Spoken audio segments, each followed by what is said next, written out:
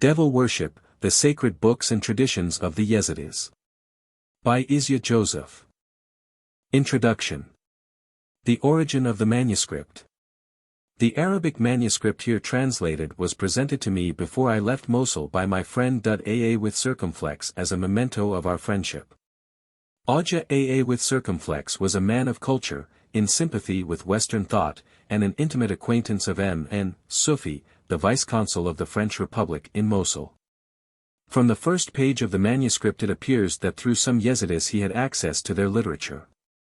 I know he was in close touch with many of them, especially with the family of Mullah Adar, which is the only Yezidi family that can read and guard the sacred tradition of the sect. The manuscript comprises a brief introduction, the sacred books, and an appendix. In the first, the compiler indicates the source of his information and gives a sketch of the life of Adi, the chief saint of the Yezidis. The sacred books comprise Kitab Al-Jilwah, Book of Revelation, and Mafrez, Black Book, so named because in it mention made of the descent of the Lord upon the Black Mountain, page 32.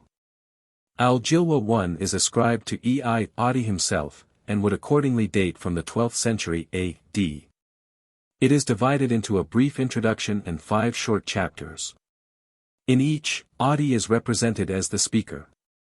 In the preface the EI says that he existed with Melek with Circumflex before the creation of the world, and that he was sent by his God with Circumflex to instruct the Yezidi sect in truth.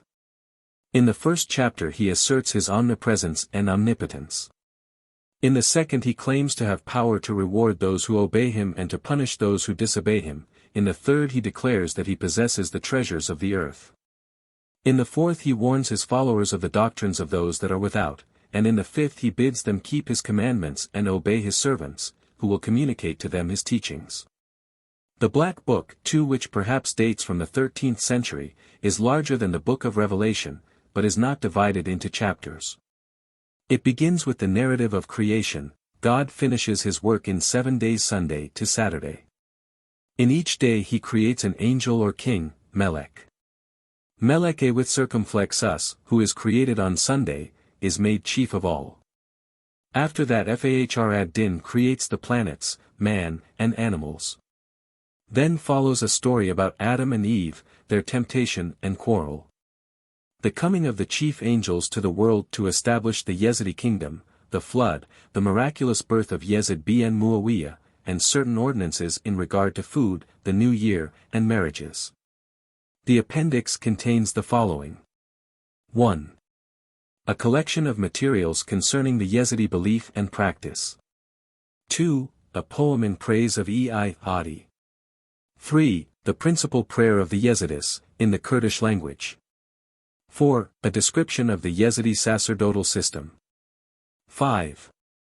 A petition to the Ottoman government to exempt the sect from military service, presented in the year 1872 A.D.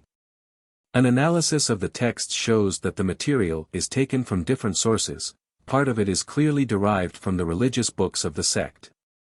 Another part from a description of the beliefs and customs of the sect given by a member of it to an outsider, a third, partly from observations by an outsider, partly from stories about Yezidis current among their Christian neighbors. Unfortunately, the compiler does not specify whence each particular part of his information is obtained. On closer examination it is evident that part, at least, of the Arabic in hand is a translation from Syriac. The Yezidis, frequently called devil worshippers, are a small and obscure religious sect, numbering about 20,000. They are scattered over a belt of territory 300 miles wide, extending in length from the neighborhood of Aleppo in northern Syria to the Caucasus in southern Russia. The mass of them, however, are to be found in the mountains of northern and central Kurdistan and among the Sinjar hills of northern Mesopotamia. By reason of their mysterious religion, the devil worshippers have been an object of interest and investigation for several generations.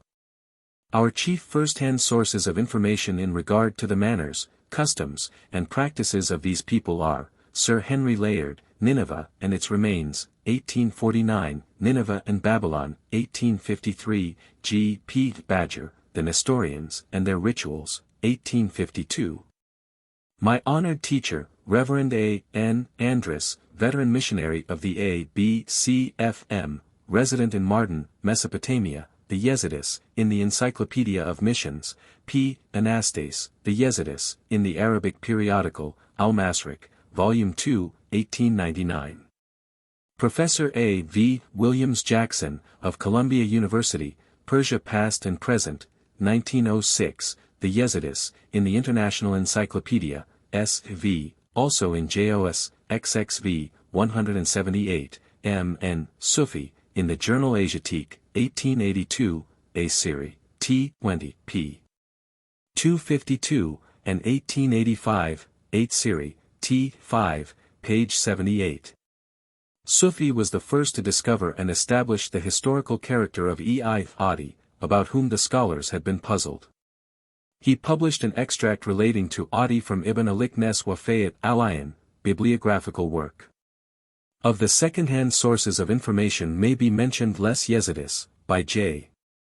Menant, Paris, 1892, and the article by Victor Dingelstedt, The Yezidis, in the Scottish Geographical Magazine, Volume 14, pages 259 ff. 4.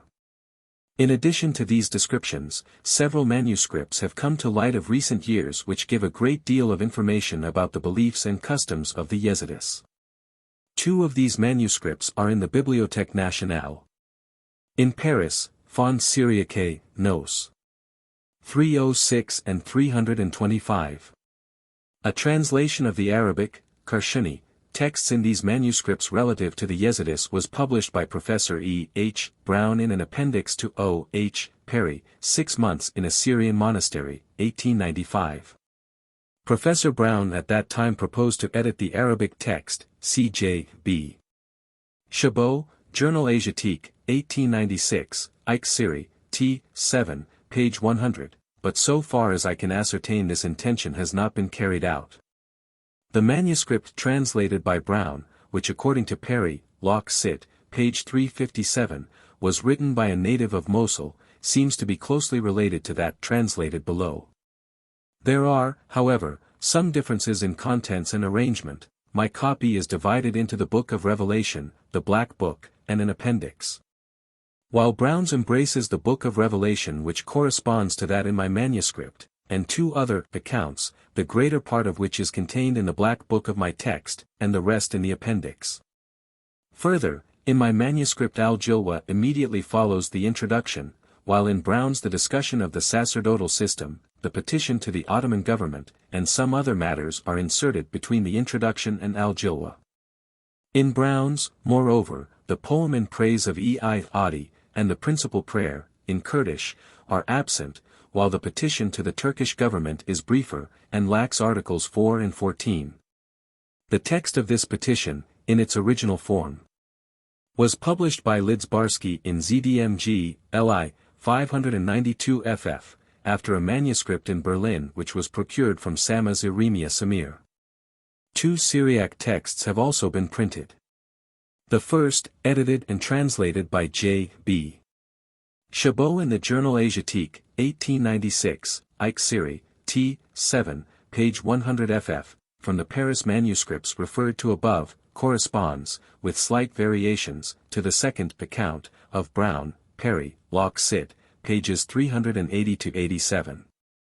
The second was published with an Italian translation, by Samuel Giamil, under the title, Monte Singar, Storia di un popolo ignoto, Rome, 1900, from a manuscript copied for him in 1899 from an original in the monastery of Rabban Hormizd.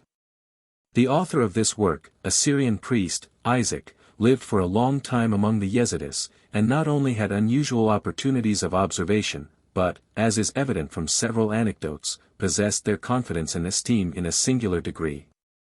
His work is in catechetical form. A youthful Yezidi inquirer questions a teacher about the beliefs, traditions, and customs of his people, and the answers contain the fullest exposition of these matters we at present possess. Occasionally the author falls out of his role, and lets it appear that the questioner is no other than priest Isaac himself. The work is divided into 10 sections, which treat respectively of the works of God and his abode, p. 3, the creation of Adam and Eve, page 8, The Wonderful Deeds of the God Yezid, page 16, The Yezidi Saints, page 27, The New Year, page 32, Marriage Customs, page 46, Death and Burial, page 53, The Pilgrimage to Yezid's Shrine, page 67. The Festivals and Assemblies at Yezidi, page 80, and the Yezidi Kings, page 87. Apart from the Kitab Al-Jilwah, Priest Isaac's work is clearly the source from which is derived most of the material in the Syriac and Arabic manuscripts that have hitherto come to light. Beside the Arabic manuscript from Aa which is translated below, I have in my possession two others, which were sent me by the Reverend A. N. Andrus.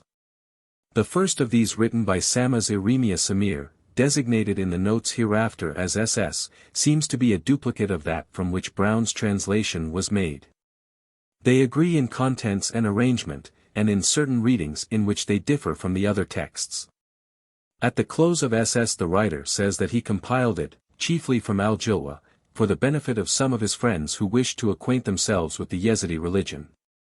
The origin of the Yezidi sect has been the subject of much discussion, but no satisfactory solution of the problem has as yet been reached. There are those who assert that the Yezidis are the remains of the ancient Manichaeans. 5 others entertain the view that the Yezidis were originally Christians, whom progressive ignorance has brought into their present condition. 6, some even going so far as to connect the name Yezidi with Jesus. 7, some think that the Yezidi sect takes its name from the Persian word Yazd, God, or good spirit, over against Ahriman, the evil principle. 8, while others associate it with Yazd or Yezid, a town in central Persia, the inhabitants of which are chiefly Parsis. 9, some finally maintain that the sect was founded by Adi. 10.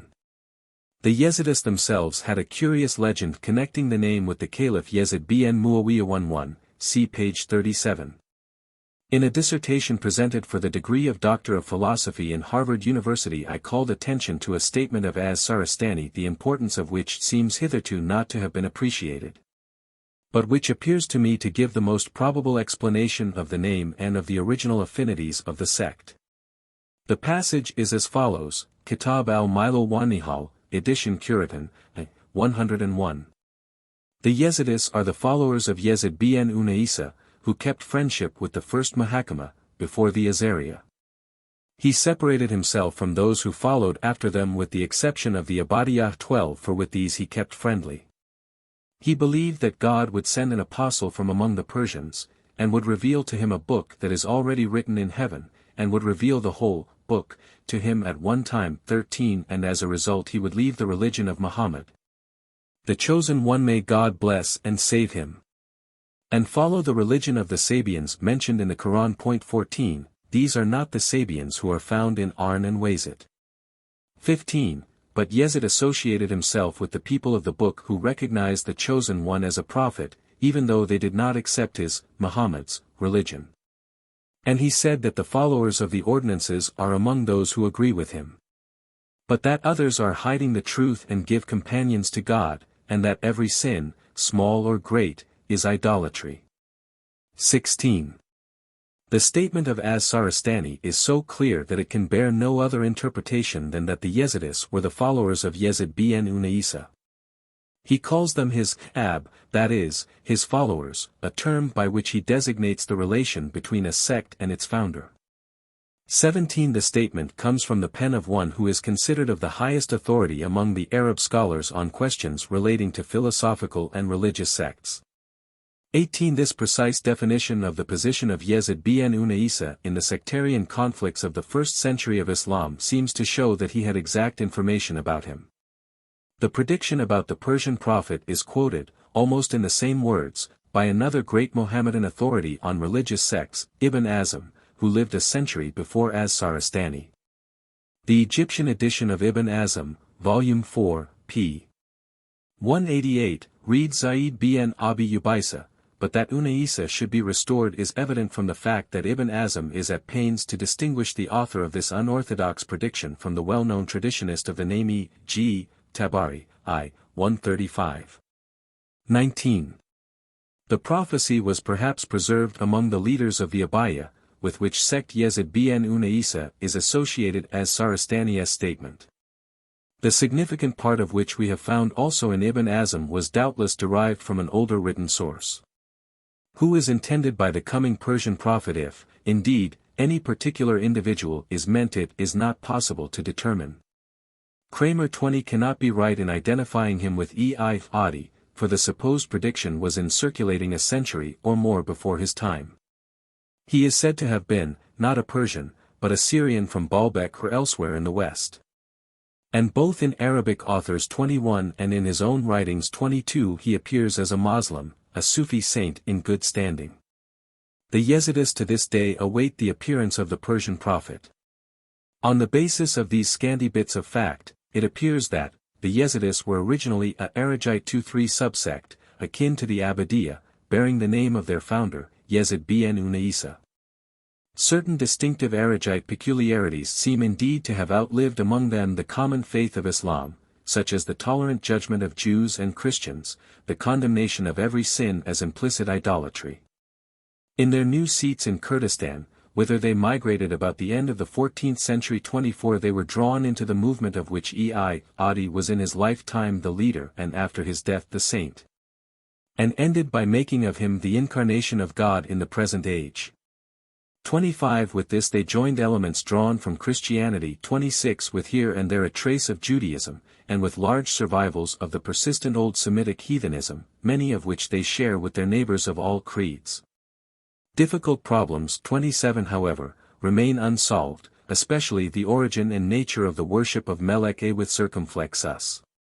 28 The certain thing is that the actual religion of the Yezidis is a syncretism, to which Muslim, Christian, heretical, rather than Orthodox, pagan, and perhaps also Persian religions have contributed. 29. How do you find this book? Any thoughts about the book or the author? Any suggestion for improvement? Please take a moment to share your thoughts in a comment. If you like it, share it with your friends who might enjoy it as well. Subscribe to keep in touch. Visit CompleteAudiobooks.com for more quality content. Part 1, The Translation of the Arabic Text. Preface. In the name of the most compassionate God. With the help of the Most High God, and under His direction, we write the history of the Yezidis, their doctrines, and the mysteries of their religion, as contained in their books. Which reached our hand with their own knowledge and consent. In the time of Al-Mutadir Billah, A.H. 29530, there lived Manral Alj, 31 the wool carter, and Abd Elder of Jailan. 32 At that time, too, there appeared a man by the name of Adi, from the mountain of Hakkari. 33 Originally from the region of Aleppo or Baalbek. He came and dwelt in Mount Lalis. 34 Near the city of Mosul, about 9 hours distant from it. Some say he was of the people of Arn, and related to Marwan ibn al-Hakam. His full name is Saraf ad-Din Abu el-Fadail, Adi bn Musafir bn Ismail bn Musa bn Marwan bn al-Asan bn Marwan. He died at H. 558, d. 1162-63. His tomb is still visited. It is near Badre, one of the villages of Mosul, distant 11 hours. The Yezidis are the progeny of those who were the Murids, disciples, of Adi. Some trace their origin to Yezid. 35 Others to Asan al-Bar. 36. Al-Jilwah, the Revelation. Before all creation this revelation was with Melek with circumflex us, who sent Abd with circumflex us to this world that he might separate truth known to his particular people. This was done, first of all, by means of oral tradition, and afterward by means of this book, Al-Jilwah, which the outsiders may neither read nor behold. Chapter 1. I was, am now, and shall have no end. I exercise dominion over all creatures and over the affairs of all who are under the protection of my image. I am ever present to help all who trust in me and call upon me in time of need. There is no place in the universe that knows not my presence. I participate in all the affairs which those who are without call evil because their nature is not such as they approve. Every age has its own manager, who directs affairs according to my decrees. This office is changeable from generation to generation, that the ruler of this world and his chiefs may discharge the duties of their respective offices every one in his own turn. I allow everyone to follow the dictates of his own nature, but he that opposes me will regret it sorely. No God has a right to interfere in my affairs, and I have made it an imperative rule that everyone shall refrain from worshipping all gods. All the books of those who are without are altered by them, and they have declined from them, although they were written by the prophets and the apostles.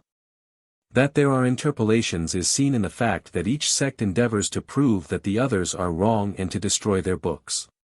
To me truth and falsehood are known. When temptation comes, I give my covenant to him that trusts in me. Moreover, I give counsel to the skilled directors, for I have appointed them for periods that are known to me. I remember necessary affairs and execute them in due time. I teach and guide those who follow my instruction. If anyone obey me and conform to my commandments, he shall have joy, delight, and goodness. Chapter 2. I requite the descendants of Adam, and reward them with various rewards that I alone know. Moreover, power and dominion over all that is on earth, both that which is above and that which is beneath, are in my hand. I do not allow friendly association with other people, nor do I deprive them that are my own and that obey me of anything that is good for them. I place my affairs in the hands of those whom I have tried and who are in accord with my desires.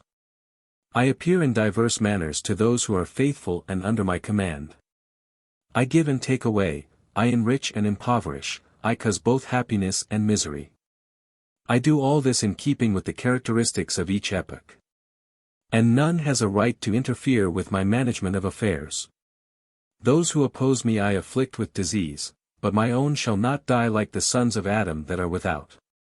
None shall live in this world longer than the time set by me. And if I so desire, I send a person a second or a third time into this world or into some other by the transmigration of souls. Chapter 3. I lead to the straight path without a revealed book, I direct aright my beloved and my chosen ones by unseen means. All my teachings are easily applicable to all times and all conditions. I punish in another world all who do contrary to my will. Now the sons of Adam do not know the state of things that is to come. For this reason they fall into many errors. The beasts of the earth, the birds of heaven, and the fish of the sea are all under the control of my hands. All treasures and hidden things are known to me, and as I desire, I take them from one and bestow them upon another. I reveal my wonders to those who seek them, and, in due time my miracles to those who receive them from me. But those who are without are my adversaries, hence they oppose me. Nor do they know that such a course is against their own interests, for might, wealth, and riches are in my hand, and I bestow them upon every worthy descendant of Adam. Thus the government of the worlds, the transition of generations, and the changes of their directors are determined by me from the beginning. Chapter 4. I will not give my rights to other gods. I have allowed the creation of 4 substances, 4 times, and 4 comers, because they are necessary things for creatures. The books of Jews, Christians, and Moslems, as of those who are without, except in a sense, i.e., so far as they agree with, and conform to, my statutes. Whatsoever is contrary to these they have altered, do not accept it. 3 things are against me, and I hate 3 things. But those who keep my secrets shall receive the fulfillment of my promises. Those who suffer for my sake I will surely reward in one of the worlds. It is my desire that all my followers shall unite in a bond of unity, lest those who are without prevail against them. Now, then, all ye who have followed my commandments and my teachings, reject all the teachings and sayings of such as are without. I have not taught these teachings, nor do they proceed from me. Do not mention my name nor my attributes, lest ye regret it, for ye do not know what those who are without may do. Chapter 5. O ye that have believed in me, honor my symbol and my image, for they remind you of me. Observe my laws and statutes. Obey my servants and listen to whatever they may dictate to you of the hidden things. Receive that is dictated, and do not carry it before those who are without, Jews, Christians, Moslems, and others, for they know not the nature of my teaching. Do not give them your books, lest they alter them without your knowledge. Learn by heart the greater part of them, lest they be altered. Thus in death the book of Al-Jilwah, which is followed by the book of Mashaf, i.e., the Black Book. Mashaf, the Black Book. In the beginning God created the white pearl out of his most precious essence. He also created a bird named Angar. He placed the white pearl on the back of the bird, and dwelt on it for 40,000 years. On the first day, Sunday, God created Melek Anzazil, and he is a with circumflex Melek, the chief of all. On Monday he created Melek Dardiel, and he is Asin. Tuesday he created Melek Israfil, and he is Sams, ad-Din. Wednesday he created Melek Meel, and he is Abu Bakr.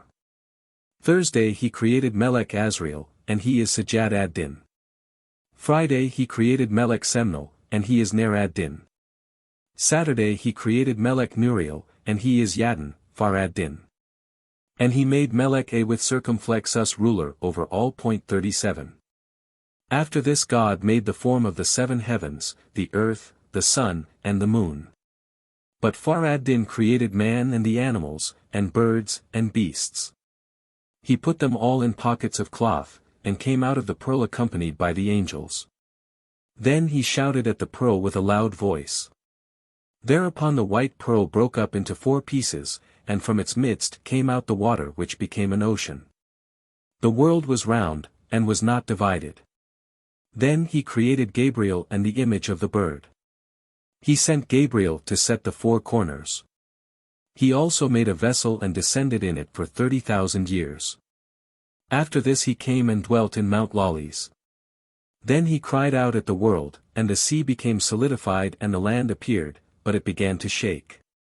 At this time he commanded Gabriel to bring 2 pieces of the white pearl, one he placed beneath the earth, the other stayed at the gate of heaven. He then placed in them the sun and the moon. And from the scattered pieces of the white pearl he created the stars which he hung in heaven as ornaments. He also created fruit-bearing trees and plants and mountains for ornaments to the earth. He created the throne over the carpet.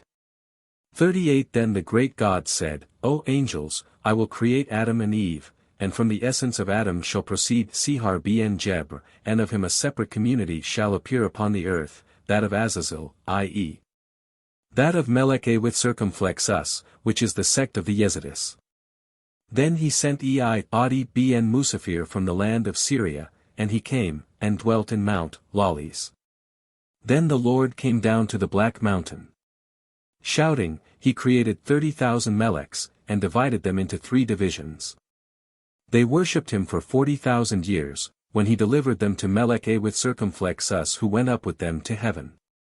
At this time the Lord came down to the Holy Land, Al-Uds, and commanded Gabriel to bring earth from the 4 comers of the world, earth, air, fire, and water. He created it and put in it the spirit of his own power, and called it Adam. Then he commanded Gabriel to escort Adam into paradise, and to tell him that he could eat from all the trees but not of wheat. 39 Here Adam remained for 100 years. Thereupon, Melek A with circumflex us asked God how Adam could multiply and have descendants if he were forbidden to eat of the grain. God answered, I have put the whole matter into thy hands. Thereupon Melek A with circumflex us visited Adam and said, Have you eaten of the grain? He answered, No, God forbade me. Melek A with circumflex us replied and said, Eat of the grain and all shall go better with thee. Then Adam ate of the grain and immediately his belly was inflated. But Melek A with circumflex us drove him out of the garden, and leaving him, ascended into heaven. Now Adam was troubled because his belly was inflated, for he had no outlet. God therefore sent a bird to him which pecked at his anus and made an outlet, and Adam was relieved. Now Gabriel was away from Adam for 100 years. And Adam was sad and weeping. Then God commanded Gabriel to create Eve from under the left shoulder of Adam. Now it came to pass, after the creation of Eve and of all the animals, that Adam and Eve quarreled over the question whether the human race should be descended from him or her, for each wished to be the sole begetter of the race. This quarrel originated in their observation of the fact that among animals both the male and the female were factors in the production of their respective species. After a long discussion Adam and Eve agreed on this: each should cast his seed into a jar, close it, and seal it with his own seal, and wait for 9 months. When they opened the jars at the completion of this period, they found in Adam's jar 2 children, male and female. Now from these 2 our sect, the Yezidis, are descended.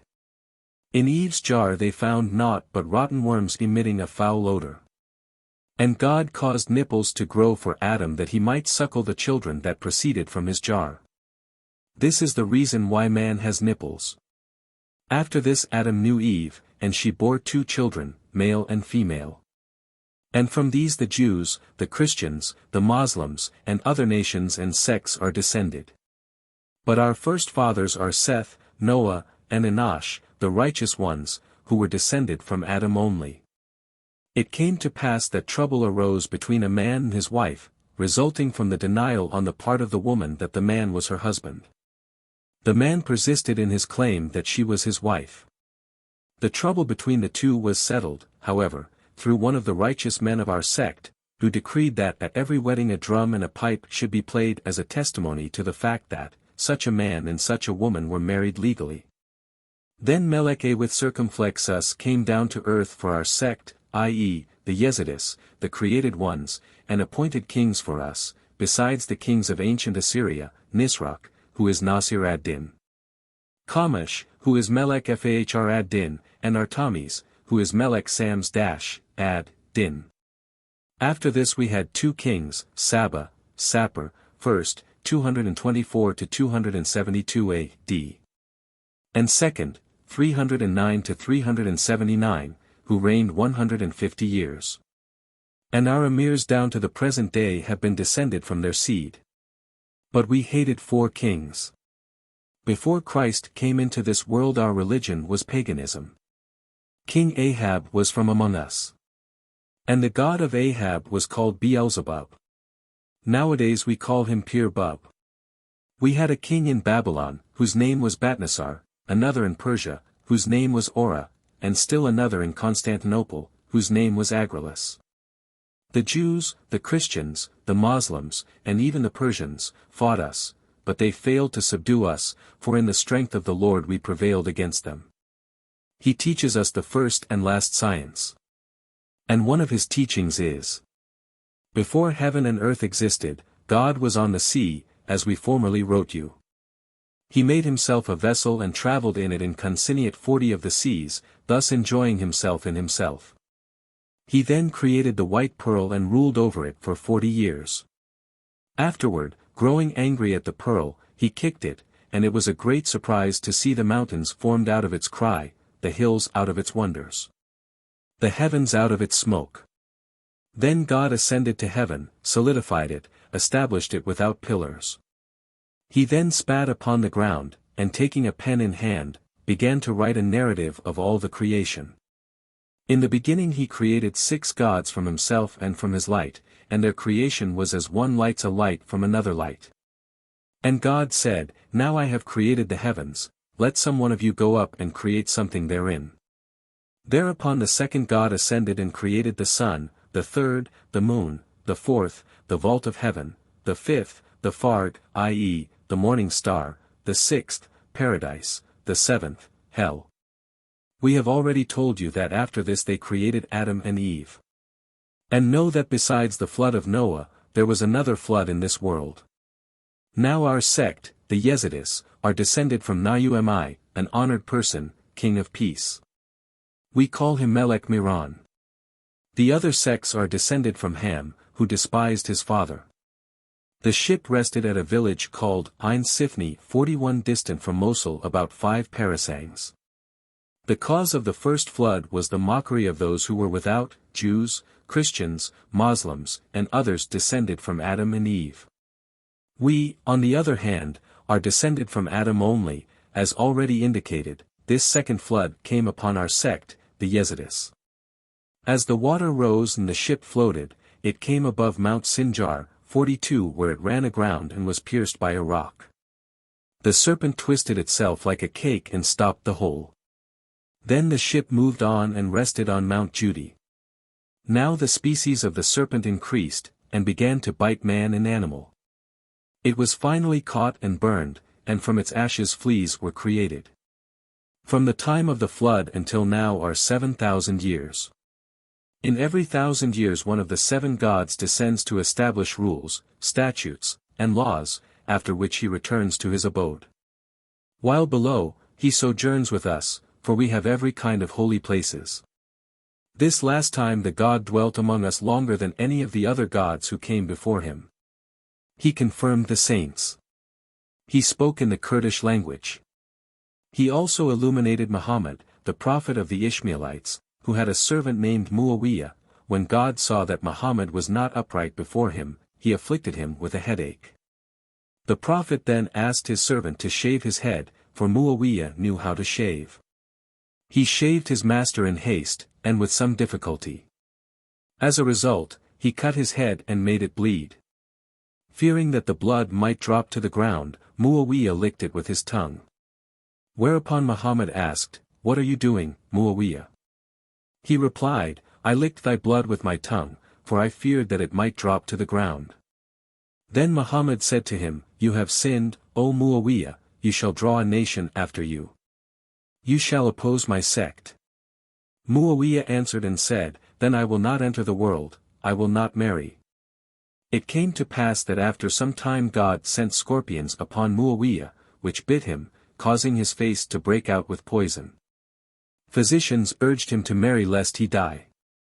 Hearing this, he consented. They brought him an old woman, 80 years of age, in order that no child might be born. Muawiyah knew his wife, and in the morning she appeared a woman of 25, by the power of the great God. And she conceived and bore our god Yezid. But the foreign sects, ignorant of this fact, say that our God came from heaven, despised and driven out by the great God. For this reason they blaspheme him. In this they have erred. But we, the Yezidi sect, believe this not, for we know that he is one of the above-mentioned 7 gods. We know the form of his person and his image. It is the form of a cock which we possess. None of us is allowed to utter his name, nor anything that resembles it, such as Satan, Satan, Aten, Cord, Sar, evil, Sat, river, and the like. Nor do we pronounce Malun, accursed, or La'anat, curse, or Nile 43, horseshoe, or any word that has a similar sound. All these are forbidden us out of respect for him. So as, lettuce, is debarred. We do not eat it. For it sounds like the name of our prophetess Isya. Fish is prohibited, in honor of Jonah the prophet. Likewise deer, for deer are the sheep of one of our prophets. The peacock is forbidden to our Ei and his disciples, for the sake of our A with circumflex us. Squash also is debarred. It is forbidden to pass water while standing, or to dress up while sitting down, or to go to the toilet room, or to take a bath according to the custom of the people. 44 Whosoever does contrary to this is an infidel. Now the other sects, Jews, Christians, Muslims, and others, know not these things, because they dislike Melek A with circumflex us. He, therefore, does not teach them, nor does he visit them. But he dwelt among us. He delivered to us the doctrines, the rules, and the traditions, all of which have become an inheritance, handed down from father to son. After this, Melek A with circumflex us returned to heaven. One of the 7 gods made the Sanjas 45, standards, and gave them to Solomon the wise. After his death our kings received them. And when our god, the barbarian Yezid, was born, he received these Sanjas with great reverence, and bestowed them upon our sect. Moreover, he composed 2 songs in the Kurdish language to be sung before the Sanjas in this language, which is the most ancient and acceptable one. The meaning of the song is this. Hallelujah to the jealous God. As they sing it, they march before the Sanjas with timbrels and pipes. These Sanjas remain with our Emir, who sits on the throne of Yezid. When these are sent away, the Alls assemble with the Emir, and the great general, the Ei, who is the representative of Nasir ad-Din, i.e., Nisroch, god of the ancient Assyrians. They visit the Sanjas. Then they send each Sanja in caravan all to its own place, one to Alatani, one to Aleppo, one to Russia, and one to Sinjar. These Sanjas are given to 4 alls by contract. Before they are sent, they are brought to Yezid's tomb, where they are baptized amid great singing and dancing. After this each of the contractors takes a load of dust from Yezid's tomb. He fashions it into small balls, each about the size of a gall nut, and carries them along with the Sanjas to give them away as blessings. When he approaches a town, he sends a crier before him to prepare the people to accept the all and his Sanja with respect and honor. All turn out in fine clothes, carrying incense. The women shout, and all together sing joyful songs. The all is entertained by the people with whom he stops. The rest give him silver presents, everyone according to his means. Besides these 4 Sanjas, there are 3 others, 7 in all. These 3 are kept in a sacred place for purposes of healing. 2 of them, however, remain with Yezidi, and the 3rd remains in the village of Bazani, which is distant from Mosul about 4 hours. Every 4 months these alls travel about.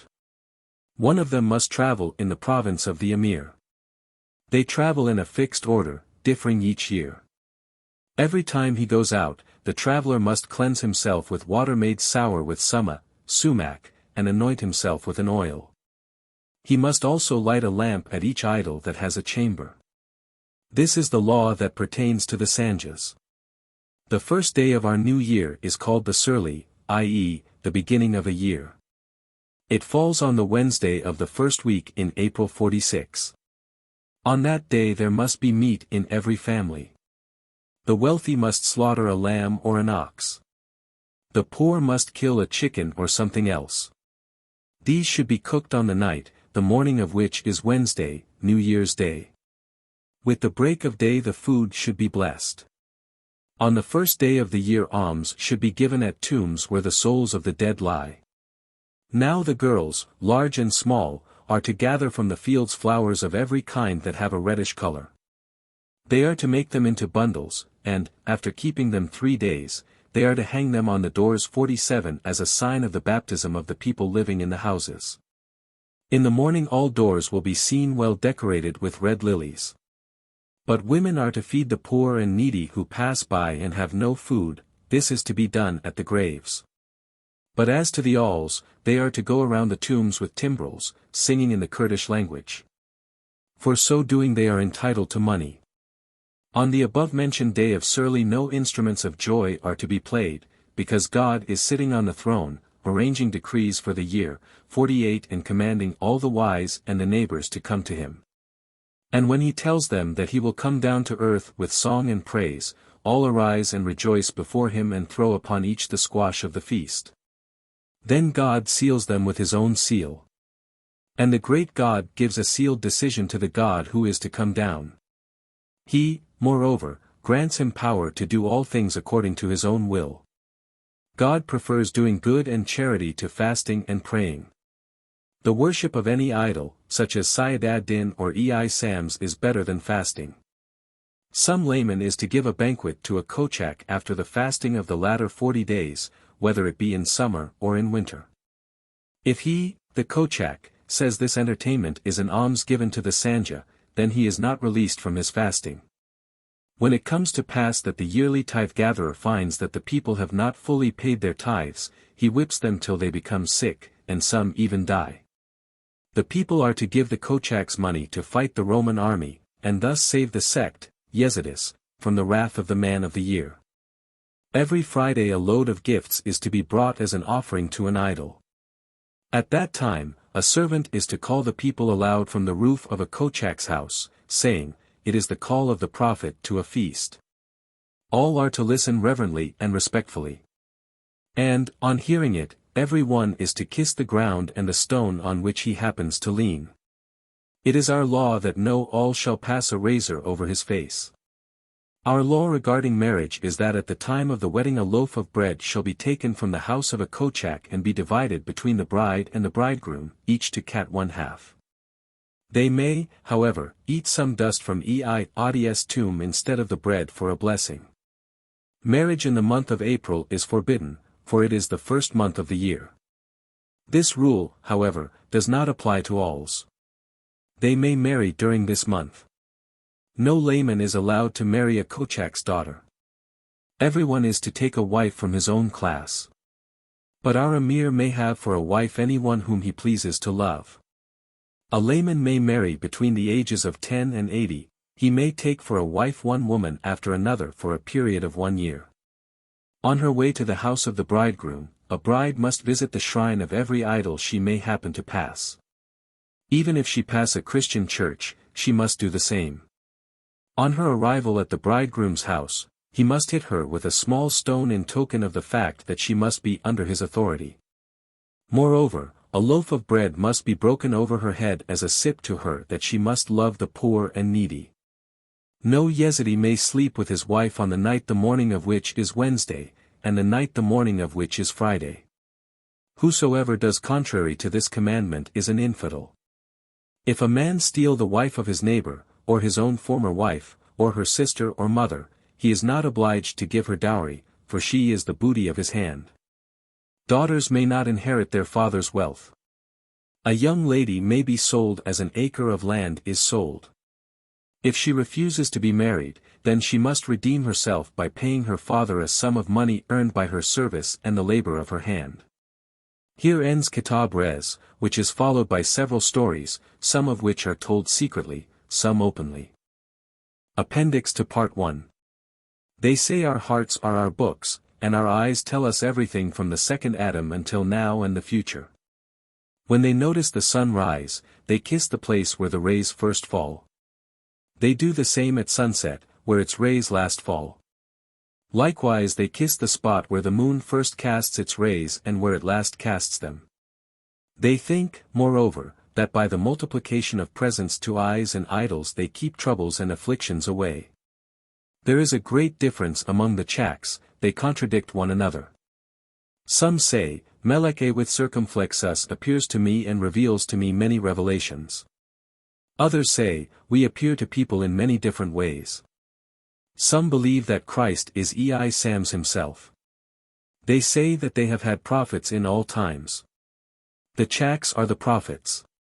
One of the kochaks says in one of his prophecies, I was in Jonah's ship, where a lot was cast in my presence. It fell on Jonah, and he was thrown into the sea, where he remained 40 days and nights. Another said, I was sitting with the great God, who said, I hope the time will come when I shall send Christ to the world. I said to him, yes. Then he sent him. After making a sign in the sun, Christ came down to the earth. He appeared to go our sect only, and made for us 7 circles, which are at Adi. Now he appeared to us because we observe the necessary order, which the other sects do not observe.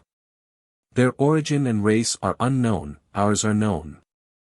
We are emirs and sons of emirs, we are eyes and sons of eyes, we are chaks and sons of chaks, etc. But Christians and Muslims make priests and mullahs for themselves out of those who had none of their kindred in those offices before, and never will have afterward. We are better than they. We are allowed to drink wine. Our young men also may desire it when they, in company with women, engage in religious dancing and playing. Some of the chaks and eyes, however, are not allowed to drink it.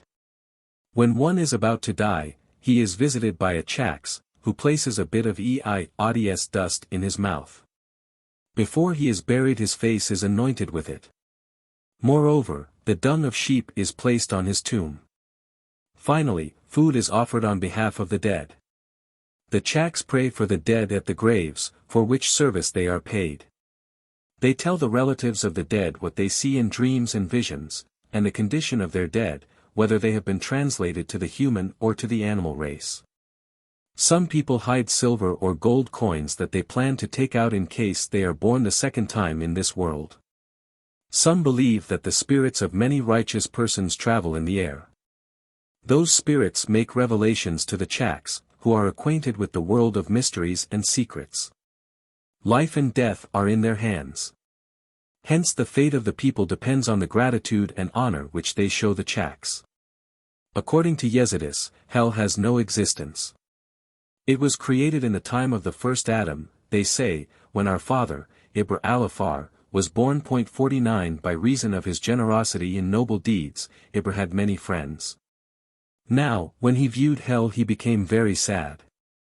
He had a small bab afar, 50 into which, as he kept weeping his tears fell. In 7 years it was filled. He then cast it into hell, and all its fires were put out that mankind might not be tortured. This incident relates to one of the noble deeds of our first father, Ibr al-Afar. They have many more such upright men of noble deeds. Such an one is Muhammad Rasan, whose resting place is behind the mount of Mahdi. 51 He, Rasan, is exceedingly strong, so that the most sacred oaths are sworn by him. If anyone becomes sick, he takes refuge in making vows to Asin, i.e., pillars of idols. Now there is a place of religious pilgrimage which is called Sit Nafisa. This place is a mulberry tree in the village of Ba'aa. Another such place is called Abdi Rasan, and is in the villa of Arabek. A third place of pilgrimage is in the village Bazani, which is called Baku. Nearby is a spring, and beside this is a mulberry tree. Whoever is afflicted with fever, goes to that tree, hangs on its branches a piece of cloth from his clothes, and casts bread in the spring for the fish. All this he does that he may be cured. They entertain the belief that whoever unties or shakes off one of the shreds of cloth will catch the disease with which the man was afflicted when he hung it up.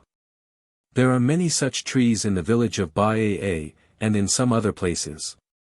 There is also a spring of water, called in the common language Ain Afra, yellow spring. The Yezidis call it Kanizer. 52 In this swim those who are afflicted with the disease of Abu Afar, jaundice. But those who are troubled with dropsy go for cure to the house of the Pir that lives in the village of Manrez. When they assemble at Yezidis, no one is allowed to cook anything. Everyone is to eat from Yezidis table. As to the Chaks, every one of them sits on a alone, as one sits in prayer. To them the laity go, seeking succor. They give them money while making their petition, and vow to the stone on which the Chak sits, sheep and oxen, everyone according to his means. Now, at the new year the places are given in contract. When they assemble at the new year, they dance and play with instruments of joy. Before eating the kabdis, i.e., the vowed ox, they swim in the water of Zamzam, a spring coming from beneath the temple of Adi. Then they eat in haste, snatching meat from the pot like fanatics, so that their hands are frequently burned. This practice is in accordance with their rules. After eating, they go up the mountain, shooting with their guns, and then return to Adi.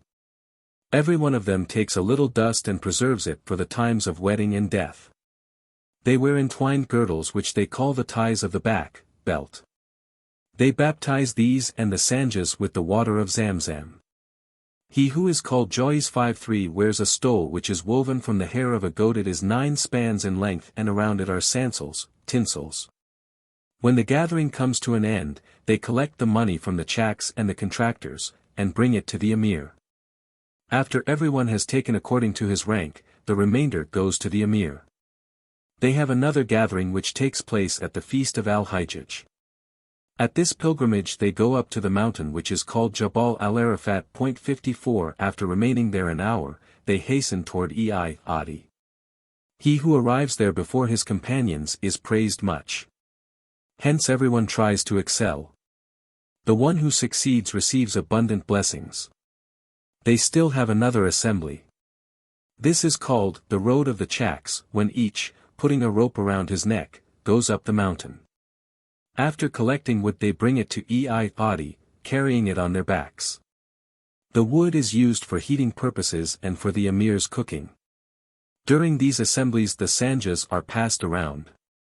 In the first place they are washed with water made sour with sumac in order to be cleansed from their rust. The water is given away in drinks for purposes of blessing. In return money is taken. In the second place, the Kochaks go around with the Sanjas to collect money. In their preaching, the eyes tell the people that all kings have come from their descent, such as Nisroch 55 who is Nasr ad-Din, and Kammas who is Fahr ad-Din, and Artames, who is Sams ad-Din, and many others, as Shaba and Yoram. And many royal names of the ancient kings, together with their own, Yezidi, kings, are from their seed. The sign of the Yezidi is that he wears a shirt with a round bosom. It differs from that of the other people, the bosom of whose shirts are open all the way down. There is one occasion when no Yezidi will swear falsely, viz. when one draws a circle on the ground, and tells him that this circle belongs to a with circumflex Melek, Adi, and Yezid, and Barishabi. He places him in the middle of the circle, and then tells him that Melek a with circumflex and all those who were mentioned above will not intercede for him after his death, and that the shirt of the Jewish Nasim 56 be on his neck. And that the hand of Nasim be on his neck and that Nasim be his brother for the next world, and let him be to him for a and a peer if he does not tell the truth. Then if he swears to tell the truth, he cannot conceal anything. For an oath made under such conditions is considered greater than that made in the name of God, and even than that made in the name of one of their prophets. They fast 3 days in a year from morning till evening. The fast falls in December, according to the Oriental calendar. They have no prayer 57 except what is mentioned above, such as that referring to the sun and the moon, and asking help from eyes and holy places when they say, O Adi, O Sams, and the like. They are all forbidden to teach their children anything, with the exception of 2 stanzas which they teach their children out of necessity and because it is traditional. A story is told about them by reliable people. Once when Nair was preaching in a village at Mount Sinjar, there was a Christian mason in the audience who, seeing the house filled with people, thought they were going to pray. He then pretended to take a nap, that he might amuse himself with what he should hear. He knew the Kurdish language. When the Christian seemed to be asleep, but was really awake and listening, Nair began to preach saying, Once the great God appeared to me in vision. He was angry at Jesus because of a dispute with him. He therefore caught him and imprisoned him in a den which had no water. Before the mouth of the den he placed a great stone. Jesus remained in the den a long time, calling upon the prophets and the saints for help and asking their aid. Every one whose succor Jesus asked went to beg the great God to release him. But God did not grant their requests. Jesus therefore remained in a sorrowful state, knowing not what to do. After this the preacher remained silent for 1/4 of an hour, and thus a great silence prevailed in the house. Then he went on to say, O poor Jesus, why are you so forgotten, so neglected? Do you not know that all the prophets and all the saints have no favor with the great God unto Melek a with circumflex us? Why have you forgotten him and have not called upon him? Saying this, the preacher again remained silent as before. Afterward he again continued, Jesus remained in the den till one day when he happened to remember Melek a with circumflex us. He then sought his aid, praying, O Melek a with circumflex us, I have been in this den for some time. I am imprisoned. I have sought the help of all the saints, and none of them could deliver me. Now, save me from this den. When Melek a with circumflex us heard this, he descended from heaven to earth quicker than the twinkling of an eye, removed the stone from the top of the den, and said to Jesus, Come up, behold I have brought thee out. Then both went up to heaven. When the great God saw Jesus, he said to him, O Jesus, who brought thee out of the den? Who brought thee here without my permission? Jesus answered and said, Melek a with circumflex us brought me out of the den and up here. Then God said, Had it been another, I would have punished him, but Melek a with circumflex us is much beloved by me, remain here for the sake of my honor. So Jesus remained in heaven. The preacher added, Notice that those who are without do not like Melek a with circumflex us. Know ye that in the resurrection he will not like them either, and he will not intercede for them. But, as for us, he will put us all in a tray, carry us upon his head, and take us into heaven, while we are in the tray on his head." When the congregation heard this, they rose up, kissed his clothes and feet, and received his blessing. Now the views of the Yezidis regarding the birth of Christ and the explanation of the name of the Apostle Peter, are found in one of their stories, which runs thus: "Verily Mary the Virgin Mother of Jesus begot Jesus in a manner unlike the rest of women. She begot him from her right side, 58 between her clothes and her body." At that time the Jews had a custom that, if a woman gave birth, all her relatives and neighbors would bring her presents. The women would call, carrying in their right hand a plate of fruits which were to be found in that season, and in the left hand they would carry a stone. This custom was a very ancient one. Therefore when Mary the Virgin gave birth to Jesus, the wife of Jonah, who is the mother of Peter, came to her, and, according to the custom, carried a plate of fruit in her right hand and a stone in her left. As she entered and gave Mary the plate, behold, the stone which was in her left hand begot a male. She called his name Simon Cepha, that is, son of the stone. Christians do not know these things as we do. They have a story explaining the word heretic. It is this: when the great God created the heavens, he put all the keys of the treasuries and the mansions there in the hands of Melek Taus, and commanded him not to open a certain mansion. But he, without the knowledge of God, opened the house and found a piece of paper on which was written, "Thou shalt worship thy God alone, and him alone shalt thou serve." He kept the paper with him and allowed no one else to know about it. Then God created an iron ring and hung it in the air between the heaven and the earth. Afterward he created Adam the first. Melek Taus refused to worship Adam when God commanded him to do so. He showed the written paper which he took from the mansion and said, "See what is written here." Then the great God said, "It may be that you have opened the mansion which I forbade you to open." He answered, "Yes." Then God said to him, "You are a heretic, because you have disobeyed me and transgressed my commandment." From this we know that God speaks in the Kurdish language, that is from the meaning of this saying, "Go into the iron ring which I, thy God, have made for whosoever does contrary to my commandment and disobeys me." When one criticizes such a story as this by saying that God drove Melek Taus from heaven and sent him to hell because of his pride before God the Most High, they do not admit that such is the case. They answer, "It is possible that one of us in his anger should drive out his child from his house and let him wait until the next day before bringing him back." Of course not. Similar is the relation of the great God to Melek Taus. Verily he loves him exceedingly.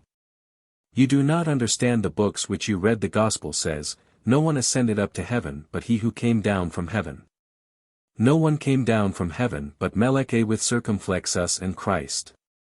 From this we know that the great God has been reconciled to Melek Taus, who went up to heaven, just as God came down from heaven and went up again. The following is a story told of a Kochak. It is related that at one time there was no rain in the village of Baa. In this village there was a Yezidi whose name was Kochak Baro. There were also some saints and men of vision dwelling there. They, people, gathered to ask Baro to see about the rain. He told them, "Wait till tomorrow that I may see about it." They came to him on the next day and said, "What have you done concerning the question of rain? We are exceedingly alarmed by reason of its being withheld." He answered, "I went up to heaven last night and entered into the divan where the great God, Adi, and some other eyes and righteous men were sitting. The priest Isaac was sitting beside God. The great God said to me, 'What do you want, O Kochak Baro? Why have you come here?' I said to him, 'My Lord, this year the rain has been withheld from us till now, and all thy servants are poor and needy. We beseech thee to send us rain as thy wont.' He remained silent and answered me not. I repeated the speech twice and thrice, beseeching him. Then I turned to the eyes who sat there, asking their help and intercession. The great God answered me, 'Go away until we think it over.' I came down and do not know what took place after I descended from heaven. You may go to the priest Isaac and ask him what was said after I came down." They went to the priest and told him the story, and asked him what was said after Kochak Baruch came down. This priest Isaac was a great joker. He answered them, after the Kochak came down, I begged God for rain on your behalf. It was agreed that after 6 or 7 days he would send it. They waited accordingly, and by a strange coincidence, at the end of the period it rained like a flood for some time. Seeing this, the people believed in what they were told, and honored the priest Isaac, looking upon him as one of the saints, and thinking that he must have Yezidi blood in him. For more than 20 years this story has been told as one of the tales of their saints. Once Adi bin Musafir and his murids were entertained by God in heaven. When they arrived, they did not find straw for their animals. Therefore Adi ordered his murids to carry straw from his threshing floor on the earth.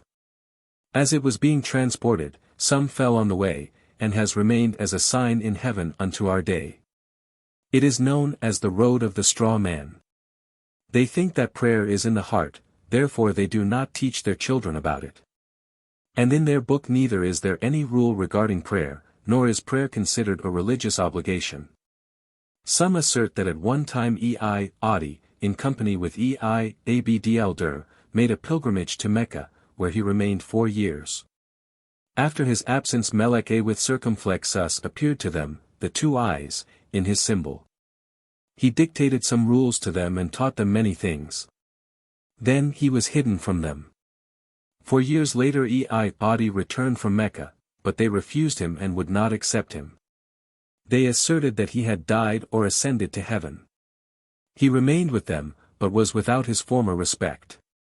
When the time of his death came, Melek with circumflexus appeared to them and declared, This is Adi himself, honor him. Then they honored him and buried him with due veneration, and made his tomb a place of pilgrimage. In their estimation it is a more excellent spot than Mecca. Everyone is under obligation to visit it once a year at least. And, in addition to this, they give a sum of money through the eyes to obtain satisfaction, that Adi may be pleased with them. Whoever does is not is disobedient. Moreover, it is said that the reason why the pilgrimage to his tomb is regarded as excellent by us and by God is that in the resurrection Adi will carry in a tray all the Yezidis upon his head and take them into paradise, without requiring them to give account or answer. Therefore they regard the pilgrimage to his tomb as a religious duty greater than the pilgrimage to Mecca. There are some domes, huts, around the tomb of Adi. They are there for the purpose of receiving blessings from the tomb. And they are all attributed to the great eyes, as the hut of Abd al-Jilani, 59 the hut of Ad-Balban, the hut of Sam Zad-Din, the hut of Manralalj, and the hut of Asan al-Bar. There are also some other huts. Each hut has a banner made of calico. It is a sign of conquest and victory. Eating of deer's meat is forbidden them, they say, because the deer's eyes resemble the eyes of Adi. Verily his virtues are well known and his praiseworthy qualities are traditions handed down from generation to generation. He was the first to accept the Yezidi religion. He gave them the rules of the religious sect and founded the office of the EI. In addition to this, he was renowned for his devotion and religious exercise. From Mount Lawley's, he used to hear the preaching of Abd al-Jilani in Baghdad.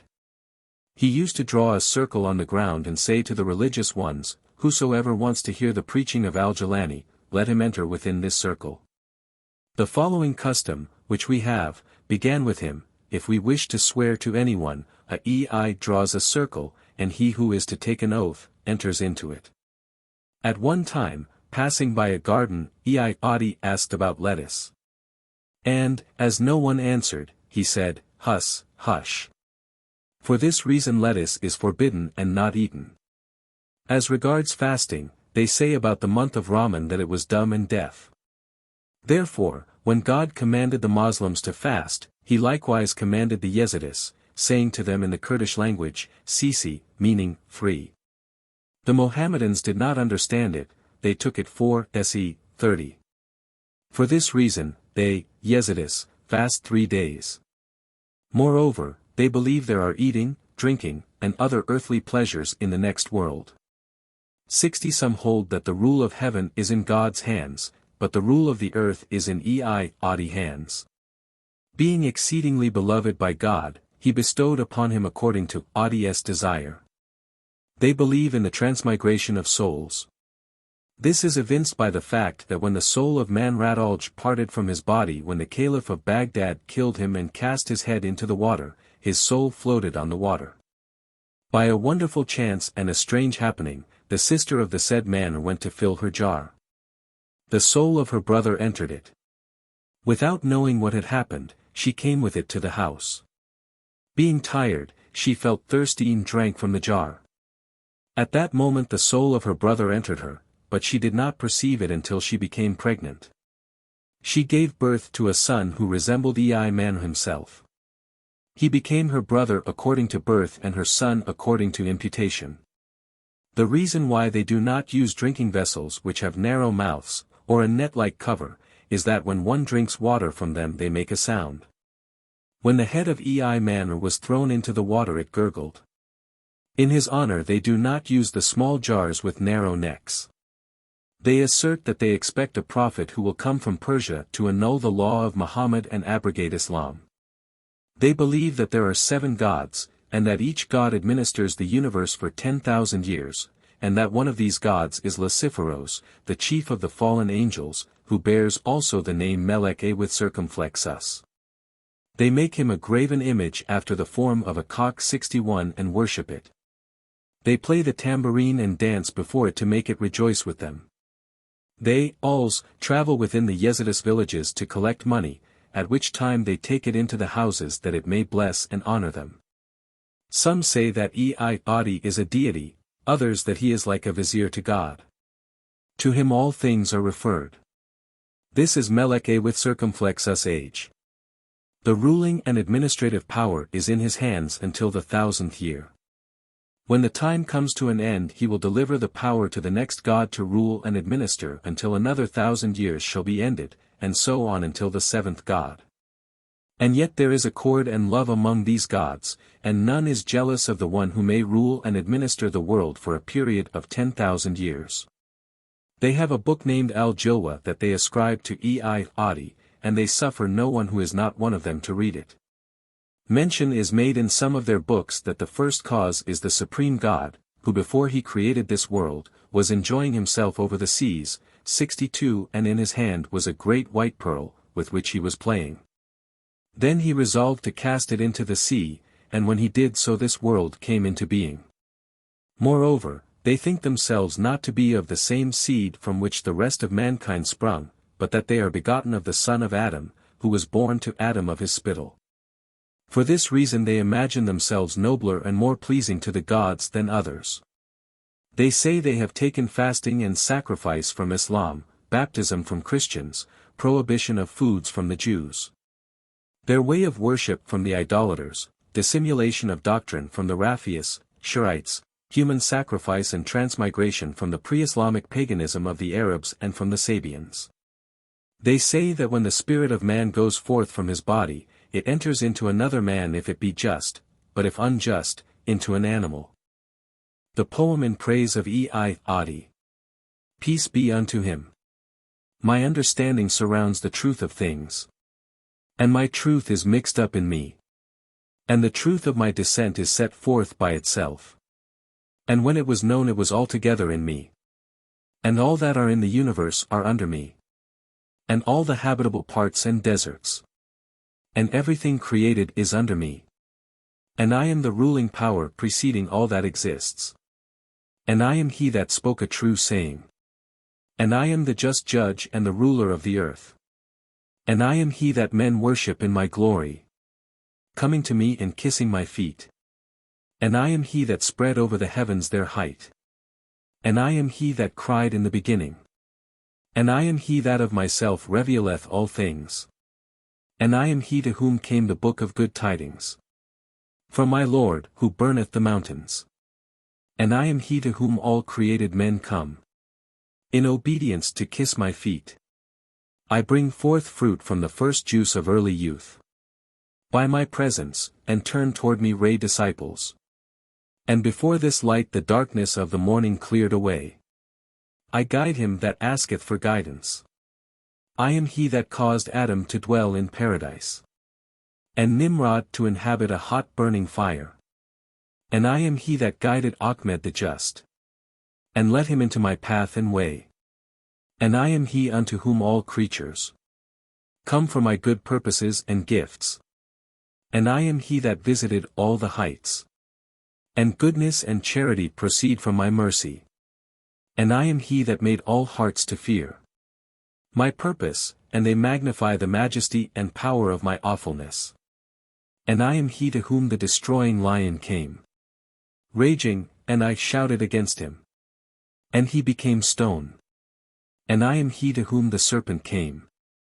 And by my will I made him dust.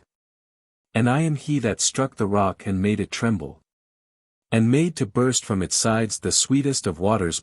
63. And I am he that sent down the certain truth. For me is the book that comforteth the oppressed. And I am he that judged justly. And when I judged it was my right. And I am he that made the springs 64 to give water, sweeter and pleasanter than all waters. And I am he that caused it to appear in my mercy. And by my power I called it the pure. And I am he to whom the Lord of heaven hath said, Thou art the just judge and ruler of the earth. And I am he that disclosed some of my wonders. And some of my virtues are manifested in that which exists.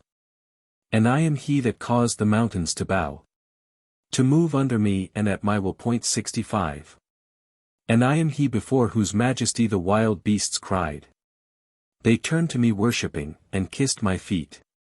And I am Adi as Sami, the son of Musafir. Verily the All-Merciful has assigned unto me names. The heavenly throne, and the seat, and the 7 heavens, and the earth. In the secret of my knowledge there is no God but me. These things are subservient to my power. O mine enemies, why do you deny me? O men, deny me not, but submit. In the day of judgment you will be happy in meeting me. Who dies in my love, I will cast him in the midst of paradise, by my will and pleasure. But he that dies unmindful of me will be thrown into torture in misery and affliction. I say I am the only one and the exalted. I create and make rich those whom I will. Praise it to myself, for all things are by my will. And the universe is lighted by some of my gifts. I am the king that magnifies himself. And all the riches of creation are at my bidding. I have made known unto you, O people, some of my ways. Who desireth me must forsake the world. And I can also speak the true saying. And the garden on high is for those who do my pleasure. I sought the truth and became a confirming truth. And by the like truth shall they, like myself, possess the highest place. The principal prayer of the Yezidis. Amen, Amen, Amen. Through the intermediation of Shams ad-Din, Fahr ad-Din, Nasir ad-Din, Sajjad ad-Din, Ei Sin, Hussein, Ei Bakr, Dur Aram. Lord, thou art gracious, thou art merciful. Thou art God, King of kings and lands. King of joy and happiness. King of good possession, eternal life. From eternity thou art eternal. Thou art the seat of luck, happiness, and life. Thou art Lord of grace and good luck. Thou art King of jinns and human beings. King of the holy men, saints. Lord of terror and praise. The abode of religious duty and praise. Worthy of praise and thanks. Lord. Protector in journeys. Sovereign of the moon and of the darkness. God of the sun and of the fire. God of the great throne. Lord of goodness. Lord. No one knows how thou art. Thou hast no beauty, thou hast no height. Thou hast no going forth. Thou hast no number. Lord. Judge of kings and beggars. Judge of society and of the world. Thou hast revealed the repentance of Adam. Lord, thou hast no house, thou hast no money. Thou hast no wings, hast no feathers. Thou hast no voice, thou hast no color. Thou hast made us lucky and satisfied. Thou hast created Jesus and Mary. Lord, thou art gracious, merciful, faithful. Thou art Lord, I am nothingness. I am a fallen sinner. A sinner by thee remembered. Thou hast led us out of darkness into light. Lord, my sin and my guilt. Take them and remove them. O God, O God, O God, Amen. 7 classes of Yezidis. They are divided into 7 classes, and each class has functions peculiar to itself that cannot be discharged by any of the other classes. They are 1. Ei. He is the servant of the tomb, and a descendant of Imam Asan al-Bar. No one can give a legal decision or sign any document except the Ei who is the servant of Ei, Audi's tomb. He has a sign by which he is distinguished from others. The sign is a belt which he puts on his body, and net-like gloves, which resemble the halters of camels. If he goes among his people, they bow down and pay him their respects. The Eis sell a place in paradise to anyone who wishes to pay money. 2. Amir. The Amirship specifically belongs to the descendants of Yezid. They have a genealogical tree, preserved from their fathers and forefathers, which goes up to Yezid himself. The Emirs have charge of the temporal and governmental affairs, and have the right to say, do this and do not that. 3. All. He has charge of tambourines and flutes and religious hymns. 4. Pir. To him appertain the conduct of fasts, the breaking of fasts, and hairdressing. 5. Kochak.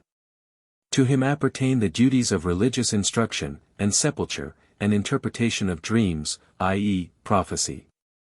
6. Far. To him appertain the duties of instruction of boys and girls in playing on the tambourines, in dancing and religious pleasure. He serves Ei Adi. 7. Mullah. To him appertain the duties of instructing children. He guards the books and the mysteries of religion and attends to the affairs of the sect. Articles of Faith. At one time, A.H. 1289, D. 1872, the Ottoman power wanted to draft from among them an army instead of taking the tax which was its due. They presented to the government all the rules that prevented them from complying. These all pertain to religion and are moral obligations upon them. They are as follows. Article I. According to our Yezidi religion, every member of our sect, whether big or little, girl or woman, must visit Melek with circumflex 3 times a year, that is, first, from the beginning to the last of the month of April. Roman calendar. Secondly, from the beginning to the end of the month of September. Thirdly, from the beginning to the end of the month of November. If anyone visit not the image of Melek with circumflex, he is an infidel. Article 2. If any member of our sect, big or little, visit not His Highness Ei Adi Bn Musafir, may God sanctify his mysteries. Once a year, i.e. from the 15th to the 20th of the month of September, Roman calendar, he is an infidel according to our religion. Article 3. Every member of our sect must visit the place of the sunrise every day when it appears, and there should not be Muslim, nor Christian, nor anyone else in that place. If anyone do this not, he is an infidel. Article 4. Every member of our sect must daily kiss the hand of his brother of the next world, namely, the servant of the Mahdi, and the hand of his Ei or peer. If anyone do this not, he is regarded as an infidel. Article V. According to our religion, it is something intolerable when the Moslem in the morning begins to say in prayer, God forbid. I take refuge in God, etc. 66. If any one of us hear it, he must kill the one who says it and kill himself. Otherwise he becomes an infidel. Article 6. When one of our sect is on the point of death, if there be no brother of the next world and his Ei, or his peer and one of the alls with him to say 3 sayings over him, viz. O servant of Melek with circumflex us whose ways are high, you must die in the religion of the one we worship, who is Melek with circumflex us, whose ways are high, and do not die in any other religion than his. And if someone should come and say to you something from the Mohammedan religion, or Christian religion, or Jewish religion, or some other religion, do not believe him, and do not follow him. And if you believe and follow another religion than that of the one we worship, Melek with circumflex us, you shall die an infidel, he becomes an infidel. Article 7. We have something called the blessing of Adi, that is, the dust of the tomb Adi, may God sanctify his mystery. Every member of our sect must have some of it with him in his pocket and eat of it every morning. And if he eat not of it intentionally, he is an infidel. Likewise at the time of death, if he possess not some of that dust intentionally, he dies an infidel. Article 8. Regarding our fasting, if any one of our sect wish to fast, he must fast in his own place, not in another. For while fasting he must go every morning to the house of his and his peer, and there he must beg in to fast, and when he breaks his fast, likewise, he must go to the house of his and his peer. And there break the fast by drinking the holy wine of the or the peer. And if he drink not 2 or 3 glasses of that wine, his fasting is not acceptable, and he becomes an infidel. Article 9. If one of our sect go to another place and remain there as much as 1 year, and afterward return to his place, then his wife is forbidden him, and none of us will give him a wife. If anyone give him a wife, that one is an infidel. Article X. Regarding our dress, as we have mentioned in the 4th article that every one of our sect has a brother for the next world, he has also a sister for the next world. 67 Therefore if any one of us make for himself a new shirt, it is necessary that his sister for the next world should open its neck band, i.e., the neck band of that shirt, with her hand. And if she open it not with her hand, and he wear it, then he is an infidel. Article 11. If some one of our sect make a shirt or a new dress, he cannot wear it without baptizing it in the blessed water which is to be found at the shrine of His Highness Adi, may God sanctify his mystery. If he wear it, he is an infidel. Article 12. We may not wear a light black dress at all. We may not comb our heads with the comb of a Moslem or a Christian or a Jew or any other. Nor may we shave our heads with the razor used by any other than ourselves, Yezidis, except it be washed in the blessed water which is to be found at the shrine of His Highness Adi. Then it is lawful for us to shave our heads. But if we shave our heads without the razor having been washed in that water, we become infidels. Article 13. No Yezidi may enter the water closet of a Moslem, or take a bath at a Moslem's house, or eat with a Moslem spoon or drink from a Moslem's cup, from a cup used by any one of another sect. If he does, he is an infidel. 68. Article 14. Concerning food, there is a great difference between us and the other sections. We do not eat meat or fish, squash, bamia, okra, fasolia, beans, cabbage, or lettuce. We cannot even dwell in the place where lettuce is sown. 69. For these and other reasons, we cannot enter the military service, etc. The names of those who affixed their signatures. The head of the Yezidi sect, the Emir of Ain, Yuzian. The religious of the Yezidi sect of the district of Ain, Nair. The chief of the village of Mam Rezan, Par Suleiman. The village chief of Muskan, Murad. Atra, Ayyub. Baban, Yuzian. Dahan, Asan. Uzran, Numo. Bakasra, Ali. Ba, Jamo. Abba, Ilyas. Repain, Sagd. Abre, Kochak. Queso. Sina, Abdo. Ein Sifni, Gergo. Azriziziadidin. Air. Kiberto, here. And others. These are they whose names were in the petition above mentioned, and from which we copied a few things. The result was that when they presented this petition, they were exempted from military service, but they paid a tax in money as did the Christians. Part 2. The Critical Discussion of Yezidism. Chapter 1. The Religious Origin of the Yezidis. The origin of the devil worshippers has been the subject of much controversy, but aside from an expression of views, no satisfactory solution of the problem has as yet been reached.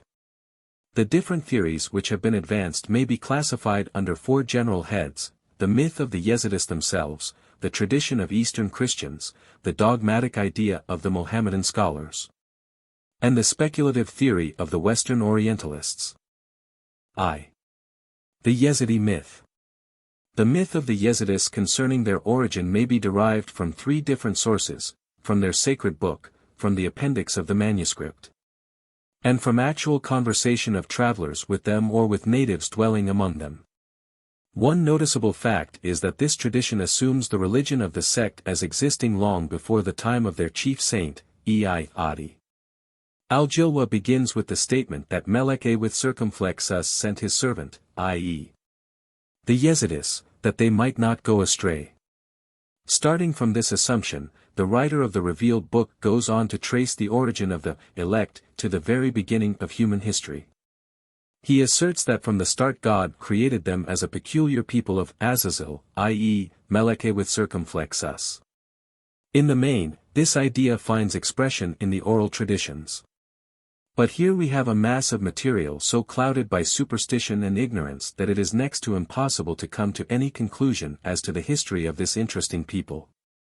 One point the myth repeatedly emphasizes, as an explanation of the origin of the sect, is that it was descended from Adam alone, while the other sects were descended from Adam and Eve. For this reason, the same tradition implies the Yezidis are nobler than the others. But how they have come to be such unique descendants is a question not easily answered. One account has it that when Adam and Eve disputed as to the generation of the human race, each claiming to be the sole begetter of the race, they finally agreed to put their seed in separate jars and seal them with their own seals. After 9 months they opened the jars, and in Adam's jar they found 2 children, a male and a female. From these 2 the Yezidis were descended. Another explanation is that from Adam's essence was born Seher ben Jebr, of whom nothing is known. And of him, a separate community, which is the sect of Melek Taus. We have, moreover, the tradition that the Yezidis are descendants of a son born to Adam of his spittle. Now whether this son be identical with Seher ben Jebr is not certain. Writing in one of the Oriental periodicals, an Eastern scholar quotes a Yezidi in a statement which seems to corroborate the tradition that the Yezidis are a noble progeny of Adam. But the quotation differs from the instance previously cited in stating that the quarrel which took place between Adam and Eve led to their separation to places distant from each other a journey of 40 days. 70 there, it is said, Adam miraculously gave birth to a son. Distressed by this incident, Eve asked God that she might find favor in her husband's eyes by giving birth to a child. Thereupon, it continues, she begot a very pretty daughter. Attracted by her beauty, Adam married her to his son. Now, the Yezidis, we are told, are the blessed seed of these 2 children. 71. Not only when the tradition, tracing the origin of the Yezidis as a race, asserts that, as a religious body, they come from a very ancient time, but also when it speaks of them as a nation, it points out their antiquity. On this latter, as well as on the former point, their book and their oral tradition agree. The Yezidis are said to have sprung from a noble personage, the King of Peace, whose name was Naumi, but whom they now call Melek Miran. 72 The rest of mankind, however, are from the seed of Ham, who mocked his father. Whom they signified by Naumi or Miran it is hard to say, but it is likely that they regard him as one of the other 2 sons of Noah. They claim also that the ancient Assyrian kings were members of their race, and that some of the Persian, Roman and Jewish kings were appointed for them by Melek Taus. They likewise seem to trace their origin to the prophets and other personages of the Old Testament, as Seth, Enoch, Noah, etc. Their religion furthermore, they assert, antedates Christ. 73. There is still another tradition that traces the devil worshippers to a different origin. I refer to the statement which Mashaf Rez makes regarding Muawiyah, Muhammad's servant. 74 Muawiyah was asked by his master to shave his head. While performing the duty, he cut the Prophet's scalp, and began to lick the bleeding spot. When he was told that this act would result in his giving birth to a nation which would oppose the followers of his master, Muawiyah declared that he would not marry. He was afterwards, however, bitten by a serpent, and was told that he would die unless he married. He therefore consented to marry, but chose an old woman in order not to have children. But she miraculously became a young woman of 25. And from her the god Yezid was born. The story, of course, is a myth, and it is of such a nature that no historic fact can be derived from it. It is further complicated by the fact that this Yezid is identified with Melek with circumflex. And, in another myth, is represented in form as being half angel and half nun, and as remaining a bachelor long after the marriage of Adam. He was, however, finally possessed of a desire to marry, and, unable to marry a mortal's daughter. Being himself half angel, sought the assistance of Melek with circumflex, who presented to him an Uri, and from this union there sprang a pious people, the Yezidis. But the devil worshippers have still another story, which goes to show that Yezid bin Muawiyah is not their founder. This myth asserts that they are the progeny of Adam's son who was married to Eve's daughter. That the descendants continued worshipping God and Melek with circumflex without bringing a foreign element into their religion, and that, at first, the sect did not bear the name Yezidis, which, in their own opinion, is a comparatively new appellative. As to how they came to be called by this new name, it is explained that when, in the course of time, some corruption entered the Yezidi religion, there arose a certain California by the name of Yezid who wrought miracles. Since then, his followers have been called Yezidis. This Yezid, it is said, is the son of Muawiyah bin Sufyan, and his mother was of Christian origin. To accomplish his desire, bin Muawiyah went to Adi, who was a learned and devout but cunning person, and had instituted a religious innovation. Yezid, the tradition continues, learned Adi's religion and taught it to his followers. And, from that time on, the sect came to be called after him. 75 But while some, considering this legend as authoritative, venerate the man bearing the name, others deny all connection with him. 76. The testimony of some travelers offers another explanation of the origin of the sect in question, an account which has perhaps more historical significance than the preceding theories. It is stated that the Yezidis have a tradition to the effect that they came from Bara and from the country watered by the lower part of the Euphrates. That after their emigration they first settled in Syria, and subsequently took possession of the Sinjar Hill and the district now inhabited in Kurdistan. As to the date of their settlement in Mesopotamia, no positive information can be obtained. Some scholars infer that it took place about the time of Tamerlane, toward the end of the 14th century. 77 It is related that the devil worshippers hold that, among their own number, the ancient name for God is Azd, and from it the name of the sect is derived. 78 That the conviction that they are Yezidis, i.e., God's people, has been their consolation and comfort through the ages in their tribulations. 79 And that they have taken many religious observances from different bodies: Mohammedans, Christians, Jews, pagan Arabs, Shiites, and Sabaeans. Besides these different explanations of the origin of the devil worshippers as descendants of Adam, of Yezid bin Muawiyah, as being of the colony from the north, as taking their name from Azd, God, there is another account. I refer to a myth which is current among the people of Sistan, an eastern province of Persia, where there are a considerable number of these shaitan perists, devil worshippers. In former times there existed a prophet named Anilayla, whose life was prolonged to the measure of 1,000 years. He was their ruler and benefactor, and as by his agency, their flocks gave birth to lambs and kids miraculously once a week, though ignorant of the use of money, they, with much gratitude to him, procured all the comforts of life. At length, however, he died, and was succeeded by his son, whom Satan, presuming on his inexperience, tempted to sin by entering a large mulberry tree, when he addressed the successor of Anilayla, and called on him to worship the Prince of Darkness. Astonished, yet unshaken, the youth resisted the temptation. But the miracle proved too much for the constancy of his flock, who now began to turn to the worship of the devil. The young prophet, enraged at this, seized an axe and a saw, and prepared to cut down the tree.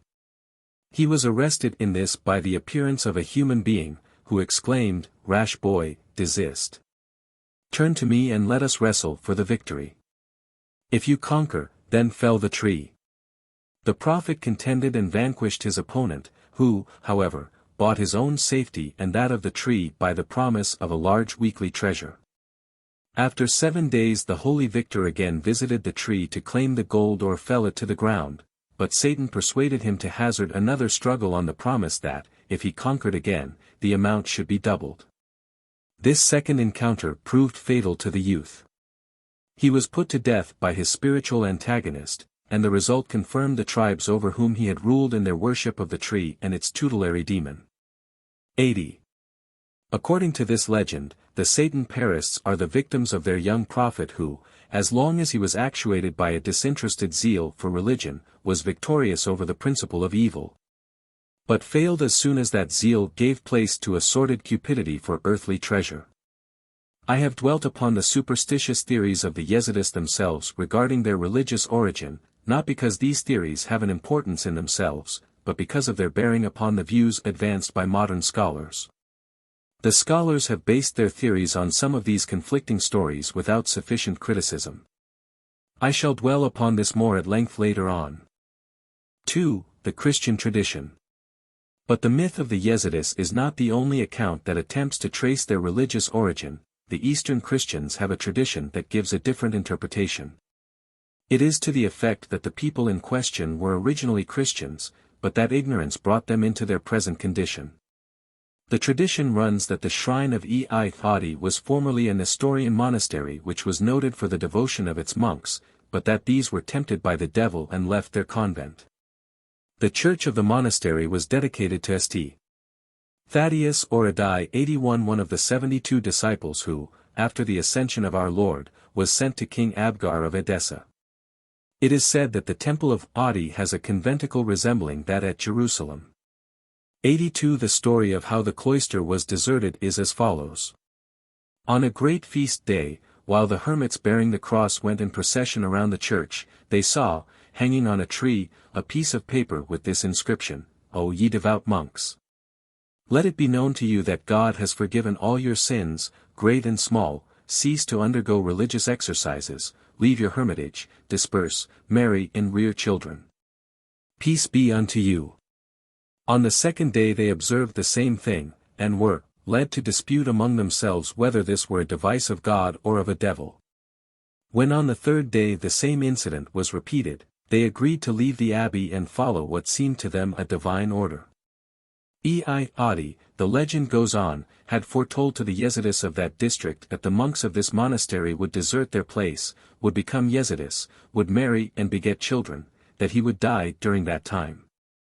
And that he wishes his followers to pull down the adder of the church in that priory and bury him there. Shortly after the fulfillment of his prophecy, the Ei died, and was entombed in the place of the altar. And since that time, it is asserted, the spot has become the sanctuary of the devil worshippers. In support of this statement, it is argued, that there was a Syriac inscription in the temple mentioning the name of the founder of the monastery and the patriarch in whose time it was built. That some of the Yezids themselves bear testimony to this fact, and say they have removed the writing from its former place and have hidden it at the entrance to Adi's temple, a spot the whereabouts of which only a few of them know. The reason why this record is hidden, it is explained, is the fear that the Nestorians may see it and reclaim the church. 83. Such is the Eastern Christians' tradition relative to the origin of the Yezidis. It is of course, merely a legend. But its character is such as to require careful examination and critical study. It may embody a measure of truth that will indirectly throw some light on the subject in hand. One noticeable thing regarding this current view is that it is not a recent invention, else it might be said to be the creation of ignorance at a time far removed from the event which it records. Asamani, himself an Oriental of distinguished scholarship, in that part of his book wherein he treats of the religion of Mesopotamia, according to the natives of the country, says that the Yezidis were at one time Christians, who, however, in the course of time, had forgotten the fundamental principles of their faith. 84 This statement is incorporated in the writings of all Western Orientals that have traveled in the East. 85. Another thing worthy pf notice is that the Christians should have such a sacred regard for his tradition as to hand it down to posterity at the risk of their own reputation. Certainly the Christians are not cherishing this theory with any expectation of receiving honor by assuming relation with the Yezidis. The devil worshippers are utterly despised by all their neighbors. Nor do they do it out of love, that they may arouse the sympathy of the dominating race for this degraded people. Oriental Christians themselves despise the Yezidi sect. They would not, and could not, help them. There must then be some truth in a legend that leads the Church to regard a despised people as having been at one time co-religionists. Were the antiquity of the tradition, and the unfavorable result which its entertainment causes, the only two reasons for its consideration, we might just as well dismiss it. But there are other things which go to point out some historic facts underlying the current theory. One such fact is that the family name of the Yezidis around Mosul is Decini, plur Dawazin. The Christians and the Mohammedans know them by this name, and they themselves also use it, and say it is the ancient name of their race, existing from time immemorial. 86 Now Decini, or Decaniat, was the name of an Nestorian diocese, the disappearance of which is simultaneous with the appearance of the Yezidis in these places. 87. It is stated, moreover, that all the people of Sinjar were formerly Christians, belonging to the ancient Syriac Church and having a very prominent diocese, which was called the Diocese of Saki, i.e., Sinjar. And that the diocese continued to exist till the middle of the 18th century.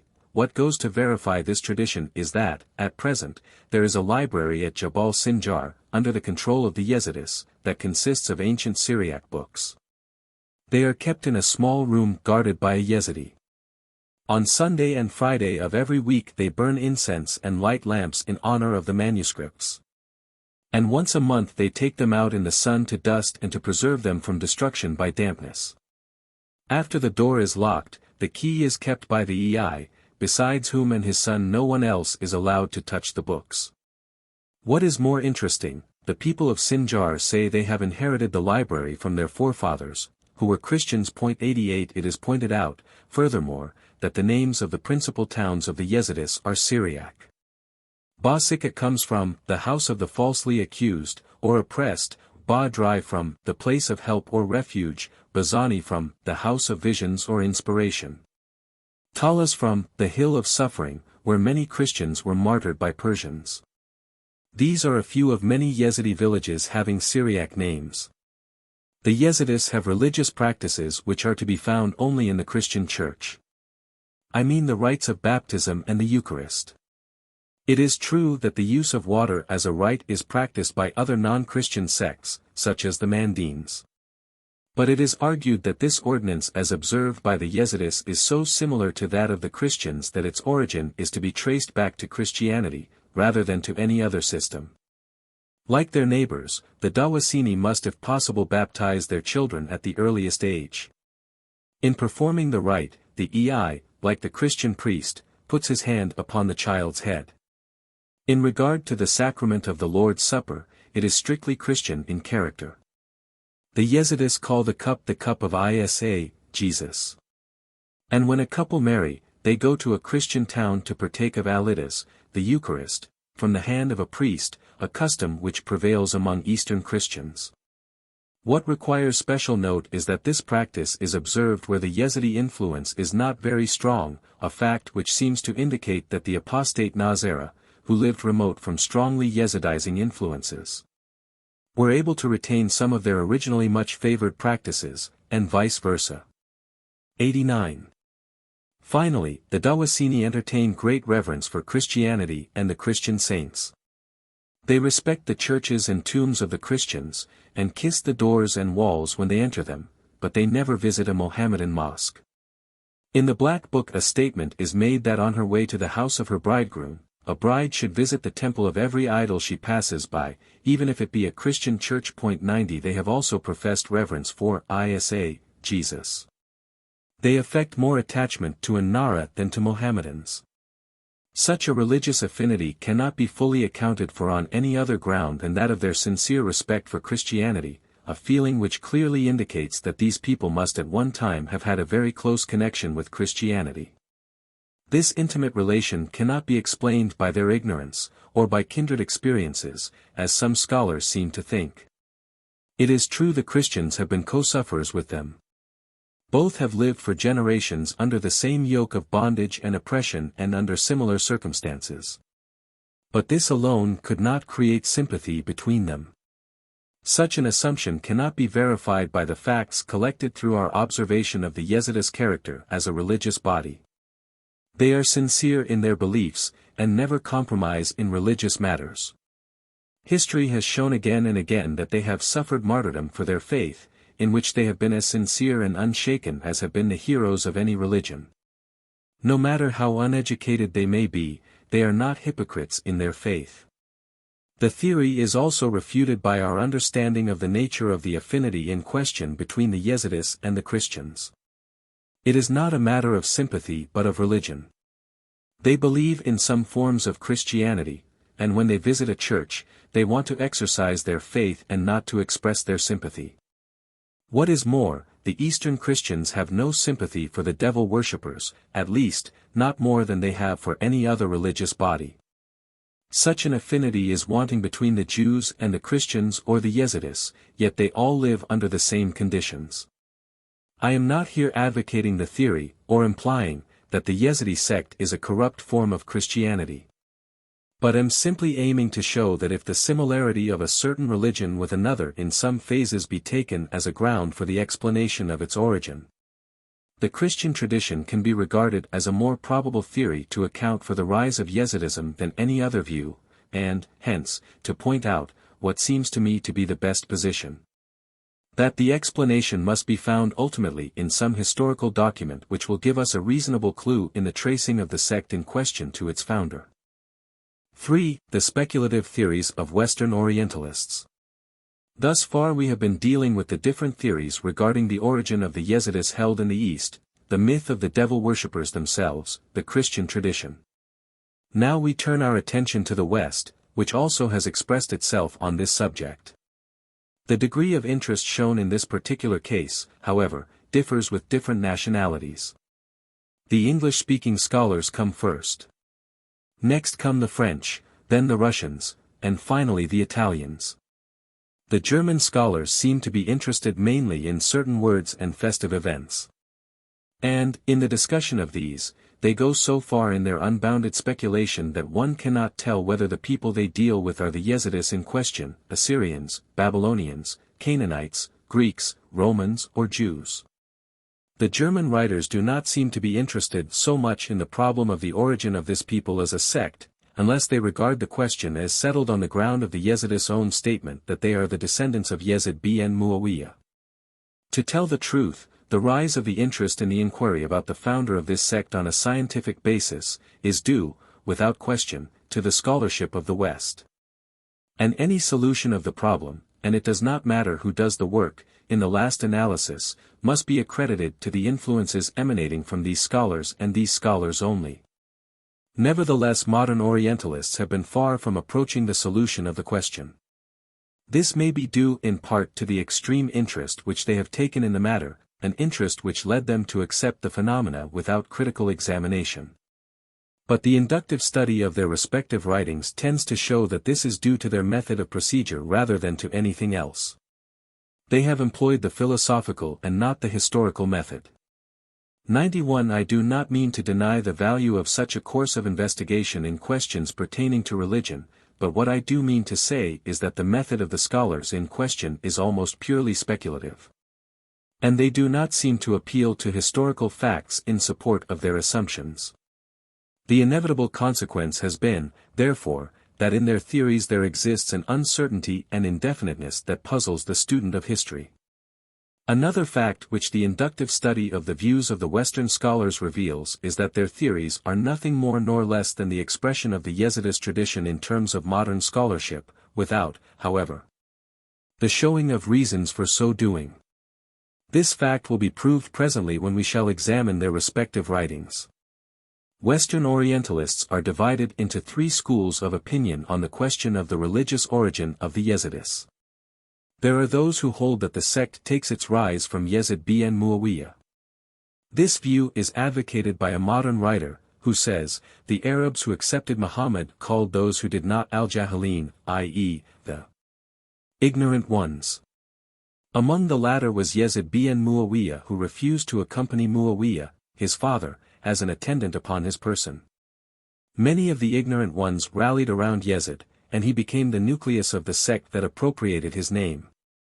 The Yezidis possess a genealogical tree by means of which they trace their religious origin back to him. 92.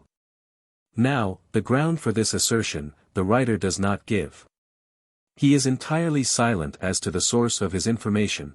It is evident, therefore, that he is regarding the superstitious theory of the Yezidis as a fact without making any reflection upon it.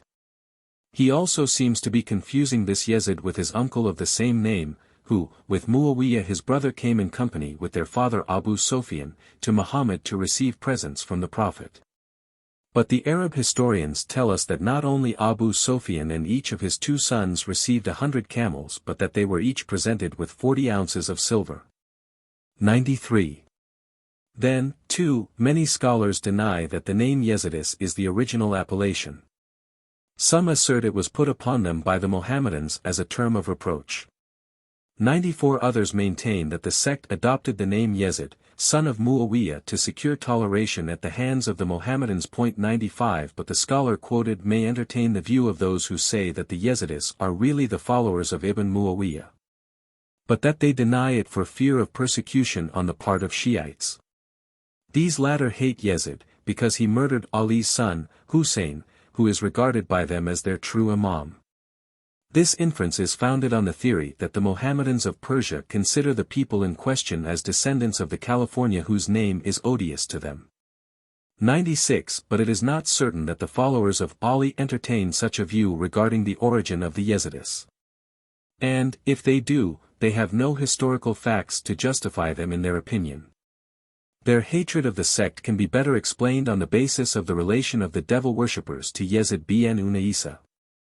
For he was one of those who most bitterly hated Ali. Furthermore, the theory of this school is neutralized by the fact that none of the Arab historians mentions the son of the first California in the Umayyad dynasty as a founder of any heretical sect.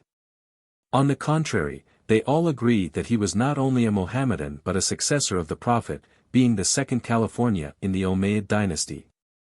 Ibn Alakan mentions his name 2 or 3 times, and says that his works were collected. He says nothing, however, as to his founding any religious schism. There is still another school among the Western Orientalists. I mean those who hold that the religion of the devil worshippers is of Persian origin. They are of 2 wings. There are those who take their method of procedure from the name Yezid or Yazd. They argue that this term in Persian, Yazd, Pla Yazdan, Avestan Yazada, worthy of worship, means God, or good spirit, over against Ahriman, the evil principle. Hence, the name Yezid, according to them, indicates the people that believe in this good God. To the objection that the Yezidis worship the evil spirit, answer is made that Yezid Furfur is the name of the attendant of the evil spirit among the Parsis. 97 Others believe that the word Yezid signifies God. It indicates in the plural the observers of superstitious doctrines, as may be seen by the idol Yezid, which the bishop of Nagham overthrew. 98 Still others say that in the tradition of these people Yezid must have been an abbreviated form of Yezdi, that is, created of God. In support of this theory, it is claimed that in reality the Yezidis worship God and not the devil. It is thought by many, too, that the Yezidis derive their name from Yazd, or Yezid, a name of a town in central Persia, of which the Parsis form the principal part of the inhabitants.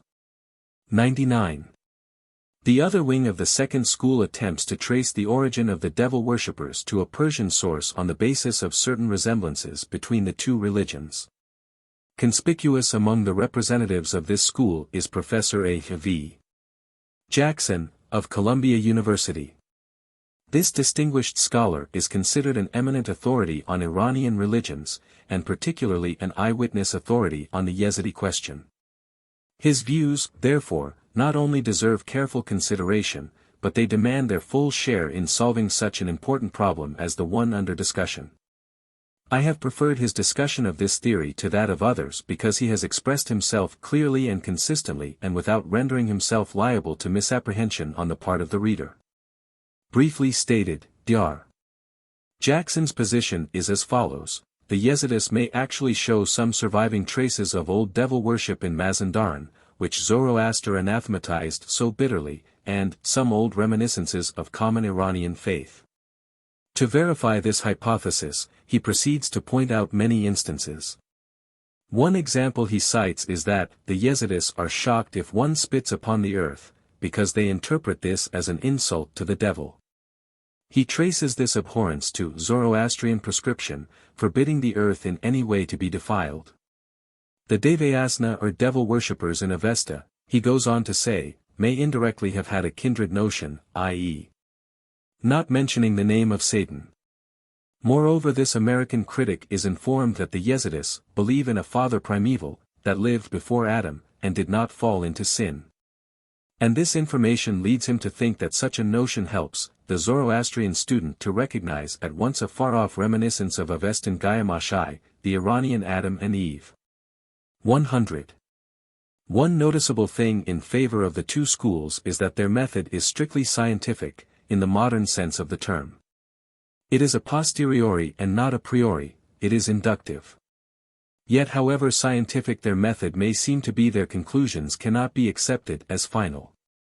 For the inductive method, according to the great French scientist, Poincaré, cannot give us exact knowledge because its experiments do not cover all the instances in a given case. There can be only a partial verification.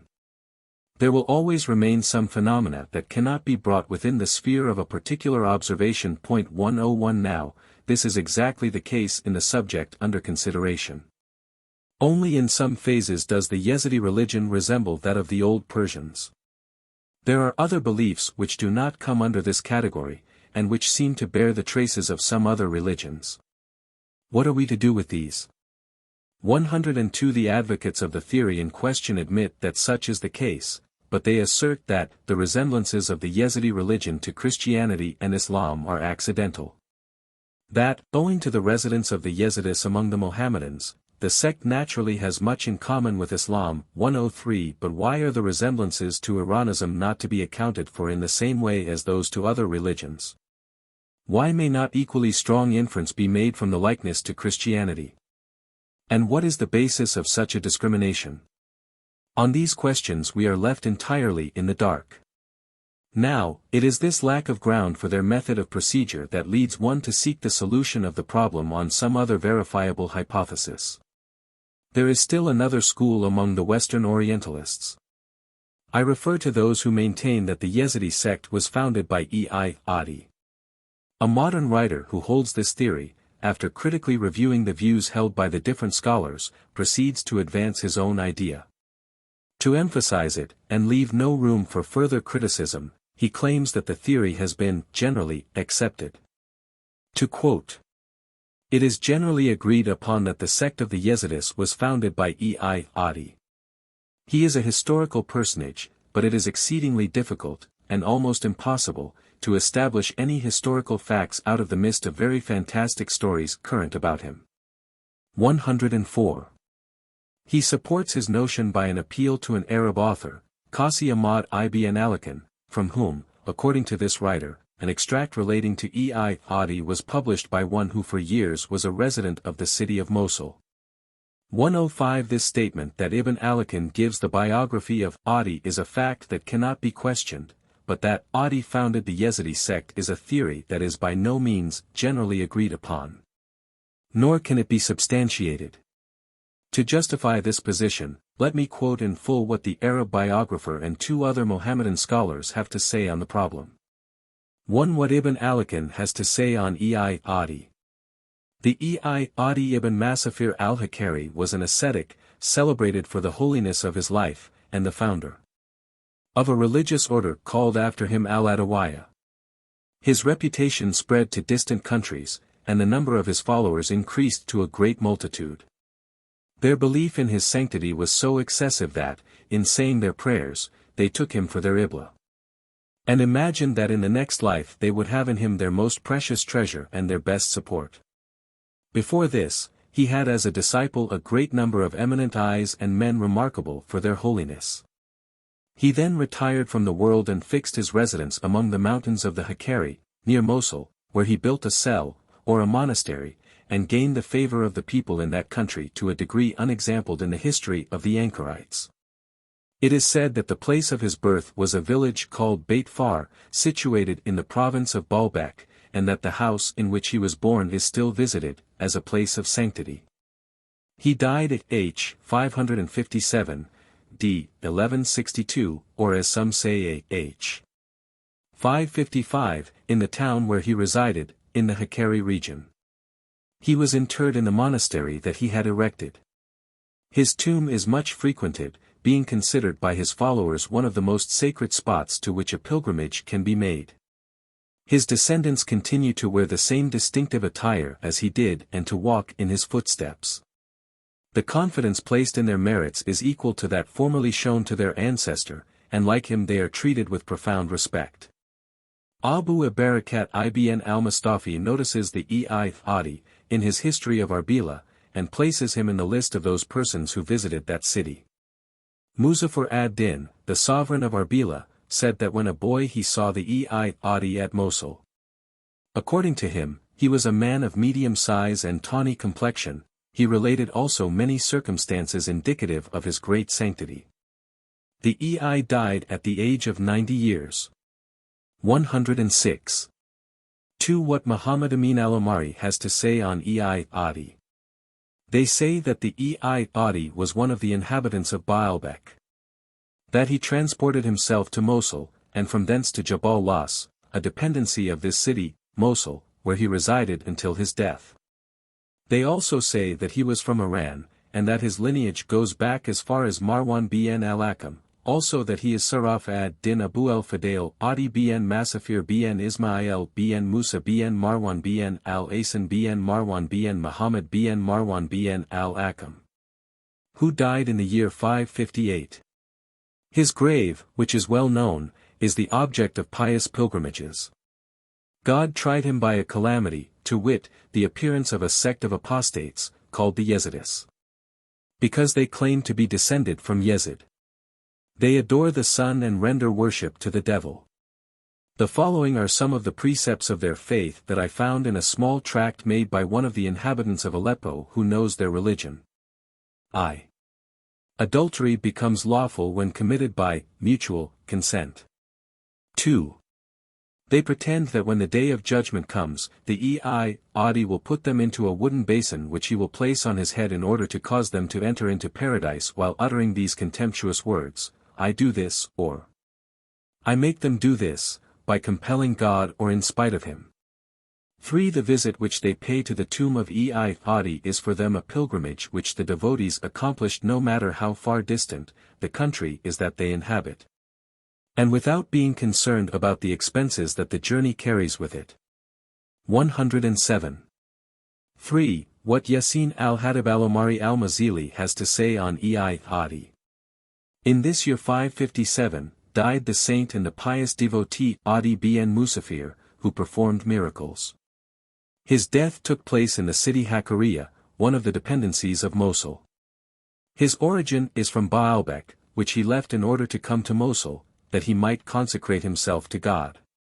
He passed a solitary life on the mountains and in caverns where lions and other wild beasts visited him often.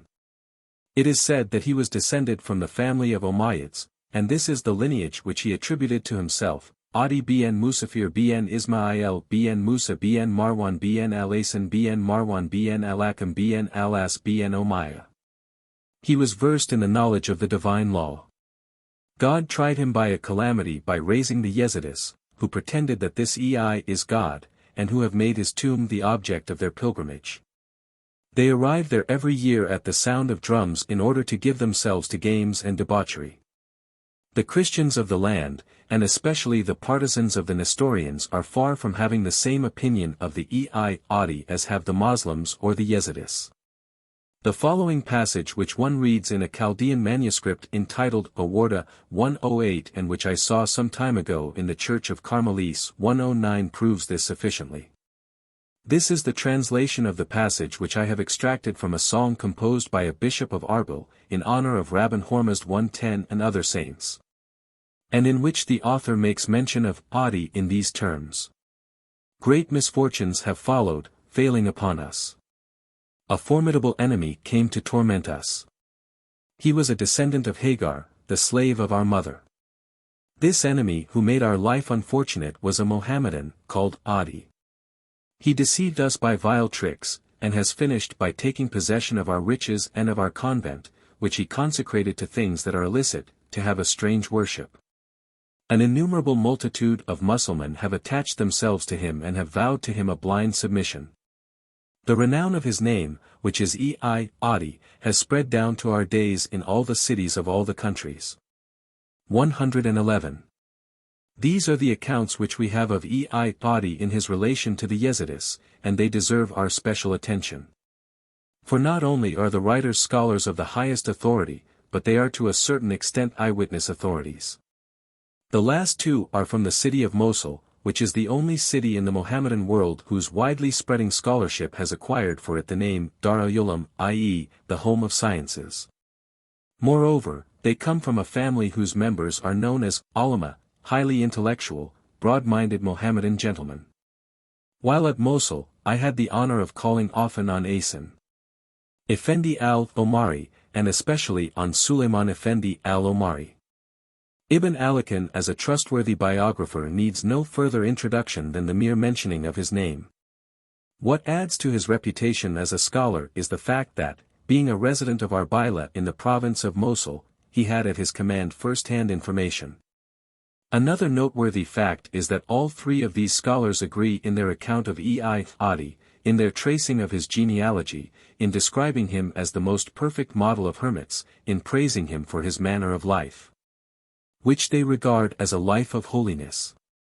They agree also in their definition of the common people's attitude toward the Ei, that he was deified and that his tomb has been made the object of pilgrimage. And finally they are silent about his supposed founding of the sect in question. There is no intimation that he was a heretic, or that he established such a schism. To be sure, Ibn Alakan makes mention of a religious order which was called after the Eis name, but he designates them as Adawiya and not as Yezidis. This might have been such an order as the Brotherhood of As-Sanusi, called after Muhammad ibn Ali as-Sanusi, or as many other orders of dervishes and eyes of mystical type, that have taken rise from time to time in the religious history of Islam. The other two speak of the appearance of the Yezidis, but they look at the incident as a calamity to the Ei because they deified him and worshipped at his tomb. Their remarks tend to show that the Yezidi sect were known as such before the time of Adi, that their appellation was based on the pretension that they were descendants of Yezid, that they were apostates from Islam, that they were some of those who were attached to Adi by reason of his wide reputation as a saint, and were led by their ignorance to take him for a god, and that they were worshippers of the sun and the devil. It is inconceivable to us, if we apply the principles of modern criticism to what we know of the character of the Mohammedan historians, that they should write the life of one who is responsible for the rise of a sect, the foundation of whose religion is the devil, and not curse him and the devil with him 100,000,000 times.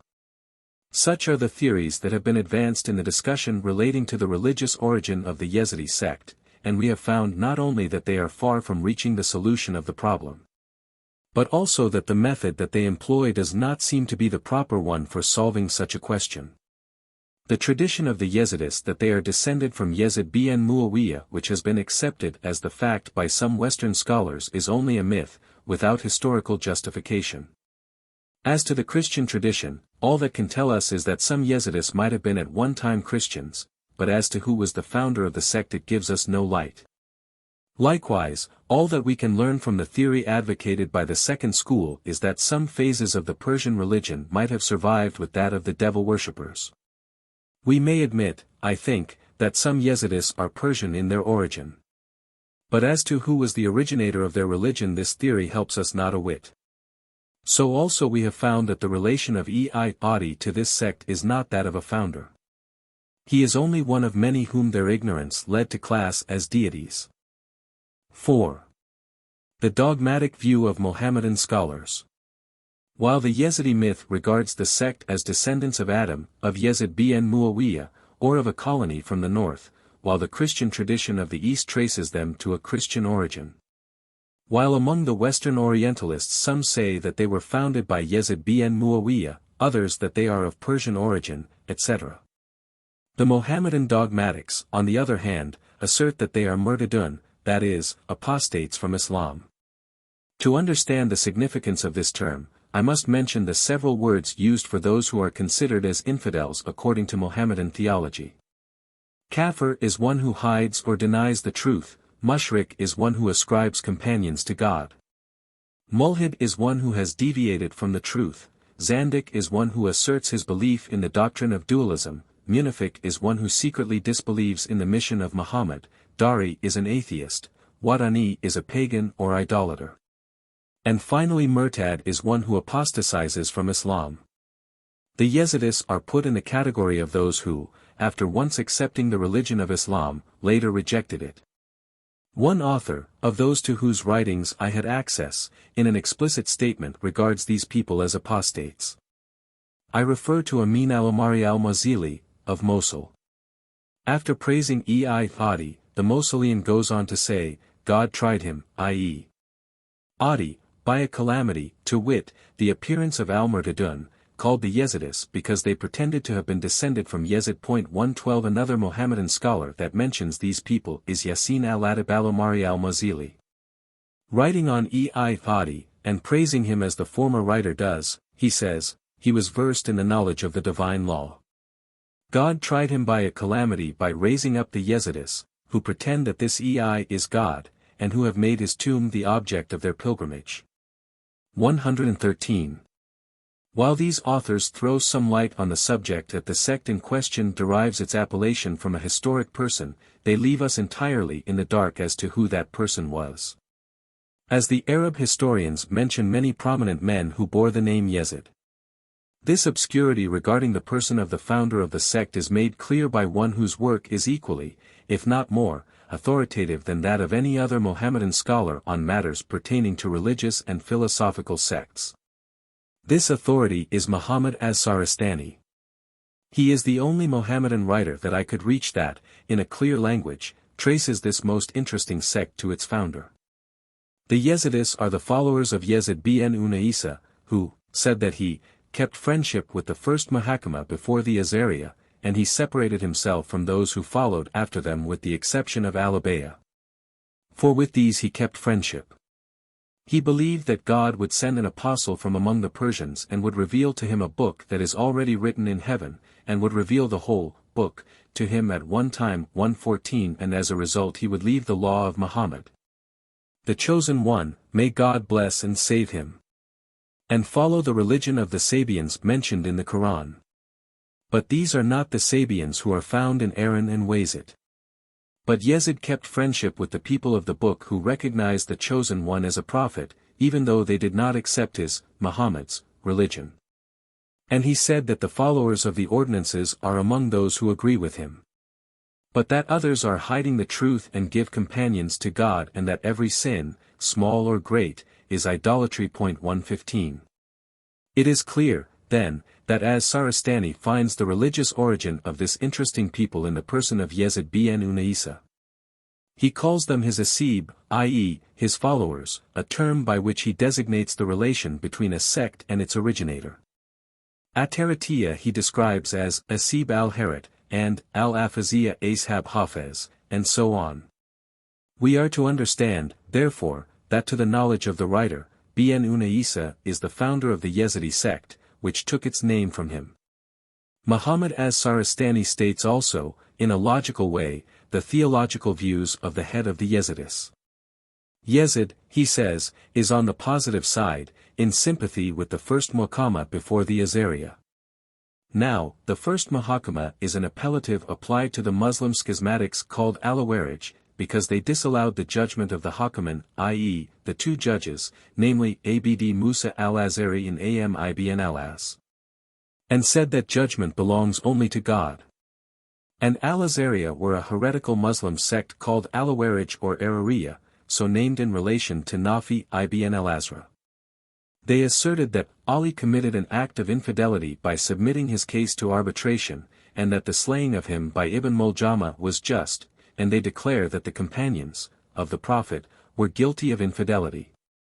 Yezid, moreover, is said to have been in sympathy with Al-Abayya, a sect founded by Abd Allah ibn Ibad, who taught that if a man commits a kabirah or great sin he is an infidel and not a believer.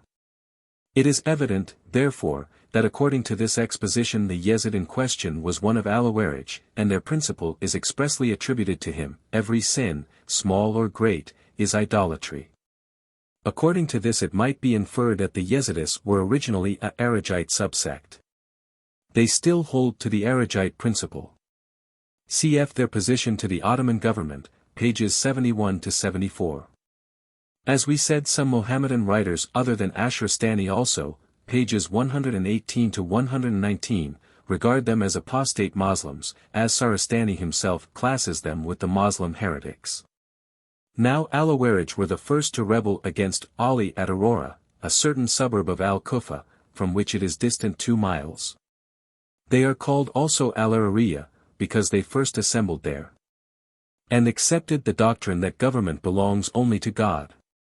And one sect of Al-Awarij was a Nabiya who made it a matter of religious obligation to bear a violent hatred to Ali. Such is the place of bin Isa among the Muslim heretics, but this is only one side of his religious system. 116. There is another side to Yezid's doctrine. He held that God would send an apostle from Persia, to whom he would reveal a book already written in heaven. This apostle was to be an opponent of the Prophet of Islam in that he would leave Muhammad's religion and follow that of the Sabians mentioned in the Quran. These are referred to by Muhammad, together with the Christians and the Jews, in 3 different places in the book. One such reference is in Surah 2:59, they who believe as well as Jews, Christians and Sabians, whoever believeth in God and in the last day, and do that which is right, shall have their reward with their Lord. Surah 5:73, also. They who believe as well as Jews, Christians and Sabians, whoever of them believe in God and the last day, and do what is right, on them shall no fear come, neither shall they be put to grief. And Surah 22:17. They who believe as well as Jews, Sabians and Christians and the Magians, and those who join gods with God, verily God shall decide between them on the day of resurrection. In these passages Muhammad seems to regard the Sabians of the Quran as believers in the true God and in the resurrection.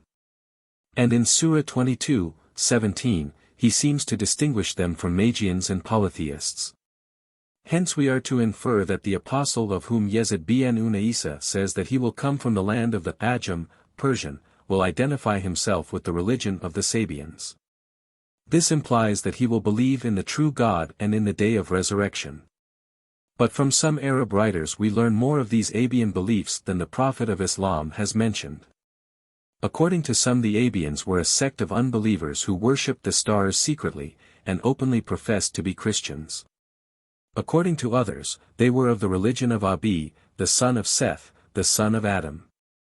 While others said they resembled the Christians, except that their Qibla was toward the south, from whence the wind blows. In the Kamis it too said that they were of the religion of Noah. Al-Bayawi says that some assert that they were worshippers of angels, and that others say that they are the worshippers of stars.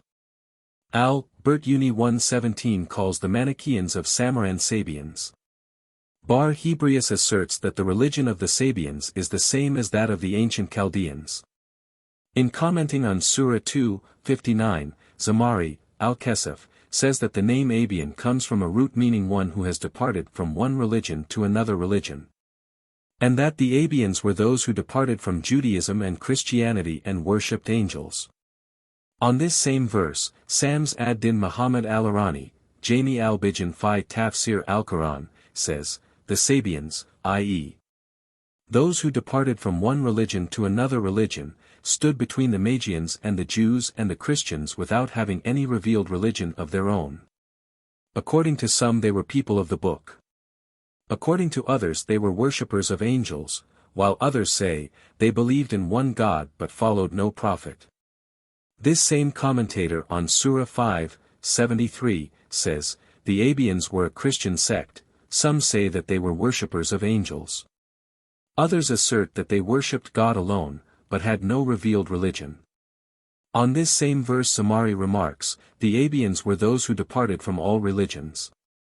Now what Muhammad as-Saristani really means by the Abians of the Quran, I am unable to state. In his general discussion of Abianism however, Volume 2, pages 201 to 250, he seems to speak of two main Abian sects.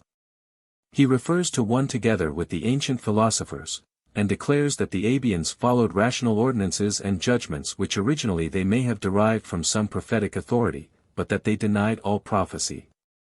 The philosophers followed their own devices and took their system from no prophetic source. The authority we are quoting calls this sect, the original Sabian sect, and says that it followed Seth and Enoch. In another place, Volume 1, p. 24, he writes, the Jews and the Christians follow a revealed book, the Magians and the Manichaeans, a like book, the original Abian sect, ordinances and judgments, but accepts no book. The original philosophers, the atheists, the star worshippers, the idol worshippers, and the Brahmins believe in none of these. The other main Abian sect is mentioned together with the Jews, the Christians, and the Muslims. The difference between these religious bodies, according to as-Saristani, is that, the Sabians do not follow the law of God, or Islam, the Christians and the Jews believe in these, but do not accept the law, religion, of Muhammad. While the Muslims believe in them all. As-Saristani, moreover, derives the name Abian, page 203, from a root meaning one who turns aside, deviates. And declares that the Abians were those who turned aside from the statutes of God, and deviated from the path of the prophets. He seems to regard the notion that man is incapable of approaching God, and that therefore he is in constant need of intercessors and mediators, as a controlling idea in Abianism. This belief, the writer points out, has manifested itself in three different forms, in the veneration of angels among what he calls the followers of angels, the adoration of stars among the followers of stars, and in the worship of idols among the followers of idols, heathens, pages 203, 244. The last two, we are told, are polytheists and referred to in the Quranic statement. When Abraham said to his father, Azar, dost thou take idols for gods? Surah 6:74. Said be Abraham do ye serve what ye hew out, Surah 37:93. When he Abraham said to his father, O my sir, why dost thou worship what can neither hear nor see nor avail thee aught, Surah 19:43. And in the following references.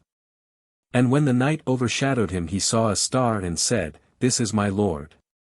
And when he saw the moon beginning to rise he said, This is my Lord. And when he saw the sun beginning to rise he said, This is my Lord, this is greatest of all. Surah 6:76, 77, 78. But Muhammad as-Saristani makes mention of another Abian sect which he names Al-Arbniya, pages 248 to 250. Its distinctive feature, he says, is the belief that the Creator indwelleth in other beings. They held that God is one in his essence, but many in his appearances. He dwells in the 7 planets, and in the earthly beings that are, rational, good, and excellent in righteousness. Human body is his temple, he may abide within it and live and move as a man. He is too good, we read, to create anything evil. God is the source of good, and evil is either an accidental and necessary thing, or related to the evil source. They believed also, our authority informs us, in the transmigration of souls, and taught that the resurrection of which the prophets had spoken was only the end of one generation and the beginning of another here on earth. This doctrine, the Mohammedan critics affirm, is alluded to in the passages. Does he promise you that when ye are dead, and have become dust and bones, that then ye will be brought forth? Away, away with what ye are promised, there is only our life in the world. We die and we live and we shall not be raised. Surah 23, 37-39. Now I cannot say which of the Abian sects are those that are mentioned in the Quran, which Yezid bin Isa says, the Persian apostle will follow, nor can I say which are those that are found in Aaron and Yezid. One thing, however, is clear, according to As-Sarastani the Abians of the Quran differ in their faith from those of Aaron. The Iranians were remnants of the old heathen of Mesopotamia. They were polytheistic, and star worship hid the chief place in their religion, as in the worship of the older Babylonian and Syrian faiths. They were regarded as such by the Mohammedans, so that under Al-Mamam, they sheltered themselves under the name, Sabians. That they might be entitled to the toleration which the Sabians of the Quran have because they were considered among the people of the book. 118 Another thing to be noticed is that there is a close resemblance between the belief of the Abian sect which As-Sarastani calls Al-Arbaniya and that of the Yezidi sect. Such is, in the main, the religion of the Persian apostle and is logically the religion of Yezid bin Isa which announces the coming of such a messenger. We may conclude, therefore, that the founder of the Yezidi sect believed in God and in the day of resurrection, that he, perhaps, honored the angels and the stars, and that he was neither polytheistic nor a true believer in the Prophet of Islam. This last point is referred to also explicitly in the statement quoted, that Yezid associated himself with those of the people of the book who recognized Muhammad as a prophet though they did not become his followers. This is the negative aspect, so to speak, of bin Isa's religious views. He is also said to have claimed that the followers of the Ordinances 119 agreed with him. This statement tends to indicate that he might have accepted some phases of the Muslim faith. And the fact that he belonged to al-Hawari implies that he was one of those who were condemning and rejecting Ali for his scandalous crime of parleying with Muawiyah, the first of the Umayyad line, and submitting his claims to arbitration. Such are in brief the fundamental elements in the religious system of one who may be held responsible for the rise of the sect in question. There can be no doubt, it seems to me, that the Yezidis are the followers of Yezid bin Isa. The statement of our authority, Muhammad As-Sarastani, see pages 119-120, is so clear that it can bear no other interpretation. And what is far more important, it comes from the pen of one who is considered of the highest authority among the Arab scholars on questions relating to philosophical and religious sects. In his bibliographical work Ibn al-Akan speaks of his profound scholarship in the highest terms, as Sarastani, a dogmatic theologian of the Asarite sect, was distinguished as an imam and a doctor of the law. He displayed the highest abilities as a jurisconsult. The Kitab al-Milal wa an-Nil, Treatise on Religions and Sects, is one of his works on scholastic theology. He remained without an equal in that branch of science. Now, Muhammad As-Sarastani, A.H. 467-549, d. 1074-1133 was a contemporary of Adi, A.H. 465-555, d. 1072-1162, yet he makes no allusion to him when he refers to the rise of this most interesting sect. Nor does he make mention of any other supposed founder except the one he records. For these reasons I accept the historical assertion of this distinguished author. I am of the opinion, therefore, that the Yezidis received their name from Yezid bin Isa, their founder as a Kharijite sub-sect in the early period of Islam. That, attracted by Adi's reputation, they joined his movement and took him for their chief religious teacher, that in the early history of the sect and of Adi many Christians, Persians, and Muslims united with it. And that large survivals or absorptions of pagan beliefs or customs are to be found in modern Yezidism. In other words, the actual religion of the Yezidis is syncretism, in which it is easy to recognize Yezidi, Christian, Muslim, especially Sufism and pagan elements. Like the Master, they believe in the true God and in the resurrection, honor the angels and the stars, disbelieve in the mission of Muhammad and ignore Ali, regard every sin, small or great, as idolatry or infidelity, and expect the appearance of a prophet from Persia. The fact of their connection with such a religious leader explains the reason why they are hated by both the Sunnites and the Shiites. The followers of Ibn Muawiyah can only be despised by the latter. But the believers, such a heretical one as the son of Unaysa, are necessarily condemned by the former also. For he was, as I have already stated, anti-Muhammad and anti-Ali. And it is worth remembering also that the fourth California is more honored among the Muslims of Persia than his son Hussein is. And consequently any contemptuous attitude toward the father will give rise to more bitter feeling on the part of his followers than the murder of the son would occasion.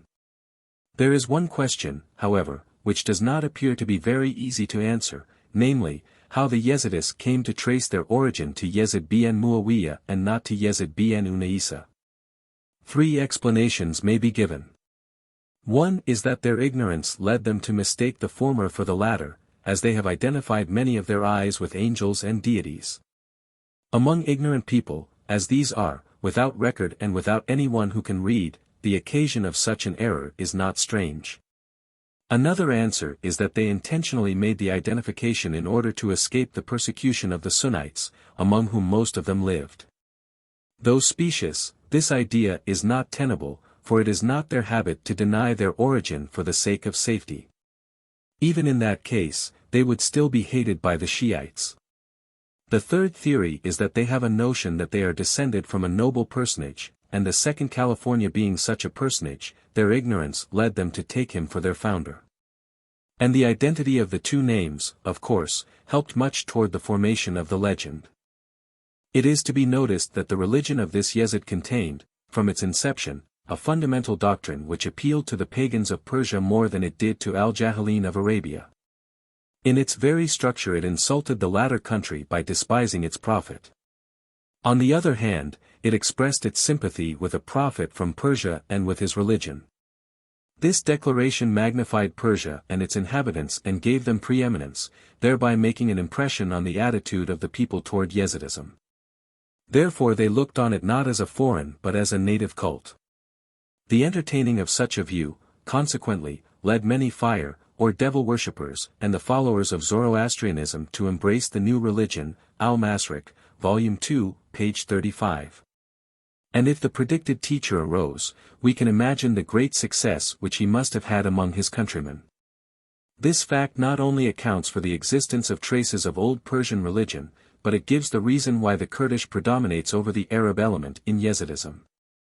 The new sect appears to have existed as a very loose organization after the death of its founder. This looseness put them in a condition to follow anyone who would exhibit some qualifications for leadership. Therefore, when they heard about Adi they naturally flocked to him. And it is very likely that, entertaining the idea of a coming prophet as they still do, they might have thought him the promised one.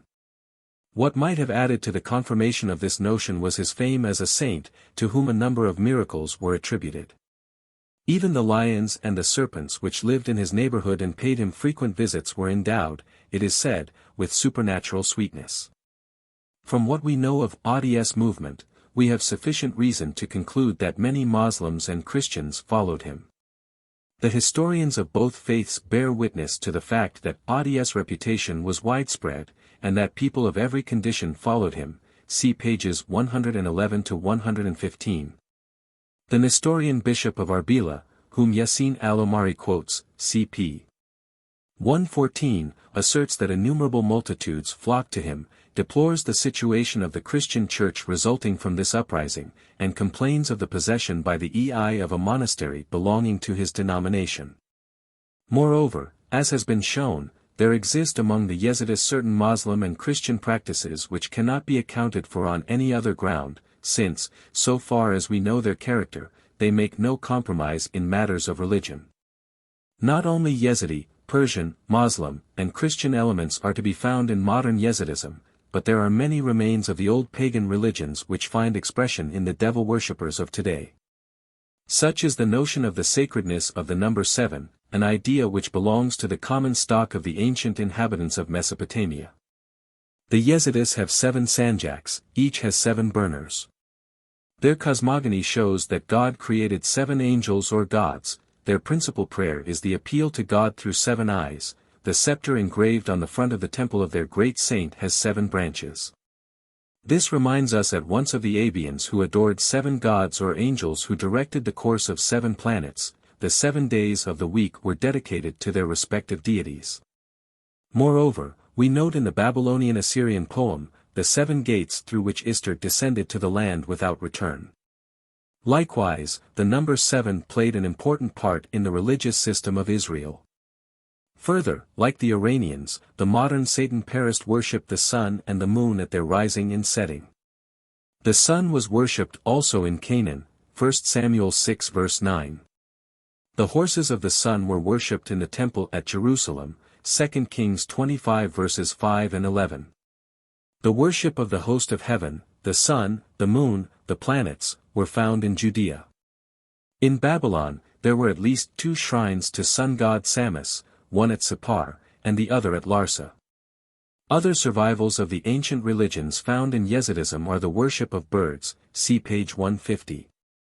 The special importance attached to the new year because of its bearing on individual welfare by reason of the good or evil decision of the gods rendered them, see pages 46, 174, and the belief in occurrences of nuptials in the heavens, see page 174. Moreover, many religious beliefs of the pre-Islamic Arabs survive among the modern Yezidis. Such is the belief in sacred wells in connection with sanctuaries found in all parts of the Semitic region, the most conspicuous of which is that of Mecca. Gifts were cast into this holy water of Zamzam, as they were cast into the sacred wells of other places. When the grandfather of Muhammad Abd al-Muttalib cleaned out the well, he found 2 golden gazelles and a number of swords. The water of such holy springs was believed to possess healing power, and was carried home by pilgrims, as the water of Zamzam now is. Yaqut 434.120. An impure person, furthermore, dare not approach the sacred waters. A woman in her uncleanness was afraid for her children's sake to bathe in the holy water at the sanctuary of Deities. According to Ibn Hizm, a woman who adopts Islam breaks with the heathen god by purifying herself in this pool. This was taken to mean that her act was a breach of the ritual of the spot. And all the pilgrims changed their clothes when they entered the sacred precinct. 121. Another common heathen practice in the time of Al-Jilwah was the worship of holy trees. According to Tabari, there was a date palm tree at Nidran. It was adored at an annual feast, when it was hung all around with fine clothes and women's ornaments. A similar tree to which the people of Mecca resorted annually, and hung upon it weapons, garments, ostriches' eggs, and other things, is spoken of in the tradition of the Prophet under the name of Dat Anwat, or tree to hang things on. 122. The goddess Al-Azza was believed to reside in a tree. According to Yaqut 3:261, the tree at Hudaybiyah, mentioned in the Quran, Surah Xlvii 18, was visited by pilgrims who expected to derive a blessing from it. Till it was cut down by the California Omar lest it should be worshipped like Al-Lat and Al-Azza. It was considered deadly to pluck a twig from such sacred trees. The prevalence of stone worship is another sign of paganism existing before Islam, and noteworthy is the theory advanced by the Mohammedan writers to account for its origin. According to Ibn Hizm 123, the beginning of this idolatry was that the Meccans, when their land became too narrow for them, spread abroad over the country, and all took stones from their sanctuary, the Kaaba, out of reverence for their temple. And they set them up whenever they formed a settlement. And they walked around them as they used to go about the holy house. This led them at last to worship every stone that pleased their fancy. It is to be noticed, furthermore, that polydaimonism, i.e., the belief in divine powers, in spirits, is the most characteristic feature of the old nomad religions. Many traces of this belief have been preserved in the Old Testament, and also in the popular religion of the Syria and Palestine of today. There are many instances in the Old Testament of the belief in divine powers inhabiting springs, trees, stones. We may refer to the sacred wells at Ad, Genesis 14 verse 7, and at Beersheba, Gen 21, 28, 30, 31 to the sacred oracular tree at Shechem, Gen 12, 6, Deuteronomy 11, 3, to the sacred stone of Bethel, which gave the place its name as it is called, a house of God, Gen 28, 22.124. Now, the traces of all these religious beliefs are found in modern Yezidism. In connection with the temple of Adi, there is a sacred spring, and there are similar ones in different parts of the Yezidi districts. The water of these springs is held to have healing power, and is carried by pilgrims to their homes. In these pools, especially in that of Ads, the Yezidis cast coins, jewelry, and other presents, which, they think, the chief saint takes from time to time. And to this day no one may enter the holy valley with its sacred fountain, unless he first purify his body in clothes. 125 The devil worshippers adore, likewise, sacred trees. They make pilgrimages to them, hang things on them, and entertain the belief that whoever unties or shakes off a shred of cloth will be afflicted with disease. The original idea might have been that the waters, the stones, and the trees themselves were divinities.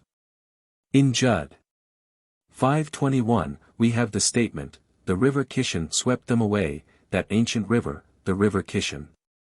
Now Qais was the name of an Arabian god in pre-Islamic time.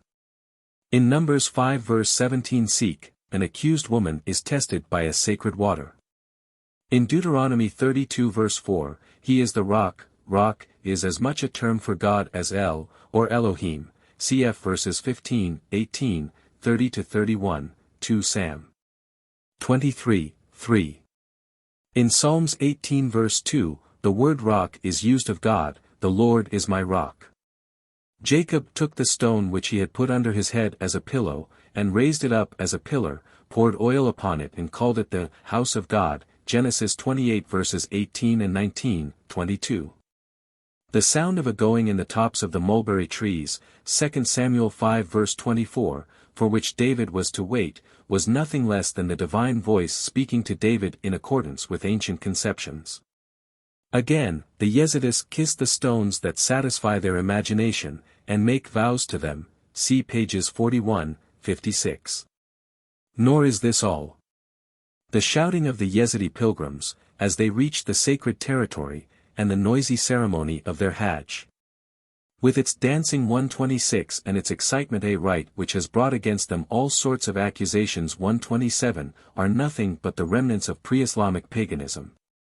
128. Such, then, are the steps which the religion of Yezid took before it came to shape itself into its present form. It is made up of 5 different elements, pagan, that contributed by the founder, Persian, Mohammedan, and Christian. Does not such a state of affairs find a historical parallel in some other religions? Take, for example, Christianity.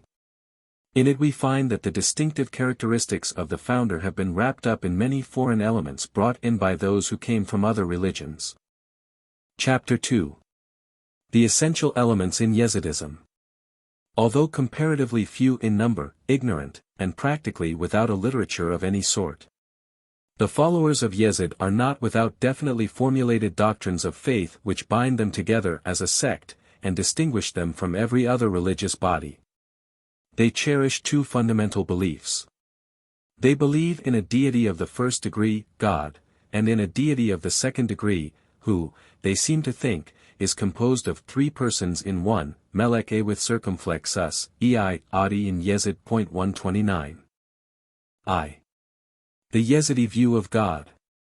It is not easy to discover whether the conception of God, which exists today among the Yezidis, however shadowy, has come from Mohammedan or Christian sources, or whether it comes from that primitive stage where the worship of God and of inferior deities exists side by side.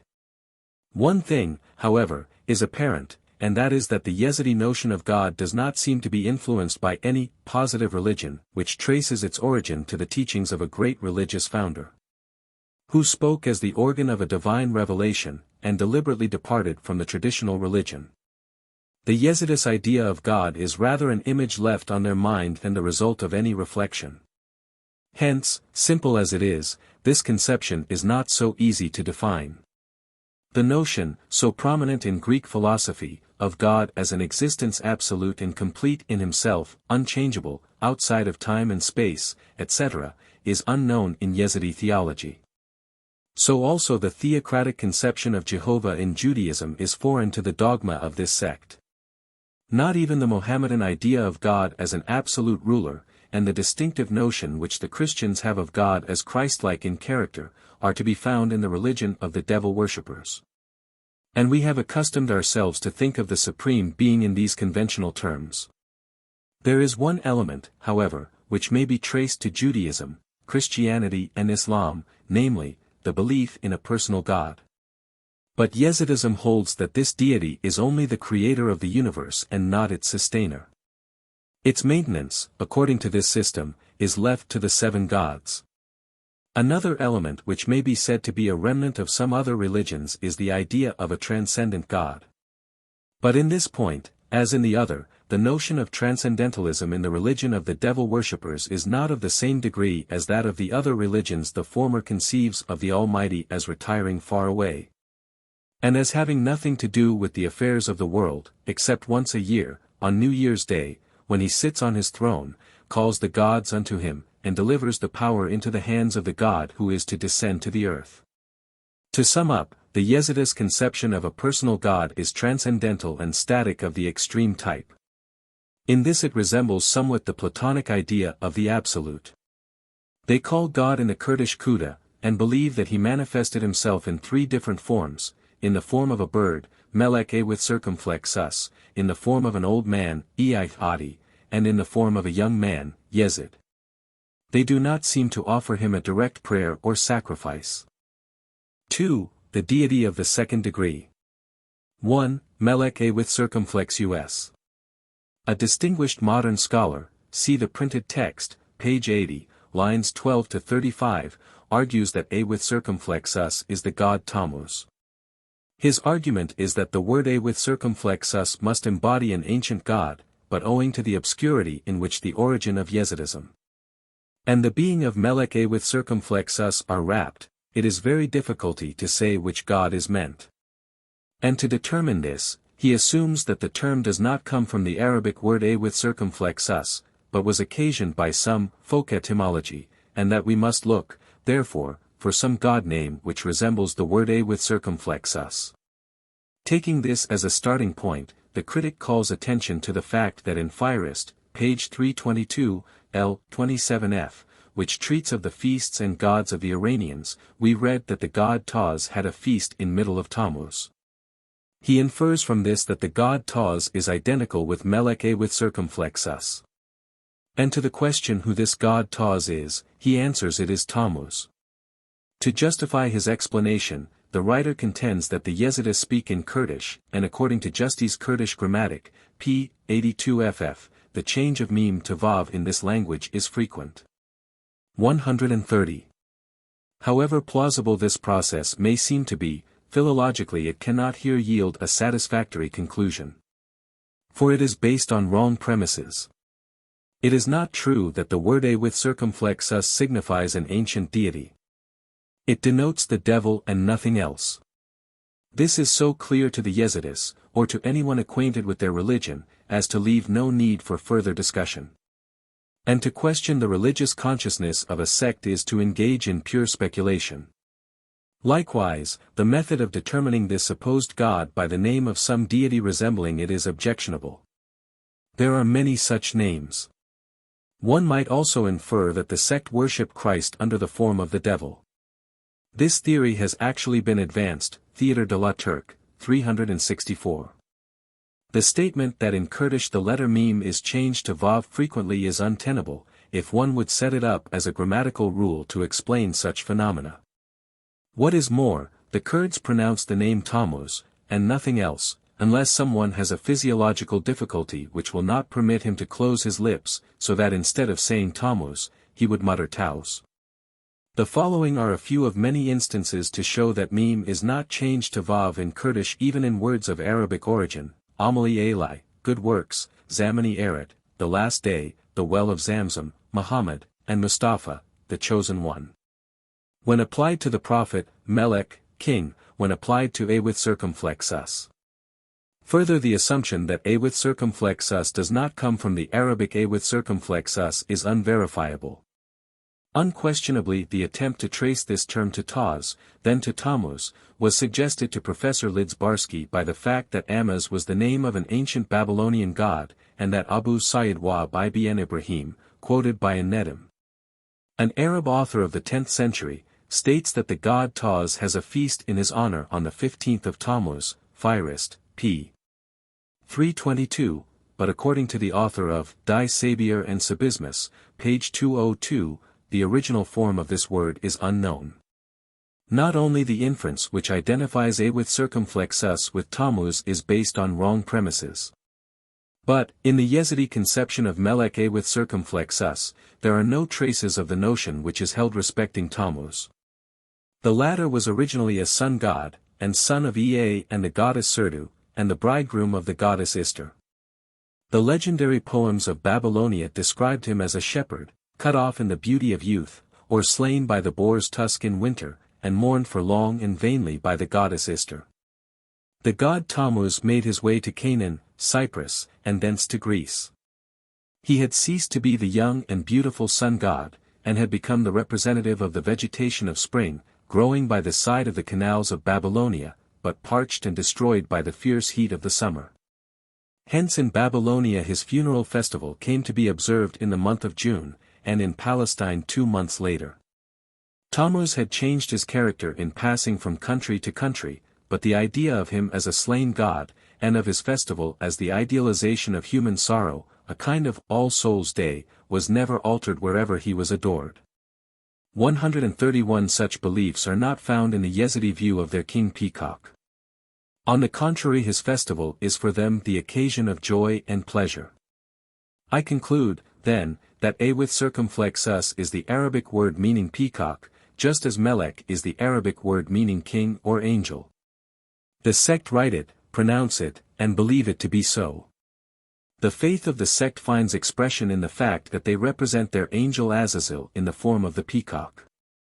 It seems to me that the real question is not what Melek a with circumflex us is, but how the devil god came to be symbolized by the image of a bird. This question finds an answer in the fact that the worship of a bird appears to have been the most ancient of idolatry. It is condemned especially in Dut. 4:16-17, lest ye corrupt yourselves and make a graven image, the similitude of any figure, the likeness of any winged fowl that fleeth in the air. And Layard, in his Nineveh and its Remains, Volume 2, p. 462, gives the sketch of a bird from one of the slabs dug up at Nimrud. He remarks that the Yezidis, or sacred birds, belonged to the Babylonian and probably also to the Assyrian religion. They were a kind of demons, who exercised a peculiar influence over mankind, resembling the Pharaoh of Zoroastrianism. The oracles attributed to Zoroaster describe them as powers anointed by God. Their images, made of gold, were in the palace of the king of Babylonia. According to Philostratus, they were connected with magic. In Palestine the dove was sacred for the Phoenicians and Philistines. The Jews brought accusation against the Samaritans that they were worshippers of the dove. Sacred doves were found also at Mecca. Nasar, eagle, was a deity of the tribe of Amyar. 132. A question suggesting itself is how the Yezidi god came to be designated by the form of a peacock. This bird is a native of Ceylon, and not of Mesopotamia or Kurdistan where the Yezidis live. 133. The answer may be found in the Muslim tradition. 134. That when the first parents forfeited heaven for eating wheat, they were cast down upon earth. Eve descended upon Arafat, Adam at Ceylon, the peacock at Kabul, and Satan at Bilbays. In this myth the devil and the peacock are figured as sharing the same penalty at the same time. According to Surah 2, 28-31, the crime of the former was pride, but nothing is said about the guilt of the latter.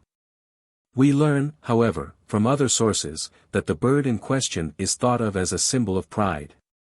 In his article, Peacock, in the Enc. Brit., Volume 18, page 443, Professor A. Newton says, the bird is well known as the proverbial personification of pride. It is seldom kept in large numbers, for it has a bad reputation for doing mischief in gardens. Hence we may infer that the notion of the peacock as a symbol of pride together with the Quranic idea of Satan's sin led to the formation of the myth, that this story was current among the followers of Yezid bin Isa. And that, under the influence of the devil worshippers of Persia, the old tradition lost its original significance, and came to be understood to represent the peacock as a symbol of the god-devil. Among the three branches of the deity in the second degree, Melek Taus holds an important place in the theology of the Yezidis. The language used in his praise is so elevated that one is led to think that he is identical with God. Some scholars deny this theory on the ground that the principal prayer of these people is directed to God and no mention is made of King Peacock. Hence they contend also that no direct worship is offered to the latter deity. 135 It seems to me that such a contention is not justifiable. In the first place, the people themselves confess their loyalty to the chief angels. Moreover, the expression in this prayer, "Thou hast neither feather, nor wings, nor arms, nor voice," see page 74, is more applicable to the symbol peacock than to God. There can be no doubt, I think, that in the conception of the sect Azazel appears to be identical with God. This fact finds definite expression in the book of Jilwah. In chapter 1 he is represented as being from eternity to eternity, as having absolute control of the world, as being omnipresent and omnipotent and unchangeable. In chapter 2 he is said to appear in diverse manners to the faithful ones. And life and death are determined by him. And in chapter 3 he is declared to be the source of revelation.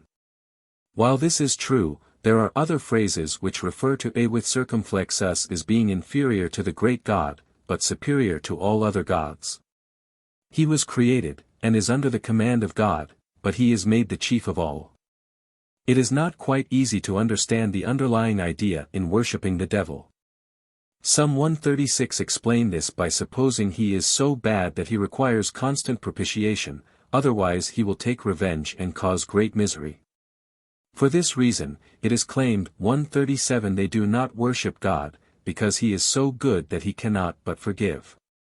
This is the usual interpretation, and it is confirmed by the nature of the religious service rendered. It seems to partake much more of a propitiatory than of a Eucharistic character, not as the natural expression of love but of fear. This reminds us at once of the Babylonian religion.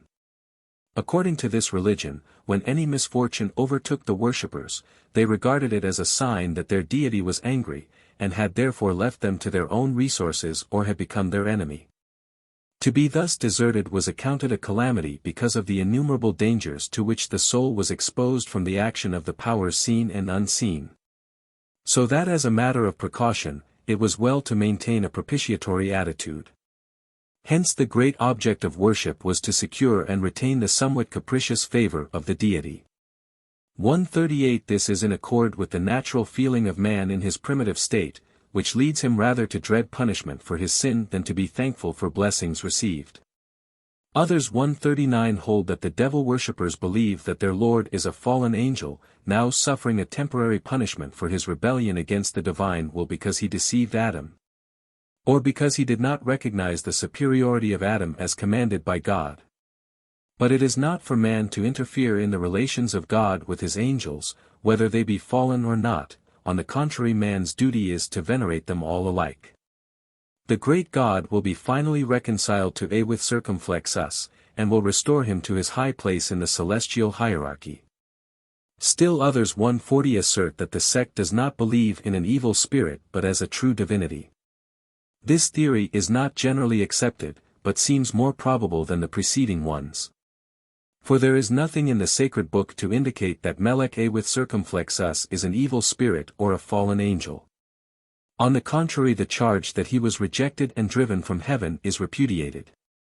The mentioning of his name is looked upon as an insult to and blasphemy against him because it is based, the Yezidis think, on the assumption that he is degraded. Finally, he is declared to be one of the 7 gods, who is now ruling the world for a period of 10,000 years. It is interesting to note that, in the history of religion, the god of one people is the devil of another. In the Avesta, the evil spirits are called Deva, Persian Div, the Aryans of India, in common with the Romans, Celts, and Slavs gave the name of Dev, Devin, Divine, Divni, to their good or godlike spirits. Asura is a deity in the Rig Veda, and an evil spirit only in later Brahmin theology. Zoroaster thought that the beings whom his opponents worshipped as gods, under the name of Deva, were in reality powers by whom mankind are unwittingly led to their destruction. In Islam, the gods of heathenism are degraded into jinn, just as the gods of North Semitic heathenism are called serim, hairy demons, in Leviticus 17 verse 7, or as the gods of Greece and Rome became devils to the early Christians. 141. The Yezidis' veneration for the devil in their assemblies is paid to his symbol, the sanjak. It is the figure of a peacock with a swelling breast, diminutive head, and widespread tail. The body is full but the tail is flat and fluted. This figure is fixed on the top of a candlestick around which 2 lamps are placed, one above the other, and containing 7 burners. The stand has a bag, and is taken to pieces when carried from place to place. Close by the stand they put water jugs filled with water, to be drunk as a charm by the sick and afflicted. They set the sanja at the end of a room and cover it with a cloth. Underneath is a plate to receive the contributions. The all-sacred musician kisses the comer of the cloth when he uncovers Melek with circumflexus.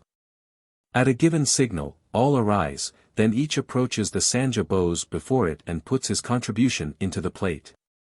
On returning to their places, they bow to the image several times and strike their breasts as a token of their desire to propitiate the evil principle. The Yezidis have 7 sanjas, but the Fari, Lieutenant Gen. of the Turkish army, who tried to convert them to Mohammedanism in 1892, took 5 of them. Some deny, however, that they were real ones, they say they were imitations. Each sanja is given a special place in the emir's palace, where it is furnished with a small brazen bed and a vessel in the form of a mortar placed before it. They burn candles and incense before it day and night. Each sanja is assigned a special district, the name of which is written on a piece of paper and placed on its shoulder. On the shoulder of the first the district of Ayan, which comprises the villages around Mosul, is indicated.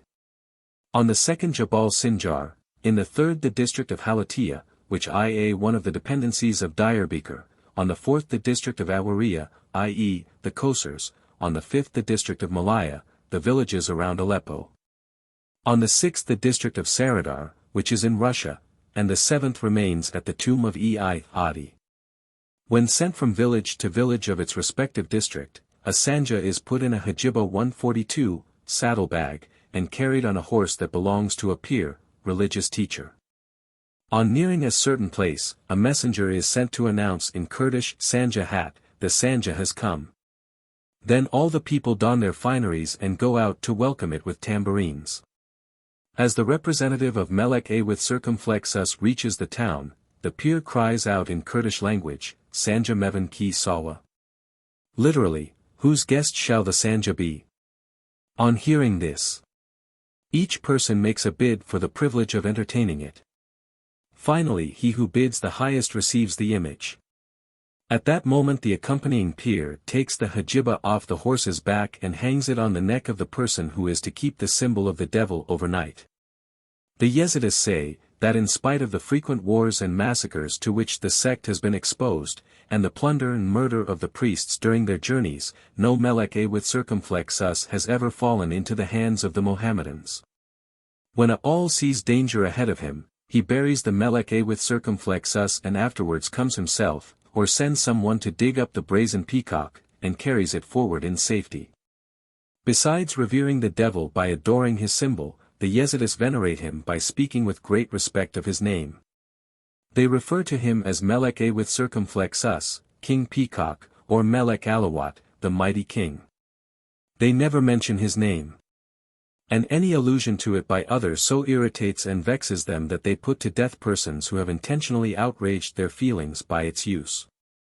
They carefully avoid every expression that resembles in sound the name of Satan. In speaking of Shat, river, they use the common Kurdish word Ave, or the Arabic Ma, water. In speaking of the Euphrates, they call it Ave Azim, or Ma al-Kabir, i.e., the Great River, or simply Al-Frat. 2. Ei Adi. Next to the devil in rank comes Ei Adi. But he is not the historical person whose biography is given by the Mohammedan authors. He is identified with deity and looked upon as a second person in a divine trinity. He is sent by Melek with circumflexus to teach and to warn his chosen people lest they go astray. He is conceived to be everywhere, to be greater than Christ, and, like Melchizedek, has neither father nor mother. He has not died and will never die. In verse 10 of the poems in his praise, he is distinctly said to be the only God. His name is associated with all the myth that human imagination can possibly create about a deity. To express the Yezidi dogma in terms of Christian formula, Ei Adi is the Holy Spirit, who dwells in their prophets, who are called Kochaks. He also reveals to them truth and the mysteries of heaven.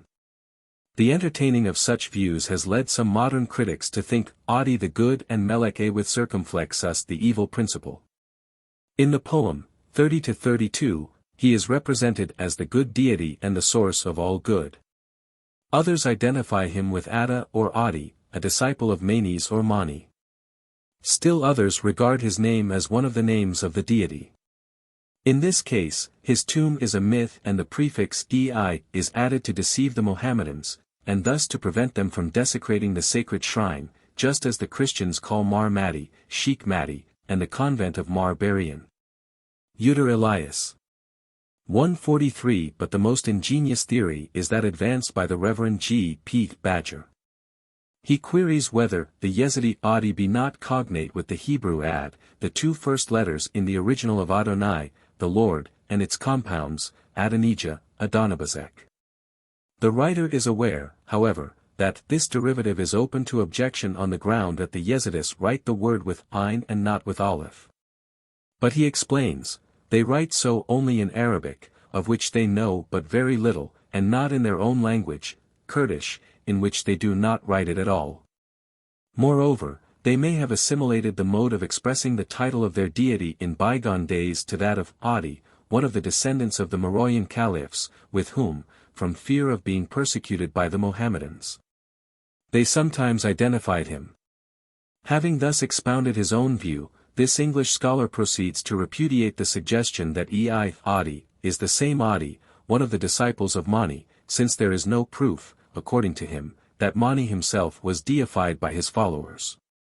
So far as the application of the method of comparative philology is concerned, Badger's theory is more reasonable and tenable than that of Lidzbarski, who, by the same method, attempts to identify Melek with circumflexus with Tammuz. Nevertheless, the inference of the former is beyond any possible justification. For such a starting point is misleading when it is not supported by historical proof. A failure to support it thus cannot be regarded as other than deficiency in treatment now, while one may be misguided by the Yezidi myth surrounding the personality of Ei Adi. The critical mind can find much in it to aid him in his efforts to discover the true identity of the man. In verse 50 of his poem, for our critic draws his conclusions in the light of this poem, the Ei receives his authority from God who is his Lord. In verse 57 he is a man, Adi of Damascus, son of Musafir. In verse 80 he declares that the high place which he had attained is attainable by all who, like him, shall find the truth. To justify my criticism, I need only ask the reader to recall the description by the Mohammedan biographers of the person in question. The Yezidis offer their worship to Ei Adi, usually when they assemble at his shrine. This is his tomb within a temple. The latter lies in a narrow valley which has only one outlet, as the rock rises on all sides except where a small stream forces its way into a large valley beyond. The tomb stands in a courtyard, and is surrounded by a few buildings in which the guardians and the servants of the sanctuary live. In the vicinity are scattered a number of shacks, each named after a Ei, and supposed to be his tomb. Towards sunset these sacred places are illuminated by burning sesame oil lamps, putting one at the entrance to each tomb in token of their respect. The light lasts but a short time. There are also a few edifices, each belonging to a Yezidi district, in which the pilgrims reside during the time of the feast, so that each portion of the valley is known by the name of the country of those who resort thither. On the lintel of the doorway of the temple, various symbols are engraved: a lion, a snake, a hatchet, a man and a comb. 144 Their mystical meaning is unknown. They are regarded as mere ornaments placed there at the request of those who furnished money for building the temple. The interior of the temple is made up of an oblong apartment which is divided into 3 compartments, and a large hall in the center which is divided by a row of columns, and arches support the roof. To the right of the entrance are a platform, and a spring of water coming from the rock. The latter is regarded with great veneration, and is believed to be derived from the holy well of Zamzam at Mecca. It is used for the baptism of children and for other sacred purposes. Close by there are 2 small apartments in which are tombs of the saints and of some inferior personage. In the principal halls a few lamps are usually burning, and at sunset lights are scattered over the walls. The tomb of Ei body lies in the inner room, which is dimly lighted. The tomb has a large square cover, upon which is written Ayat al-Kursi, that is, the verse of the throne, which is the 256th verse of Surat al-Baqarah, or chapter 2 of the Quran. God. There is no God but He, the living, the abiding. Neither slumber nor sleep seizeth Him. To Him belongeth whatsoever is in heaven and whatsoever is on earth. Who is he that can intercede with Him but by His own permission? He knoweth what has been before them and what shall be after them. Yet not of His knowledge do they comprehend, save what He willeth to reveal. His throne reacheth over the heavens and the earth, and the upholding of both burdeneth Him not. He is the High, the Great. It is related, in the Mishkat, Book 4, 1. 19, Part 3, that Ali heard Muhammad say in the pulpit, that person who repeats the Ayat al-Kursi after every prayer shall in no wise be prevented from entering into paradise, except by life. And whoever says it when he goes to his bedchamber will be kept by God in safety together with his house and the house of his neighbor. Ei body might have been in the habit of repeating this verse. And this, perhaps, led to its inscription on the tomb. In the center of the inner room, close by the tomb, there is a square plaster case, in which are small balls of clay taken from the tomb. These are sold or distributed to the pilgrims, and regarded as sacred relics, useful against disease and evil spirits. It is said that there are 360 lamps in the shrine of Adi, which are lit every night. The whole valley in which the shrine lies is held sacred. No impure thing is permitted within its holy bounds. No other than the high priest and the chiefs of the sect are buried near the tomb. Many pilgrims take off their shoes on approaching it, and go barefooted as long as they remain in its vicinity. Such is the sanctuary of Adi, where they offer Him their homage. Their worship may be divided into 2 kinds, direct and indirect. The former consists of traditional hymns sung by the awls, the sacred musicians of the sect. They are chanted to the sound of flutes and tambourines. The tunes are monotonous and generally loud and harsh. The latter kind consists in celebrating their religious rites with great rejoicing on the feast day of their great saint. And their ubla, the place to which they look while performing their holy ceremonies, is that part of the heaven in which the sun rises. The great feast of Ei Adi is held yearly on April 15th to 20th, Roman calendar, when the Yezidis from all their districts come to attend the festival celebration. Before entering the valley, men and women perform their ablutions, for no one can enter the sacred valley without having first purified his body in his clothes. The people of the villages are gathered and start together, forming a long procession, preceded by musicians, who play the tambourine and the pipe. They load the donkeys with necessary carpets and domestic utensils. While marching they discharge their guns into the air and sing their war cry. As soon as they see the tower of the tomb, they all together discharge their arms. The eyes and the principal members of the priesthood are dressed in pure white linen, and all are venerable men with long beards. Only the chief and the owls and 2 of the order of the priesthood enter the inner court of the temple, and they always go in barefooted. They start an hour after sunset. 1:45 The ceremony begins with the exhibition of the holy symbol of Melek with circumflexus to the priests. No stranger is allowed to witness this ceremony or to know the nature of it. This being done, they begin the rite. The owls stand against the wall on one side of the court and commences a chant. Some play on the flute, others on the tambourine, and they follow the measure with their voices. The eyes and the chiefs form a procession, walking 2 by 2. The chief priest walks ahead. A fair holds in one hand a lighted torch, and in another a large vessel of oil, from which he pours into the lamp from time to time. All are in white apparel except the fakirs, who are dressed in black. As they walk in a circle, they sing in honor of Yezidi. Afterward, they sing in honor of Isya, Jesus.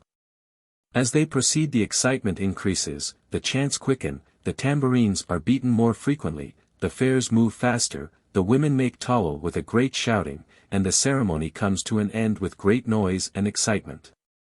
When the chanting is ended, those who were marching in procession kiss, as they pass by, the right side of the temple entrance, where the serpent is figured on the wall. Then the emir stands at this entrance to receive the homage of the eyes and elders who kiss his hand. Afterward all that are present give one another the kiss of peace. 1:46 After the ceremony the young men and women dance in the outer court until early in the morning. In the morning the eyes and the owls offer a short prayer in the temple without any ceremony, and some kiss the holy places in the vicinity. When they end, they take the green 147 cover of the tomb of Yezidi and march with it around the outer court with music. The people rush to them and reverently kiss the corner of the cloth, offering money. After taking the cover back to its place, the chiefs and priests sit around the inner court. Kochaks at this time bring food and call the people to eat of the hospitality of Yezidi. 1:48 After they have finished their meal, a collection is taken for the support of the temple and tomb of their saint. All people that come to the annual festival bring dishes as offerings to their living Yezidi. After he has indicated his acceptance of them by tasting, these are given to the servants of the sanctuary. When the feast comes to an end, the people return to their several abodes. 3. Yezid. The third essential element in the religion of the devil worshippers is the belief that their sect has taken its origin from Yezid, whom frequently they call God and regard as their ancestral father, to whom they trace their descent. No other worship is offered him. He is given, however, a place of honor in the court of the temple, where, on one side, there is the inscription, Melek Yezid, the mercy of God be upon him. On the other side, Yezidi, the mercy of God be upon him. In the corner of this court a lamp is kept burning all night in honor of the two. Chapter 3. Other deities and festivals. The so-called 7 divinities. Besides their great saint, the Yezidis believe in 7 other eyes through whose intermediation they invoke God. These are also deified and assigned places of honor at Yezid's side. In their case as in that of their chief, the tradition has led some critics to believe that they are archangels, others, different attributes of God, and still others, the 7 Amshaps of Zoroaster, or immortal spirits of the Avesta. The last conjecture is made by Victor Dingelstadt. 149 Colson goes a step further in making the assertion, Der Tempel des Sheikh Shams ist ohne allen Zweifel ein Sonnentempel der so gebaut ist, dass die Ernsten der Sonne so häufig als möglich auffallen. The ground for this positive statement is, we are told Laird Berishtet 150 now, the English scholar seems to base his contention on the fact that the building is called the Sanctuary of Sams. That the herd of white oxen which are slain on great festivals at Yezidism are dedicated to Sams. That the dedication of the bull to the sun was generally recognized in the religious system of the ancients, which probably originated in Assyria, and that the Yezidis may have unconsciously preserved a myth of their ancestors. 151 To my mind, the ground for such a view is the a priori assumption that the religion of the devil worshippers is the remnant of an ancient cult, and that every phenomenon in it is to be regarded, therefore, a survival of the past system. For certain reasons I hold that such is not the case. One reason, as Badger rightly remarks, the Yezidis so designate the place for the sake of brevity, is the entablature over the doorway records the name in full, Sheikh Shams Ali Beg and Faris. Two persons are mentioned in the inscription. 152 In like manner, the word Sams frequently enters into the construction of Mohammedan names. The most celebrated one that bore this name was Sams ud-Din of Tabriz, the friend and spiritual guide of Jalal ad-Din, who flourished during the first half of the 13th century of our era. Moreover, round about the tomb of Adi are many such abandoned shrines, each of which is dedicated to a similar deified Ei. Many of these Eyes are known to be historical personages. Take for example, Ei Abd al-Adir of Jilin. He is Ei Mu'ud-Din Abd al-Adir of Jilin in Persia, the founder of the Adiri order of dervishes. He was born in A.H. 471, d. 1078-9, and died H. 516, d. 1164-5. So also Ei Abe al-Ban. He was from Mosul, and was a contemporary of Ei Adi. In giving the life of Mu'ad-Din al-Sharnazuri, Ibn Alakan, v. 2651, says, his corpse was removed to a mausoleum built for its reception outside the Maidan gate of Mosul, near the tomb of Adib al-Ban, the celebrated worker of miracles. Further, Manar al-Alaj was a celebrated mystic, revered as a saint by the more advanced Sufis. He was put to death with great cruelty at Baghdad in A.H. 309, d. 921-2, on a charge of heresy and blasphemy, because he had said in one of his ecstasies, Ana la, I am the truth, God. All biographers of Sufi saints speak of him with admiration. There are still others who are mentioned even among the 7 Eyes enumerated in the principal prayer. Ei Asen, written also Eisen, was from Bara. He was a celebrated theologian and died in A.D. 728. His life is given by Ibn Alakan. He was noted for self-mortification, fear of God and devotion. And Far ad-Din is Ibn Abd Allah Muhammad ibn Amar al-Ain ibn al-Han, ibn Ali al-Taim al-Bakri al-Tabarstani ar-Kaizi, native of Kai in Tabarestan, surnamed Far ad-Din, glory of faith. He was a doctor of the Shafite sect, a pearl of his age, a man without a peer. He surpassed all his contemporaries in scholastic theology, and preached both in Arabic and Persian. He would draw floods of tears from his eyes. His virtues and merits were boundless. He was born at Kai, 25th of Ramadan, A.H. 54 d. 1150, and died at Erat, the 1st of Shawwal, H. 606, March d. 1210. See Ibn Alakan in loco. In the light of these facts, I conclude, then, that those who cannot be identified for many bear the same name, and we do not know which is which are also historical personages. This is what I mean by the statement that in order to yield satisfactory results the inductive method must be supported by historical investigations. In a question like this, however, the philosophical method also, when carried on critically, may yield a satisfactory result. Accordingly, observations should be made in the sphere of religious consciousness. Now one of the characteristics of the human mind is the tendency to defy man. This is shown in the titles which men gave to their superiors. In the Tel al-Amarna tablets, we find various kinglets of Syria, in writing to the king of Egypt, address him as, my gods, Elani Ia. Thus Abamilki of Tyre writes, to my lord, the king, my son, my god. What is more, a superhuman character is attributed to the dead. This appears from the attitude which the primitive mind entertained towards the deceased. At first, the relation to the dead was hostile, hence their spirits were feared. Gradually, the relation became familiar, so that their association was sought and sacrifices and gifts were offered to them. They came to be looked upon as Elohim, who knew the future events. Thus we find that in the Old Testament, worship was offered to the dead, and that the tombs of ancestors and heroes frequently appear as places of worship, as, e.g., the grave of Miriam at Kadesh, Numbers 26 verse 1.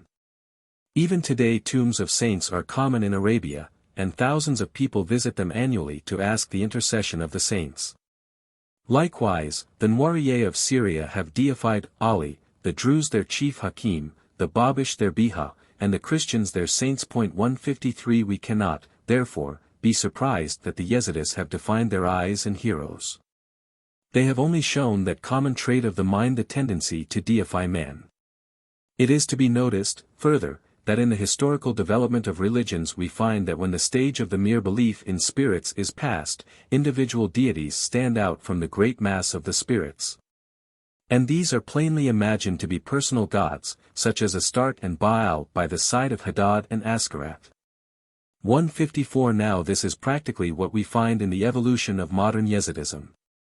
Out of many eyes and murids, 7, next to Ei Adi, stand out as individual divinities. Yearly festivals in honor of these eyes are commemorated in April at different villages with the same rites as those observed at Ei Adi's tomb. Lamps are nightly lighted and left to burn in the shacks called after the names of their respective kits, and in those to which a room is attached, owls assemble at sunset every Tuesday and Thursday, when they burn incense over each tomb. And after watching a short time, and smoking their pipes, they return home. An interesting festival is that of Ei Muhammad, celebrated by the people of Ba'e, where his tomb exists. They say that they are solemnizing the nuptials of Ei Muhammad, whom they believe to be married once a year. The men and women dance together while the owls play on their flutes and tambourines. They bring Melek with circumflexus in procession from Bazani to Ba'e amid rejoicing and sound of music. 2 peers precede the bearer of the sacred peacock, carrying in their hands lighted candles which they move to and fro. As they pass along, the bystanders bow in adoration and, immersing their hands in the smoke, perfume with it their arms and faces. They carry the image of Melek with circumflexus to the house of the one who is the highest bidder for the honor of entertaining it. Here it remains 2 days, during which all profane festivals are suspended and visits are paid to it. 2. The Day of Sarsal. In addition to the festivals mentioned above is the one observed on New Year's Day, the first Wednesday in April. On this day, the Yezidis say, no drums are to be beaten, for God sits on the throne, holding a conference at which he decrees the events of the year. They also stick wild scarlet anemones to the entrance of their houses. The refraining from the sound of instruments of pleasure on the part of Orientals signifies a state of contrition. Hence, it is very likely that the Yezidis entertain the view that on this day God is decreeing their destiny for the coming year. That they must now, therefore, adjust their relation to him with sincere sorrow for sin. If this is so, the significance of the hanging of the flowers at the entrance of their houses can be taken as intended to propitiate the evil principle, and to ward off calamity during the coming year. Such a belief has a parallel in many religions. According to Babylonian mythology, human destiny was decreed on New Year's Day and sealed on the 10th day thereafter. It was therefore necessary to placate the deity, or at least to make sure of one's relation to him, before this particular day. The New Year period was held, therefore, to be of special importance because of the bearing on individual welfare by reason of the good or the evil decision of the gods. Our modern custom of wishing our friends a happy new year has perhaps some connection with this idea. 155. The Day of Atonement, Leviticus 23 verse 27, 25, 29, had a most important place in the Jewish ecclesiastical year. This was the occasion of a thorough purification of the whole nation and of every individual member thereof in their relation to Yahweh. It was designed to deepen afresh the national and individual sense of sin and dread of the judgment of God. According to Talmud, Mishnah, Rosh Hashanah, Volume 1, 2, Rosh Hashanah is the most important judgment day, on which all creatures pass for judgment before the Creator. On this day, 3 books are opened wherein the fate of the wicked, the righteous and those of the intermediate class are recorded. Hence prayer and works of repentance are performed on the new year from the 1st to the 10th that an unfavorable decision might be averted. Jewish Encyclopedia, Art. Penitential Day. R. Akiba says, on New Year Day all men are judged. And the decree is sealed on the Day of Atonement, Ibid, Art. Day of Judgment. Moreover, the red lilies of the doors of the Yezidis remind us at once of the blood sprinkled on the doorposts of the dwellings of the Israelites ir Egypt as a sign for the destroying angel to pass over. This notion is found also in a similar practice among the Parsis of India, who hang a string of leaves across the entrances to their houses at the beginning of every new year. In the light of what has been said, the Yezidis idea in giving food to the poor at the grave on the day of Sarsal, New Year Day, is to propitiate God on behalf of the dead, who are, according to their belief, reincarnated in some form or other. 156. Chapter 4.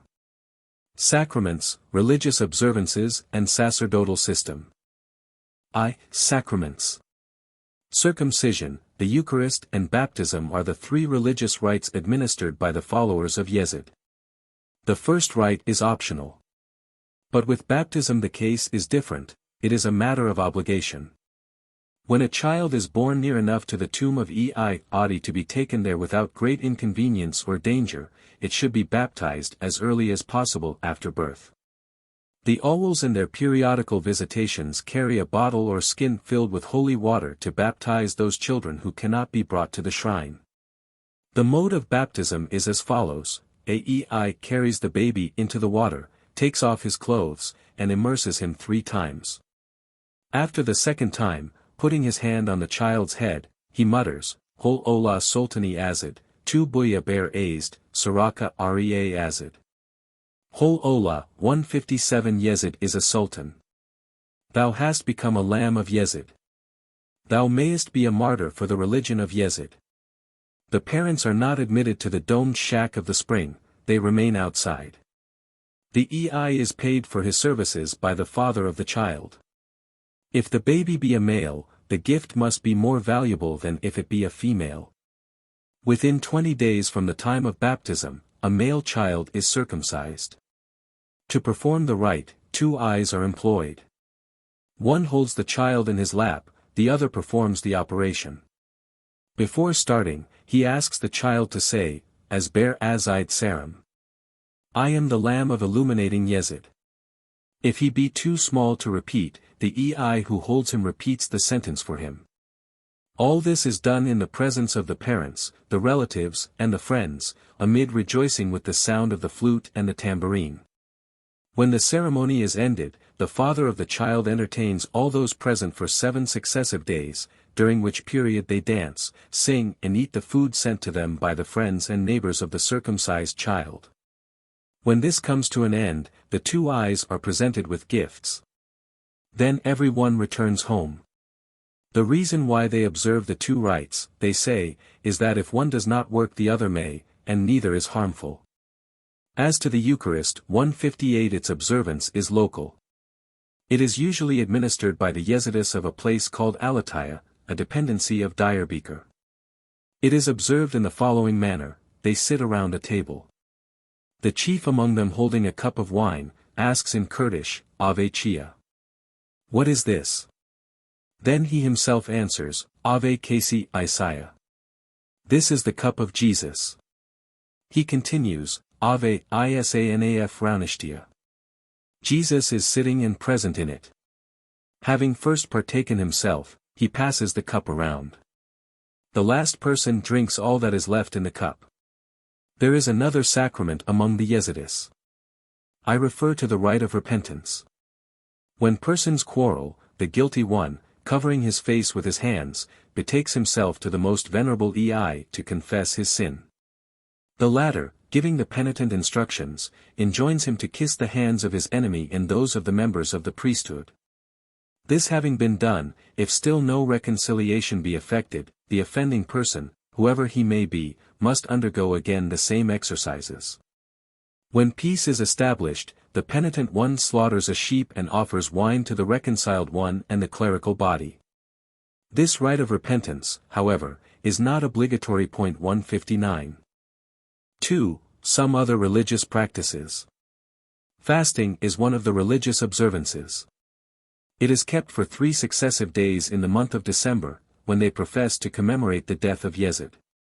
Some observe also the 40 days fast in the spring of the year, when the Eastern Christians celebrate the memory of Christ's abstinence from food at the time of his temptation in the wilderness. One person in a family may fast for the rest. During this period fasters abstain from animal food. The chief fasts rigidly 1 month in the year, eating only once in 24 hours and immediately after sunset. Prayer is not considered a religious duty. They never pray. They do not even have a form of prayer, and acknowledge that they do not pray. It is said that when Adi came from Mecca, he told his followers in one of his sermons, "God commanded me to tell you that there is no need of prayer.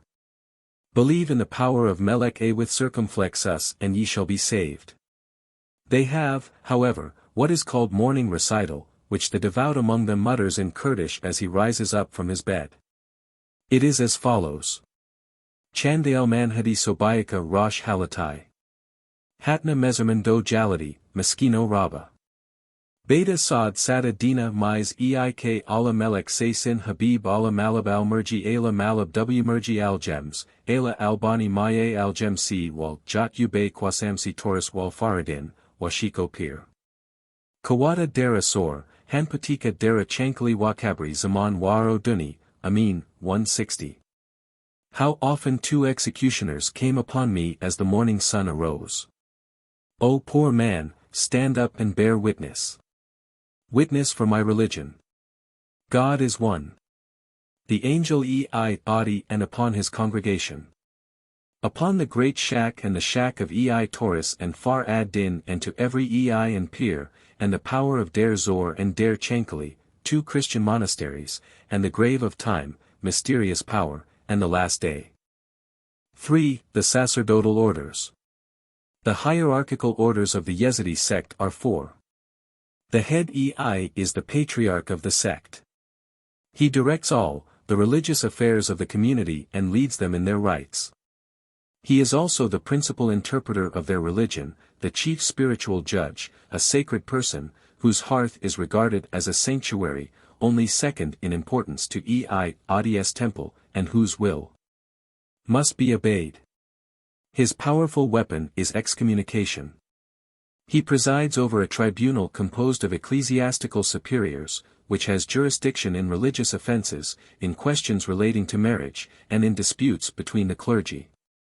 His charge is hereditary, in direct succession, but if his eldest son be considered unworthy, he may appoint another to succeed him. He is said to be descended from Adi, and is believed to be endowed with supernatural power for healing diseases, and for blessing cattle and crops. Twice a year he visits the neighboring villages to collect contributions, and sends his awls to far distant districts for the same purpose. Occasionally he takes part in celebrating the marriage of persons of distinction in his community. He is also at times solicited to preside over funeral rites, which are generally conducted by the awls and eyes. The chief wears a black turban and white garments. Besides the head the Yezidis have many other eyes. Each has a parish to look after. Twice a year he visits his parishioners to receive their free will offerings. If a member of a congregation does not satisfy his eyes, he is anathematized by his spiritual leader, and no one will speak to him or eat with him. Every one of these eyes is supposed to possess a special power, such as the power to drive scorpions away by praying over water and sprinkling it in the corners of the house. They have one called Dekli, that is, of the cocks. His office is to go from village to village to collect chickens. Several of these eyes always reside at Ads. The next in dignity are peers, from the Persian meaning an old man. They wear red turbans and black garments. Then come the awls, from the Arabic, meaning one who speaks fluently, an orator. And lastly, the fakirs, from the Arabic pur. These are the lowest order in the Yezidi priesthood. For the different offices of the last three orders, see page 69. The clergy of all ranks enjoy particular respect. Their persons and homes are held inviolate. They take precedence at public gatherings. And the ayes and peers possess the much dreaded power of excommunication. Besides the above, the Yezidis have a temporal chief, who is called Emir. His dignity is also hereditary and confined to one family. He is believed to be a descendant of Yezid. He exercises a secondary authority over the Yezidis. He is a mediator between his sect and the Turkish government. He has the power to cut off any refractory member from the community. He has charge of 50 awls who try to collect for him at their annual visits to each Yezidi district a certain amount of money. The money received by them is divided into 2 equal parts, one of which goes to the support of the tomb of Adi, and the second part is divided, one half being for the Emir, the other half being shared equally by the awls. The name of the present Emir is Ali, and he resides in Badrai. Chapter 5. Their customs. Marriage. The Yezidis are endogamic. They forbid union between the secular and the religious classes, as also within certain degrees of relationship. A EIS son marries only a EIS daughter, so peers' sons, peers' daughters. A layman cannot marry a EIS or a peer's daughter, but he may take for a wife a ALS or a Kochak's daughter, and AL's or Kochak's sons may marry layman's daughters. But if a layman marries a EIS or a peer's daughter, he must be killed. Marriage is for life, but it is frequently dissolved, divorce being as easy to obtain among them as among Muslims. When a man wants to get rid of his wife, he simply lets her go. Polygamy is allowed, but usually confined to rich men, who generally have 2 wives. The number of wives is limited to 6, except for the Emir. A man must have money or cattle in order to be able to get married. The price is called alam. A respectable girl will not sell herself at a low price. Parents get rich if they have several pretty girls, they are the father's property. The alam, dowry, is usually 30 sheep or goats, or the price of them. The man must give presents to the relatives of his bride, parents, brothers, etc. If a couple love each other and cannot marry because the man has no money to pay his sweetheart's father, then they elope. They usually make arrangements before elopement as to where they will stay for a few weeks to escape detection. Some strong men accompany them when they elope.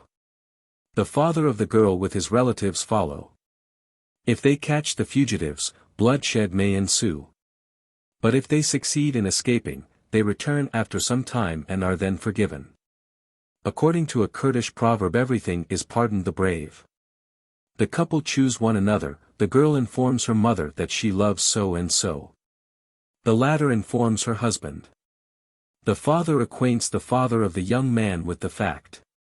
When they agree, and the daughter is given to the young man, his kindred come to the house of the bride's father on an appointed day, and give the girl a ring, then they dance, rejoice all night, play, wrestle, and eat black raisins. After that the young couple are allowed to arrange nuptial meetings in the company of a matron, who is presented with a gift. When the time of marriage comes, the family of the bridegroom invites the relatives. Each takes with him a silk handkerchief as a present for the bride. For 3 days they drink arak, sing and dance to the sound of flutes and drums at the house of the young man. After that, the women, 2 by 2, ride on horseback together, and likewise the men. The men take with them their children, who ride behind them. In this manner they go to the bride's house, discharging their guns as they proceed. When they reach the house they all discharge their guns together. Hearing the sound, the father comes out and according to the custom, asks the visitors what they want. They respond, "Your daughter," all answering at once. Then he goes in and tells his wife. After putting upon their daughter a scarlet iliyah, veil, which covers her from head to foot, they bring her out. Every one of the children takes a spoon from the bride's house and sticks it in his turban. After being brought to the house of the bridegroom, the bride is kept behind a curtain in the corner of a darkened room for 3 days, and the young man is not allowed to see her during this period. On the 3rd day, the bridegroom is sought early in the morning, and led in triumph by his friends from house to house, receiving at each a small present. He is then placed within a circle of dancers, and the guests and bystanders wetting small coins stick them to his forehead. The money is collected as it falls in an open handkerchief held by his companions. After this ceremony a number of the young men, who have attached themselves to the bridegroom, lock the most wealthy of their companions in a dark room until they are willing to pay a ransom for their release. The money thus taken is added to the dowry of the newly married couple. On the evening of the 3rd day the Ei takes the bridegroom to the bride. Putting the hand of one in that of the other, and covering the couple with Ailiyah, he asks the bride, "Who are you?" "I am the daughter of so-and-so," responds she. Then he asks the bridegroom the same question. After receiving an answer, the Ei asks, "Will you take this young woman as a wife, and, do you want this young man as a husband?" After hearing each say, "Yes," the Ei marks their shoulders and foreheads with red ink, and hands them a stick. As each holds one end of it, he asks them to break it in the middle, leaving one half in the hand of each. Then the Ei says, "So you remain one until death breaks you asunder." When this is done, he takes the couple to a tomb and locks them in, waiting at the door. After a while the bridegroom knocks at the door 3 times.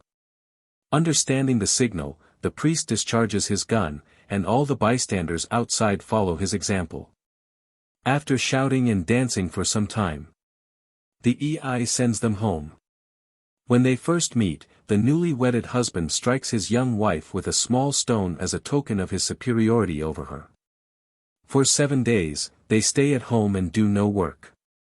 Now, if the husband dies first, the wife goes to her father's house. With the Yezidis, the family bonds are stronger than those of the tribe. The family proper consists of parents and their children, married and unmarried, living in the same house. Respect for parents and elder persons is considered a virtue, as it is among all the Eastern people. The head of the family is the sole proprietor of the possessions of the family, and holds full control over his wife and children, who are bound to obey him. Only personal objects and dress are the property of the wife. He can punish his wife and the children. If a son leaves his father's house, he is beyond the father's authority, but not beyond his moral influence. A father is to maintain his family, defend it, and answer charges brought against its members. Next to the father in authority stands the eldest son. Women are inferior to men, married women must obey their husbands. They work like men, they till the ground, take care of cattle, fight the enemy and are courageous and very independent. This enables the young women to choose their sweethearts and run away with them. They converse with men freely. A woman does not conceal her face unless she is stared at, when she draws a corner of her mantle over her face. Married women are dressed entirely in white, and their shirt is of the same cut as the man's, with a white kerchief under their chin, and another over their heads, held by the pagal or woolen cord of the Bedouins. The girls wear white skirts and drawers, and over them colored zabuns, long dresses open in front and confined at the waist by a girdle ornamented with pieces of silver. They bind fancy kerchiefs around their heads and adorn themselves with coins as well as with glass and amber beads. The men wear shirts closed up to the neck, and their religious law forbids them to wear the common Eastern shirts open in front. Their shirt is the distinctive mark by which the Yezidi sect is recognized at once. They are clothed besides with loose trousers and cloaks, both of white, and with a black turban, from beneath which their hair falls in ringlets.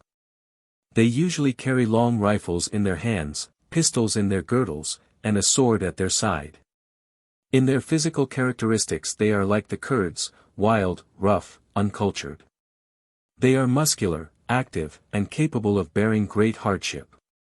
In general, they are a fine, manly race, tall or of medium stature, with large chest, strong deep voice, audible afar, clear, keen eye, frank and confident, or fierce and angry. Nose of moderate length, and fairly small head. Their legs are rather short, but the soles of their feet are large. Their complexion is usually dark and their eyes are black. But there are different types. The predominant type is tall, with black hair, fine regular nose, and bluish-brown eyes. The rest are of shorter stature, with longer features, light, bright eyes, and large, irregular nose. The Yezidis sometimes shave the hair off their head, leaving only a long, thin forelock. 2. Funerals. If a young or well-known man dies, they make in his likeness a wooden form and clothe it in the dead man's clothes.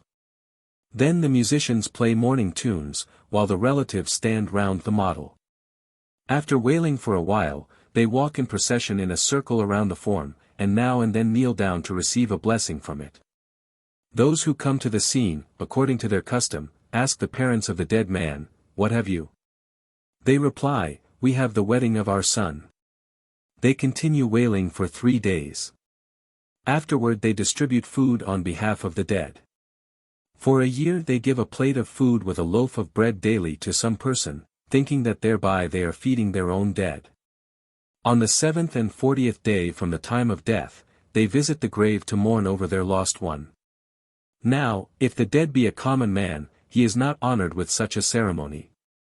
He is usually buried an hour or 2 after his death. The funeral rites are simple.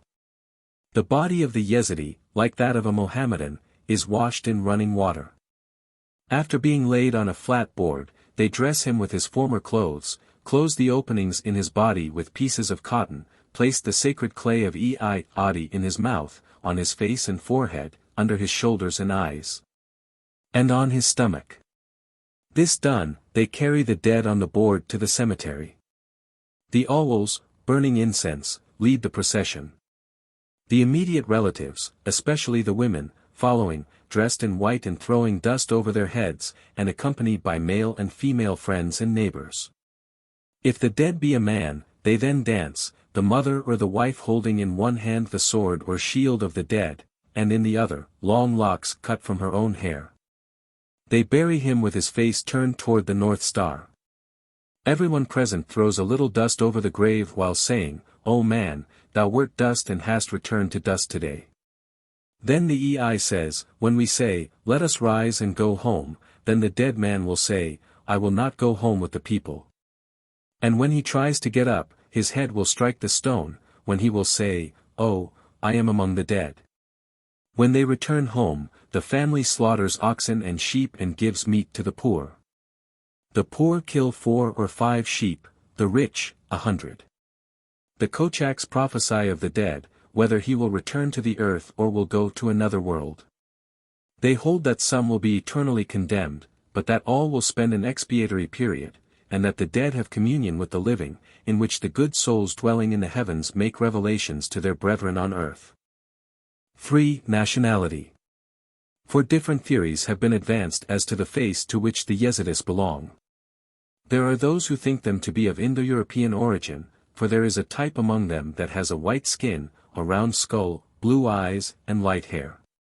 And there are those who suppose them to be Arabs on the ground that the color of skin of another type is brown, their eyes are wide, their lips are thick and their hair is dark.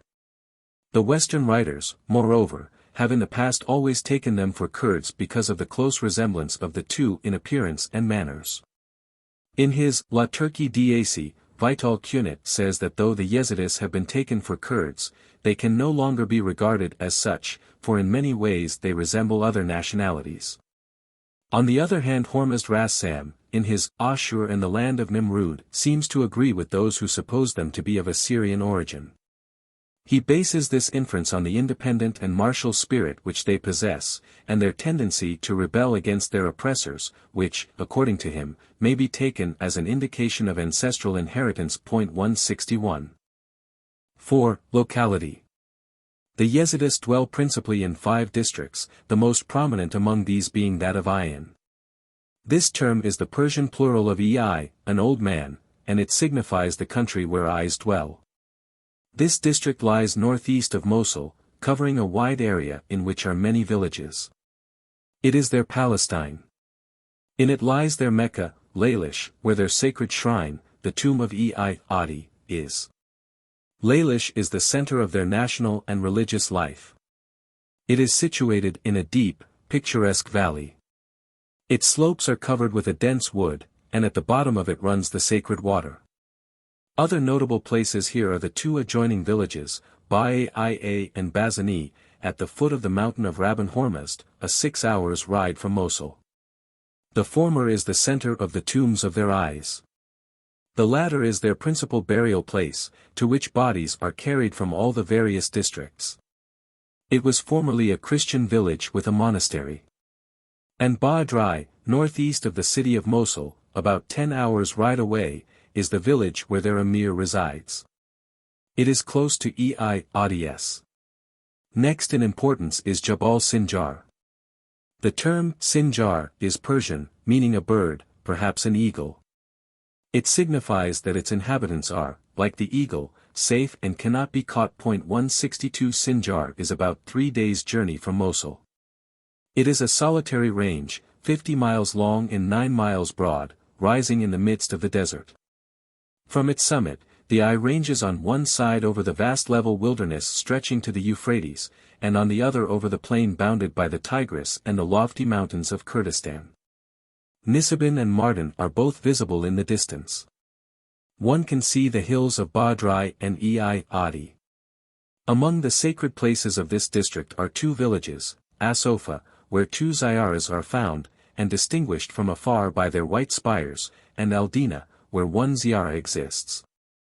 In almost every Sinjar village, there is to be found a covered water which they use as a fortress during their fights with the Kurds or with the Turkish army. The devil worshippers of this locality are commonly called Yezidis, while those of Ayan are known both as Yezidis and Dawasini.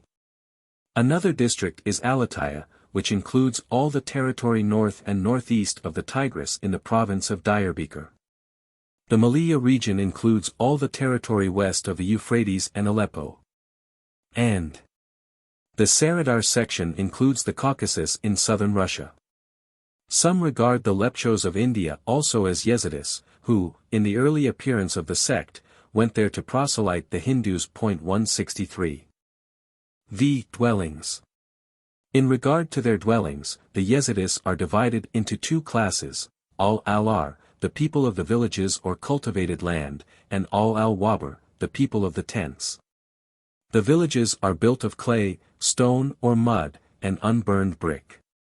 A village consists of about 60 houses. A house is divided into 3 principal rooms, opening one into another. These are separated by a wall about 6 feet high, upon which are placed wooden pillars supporting the ceiling. The roof rests on trunks of trees raised on rude stones in the center chamber, which is open on one side to the air. The sides of the room are honeycombed with small recesses like pigeonholes. The whole is plastered with white plaster, fancy designs in red being introduced here and there. The houses are kept neat and clean. They say that cleanliness is next to heaven. Now, the people of the tents are, like the Arab Bedouins, nomadic, having no houses and no permanent place of abode. They form but a small portion of the Yezidis, and are called Kachar. 6. The language. The language of the Yezidis, in common with the Kurds, is Kurdish, which belongs to the Iranian group of the Indo-European or Indo-Germanic stock. This Kurmanji possesses a number of dialects not differing much from one another, except the Zaza dialect, which is spoken in eastern Mesopotamia by the Kurds, called Ali Allah. The main characteristic of the Kurmanji are the great brevity of its words and the simplicity of its grammatical forms. It is fairly rich in vowels, and richer in deep guttural sounds. Though Kurdish is the general language of the Yezidis, their religious mysteries are in Arabic. Both languages are spoken by those living in the Sinjar hills and in Ayan. 7. Occupation. Generally speaking, the Yezidis are an industrious people, but they do not engage in business. This is due to their belief that any form of business leads to cheating and lying, and hence to cursing Melek with circumflex us, i.e., the devil. Their usual occupation is agriculture and cattle raising. The Yezidis of Sinjar, who constitute almost the entire population, raise fruit, such as figs and grapes, also almonds and nuts. Jabal Sinjar is famous for its figs. Those who live in the Russian territory, like the sweeper class of India, are mainly engaged in menial work. But those in the districts of Rewan and Midyat are given to housebreaking and highway robbery. They are the terror of those regions. The Yezidis seldom appear in the cities, and when they do they conceal their peculiarities as much as possible, for the Christians and Mohammedans are wont to seek amusement at their expense. When they find a Yezidi in their company, they draw a circle about him on the ground, from which he superstitiously believes he cannot get out, until someone breaks it. They annoy him by crying out, Nalat Satan, i.e., Satan be cursed. Moreover, city people keep aloof from the habitations of these despised devil worshippers. Accordingly the Yezidis have little intercourse with their neighbors. Chapter 6. List of the Yezidi tribes. The materials were collected for me by A. N. Andrus, of Mardin. The tribes across the river from Mosul. 1. The tribe named Ayan lives in the mountains of Al, and has 16 villages. They are all under the orders of E.I. Ali Beg Pasha, the Emir, or chief of the Yezidis. This tribe can furnish 1,600 guns for war. Said Ali Pasha has received from the Turkish government the order of Emir Olumara, the Emir of Emirs. He has a brother who has received the order of Miri Miran, the Emirs of Emirs. He has a second brother who has received the order of Ramilai Beglar Begi, the Beg of Begs. These three are all sons of the former Emir Hussein Beg. 2. The Denoti tribe lives in Dakoki district. It occupies 15 villages, and can bring 800 guns to war. 3. The Hawari tribe lives in the region of Zayo. This tribe is nomadic, lives in tents, and can furnish 200 guns for war. It has 2 chiefs, Bedri Sor and Dar Batsi Yuzian. They are all shepherds. The tribes at Sinjar and Jazeera districts. Tribes. Tents. Villages. Guns. Population. District. Alvagai. 1. 100. 500. Sinjar. Bikura. 1. 100. 500. Chaka. 1. 100. 500. Dalka. 1. 100. 500. Fakir. 1. 100. 500. Gabera. 2. 150. 650. Haska. 1. 200. 1. 000. Hubaba. 6. 900. 4,500. Jabri. 1. 50. 250. Giovanna. 6. 500. 2,000. Kiran. 2. 600. 3,000. Menduka. 2. 300. 1. 500. Merka. 2. 200. 1,000. Sumoka. 6. 1,200. 6,000. Uliki. 1. 70. 350. 34. 4,570. Amod. 400. 400. 2,000. Aloe. Donati. 15. 800. 4,800. Duhak. Havari. 100. 100. 500. Zayo. Shikan. 16. 1,200. 7,200. Aloe. Reshukan. 150. 150. 750. Jazeera. Samuki. 6. 500. 2500. Midyat. Sorani. 15. 300. 1500. Grand total. 650. 86. 8020. 42,000. The tribes of Midyat region, usually called Jabal Tor el Abaddon, Mountain of the Worshippers. This region lies one day's journey east of Mardin. There are 3 tribes here. 1. The tribe of Semaik. This tribe inhabits 6 villages and can produce, when needed, 500 guns. 2. The tribe called Sarani. There are 15 small villages to this tribe with 300 guns. These all have houses built of stone, and till the ground. 3. The tribe called Mamala. This tribe has 7 villages. Mazaza, Bajin, Kokano, Kunos, Taka, Horobia, and Namardani. Mr. Andrus writes me that he has learned of this tribe from as Samuel, a Jacobite Syrian priest of Mazaza near Midyat. The tribe of Bisraya, northwest of Jabal al-Tor. There was only one tribe in this district, it was called Alta. This tribe had 5 villages. Riwan, Dusha, Salar, Bimbarak, and On. On account of the oppression of the government on the one hand, and of the Kurdish tribes around them on the other, this tribe has moved to the Sinjar Mountains. The tribes around Waran Ser or Goran Ser, the destroyed or the sunken city, because it was destroyed by earthquake or in war. This district lies southwest of Mardin. 1. The Denodi tribe. This is probably an offshoot of the Dahoki tribe of the same name. It occupies 3 villages, and has Asan Anjo for the chief. He is now the right arm of Ibrahim Pasha of the Ahmadiyya army. The 3 villages are Salmi, Payamlo and Desi.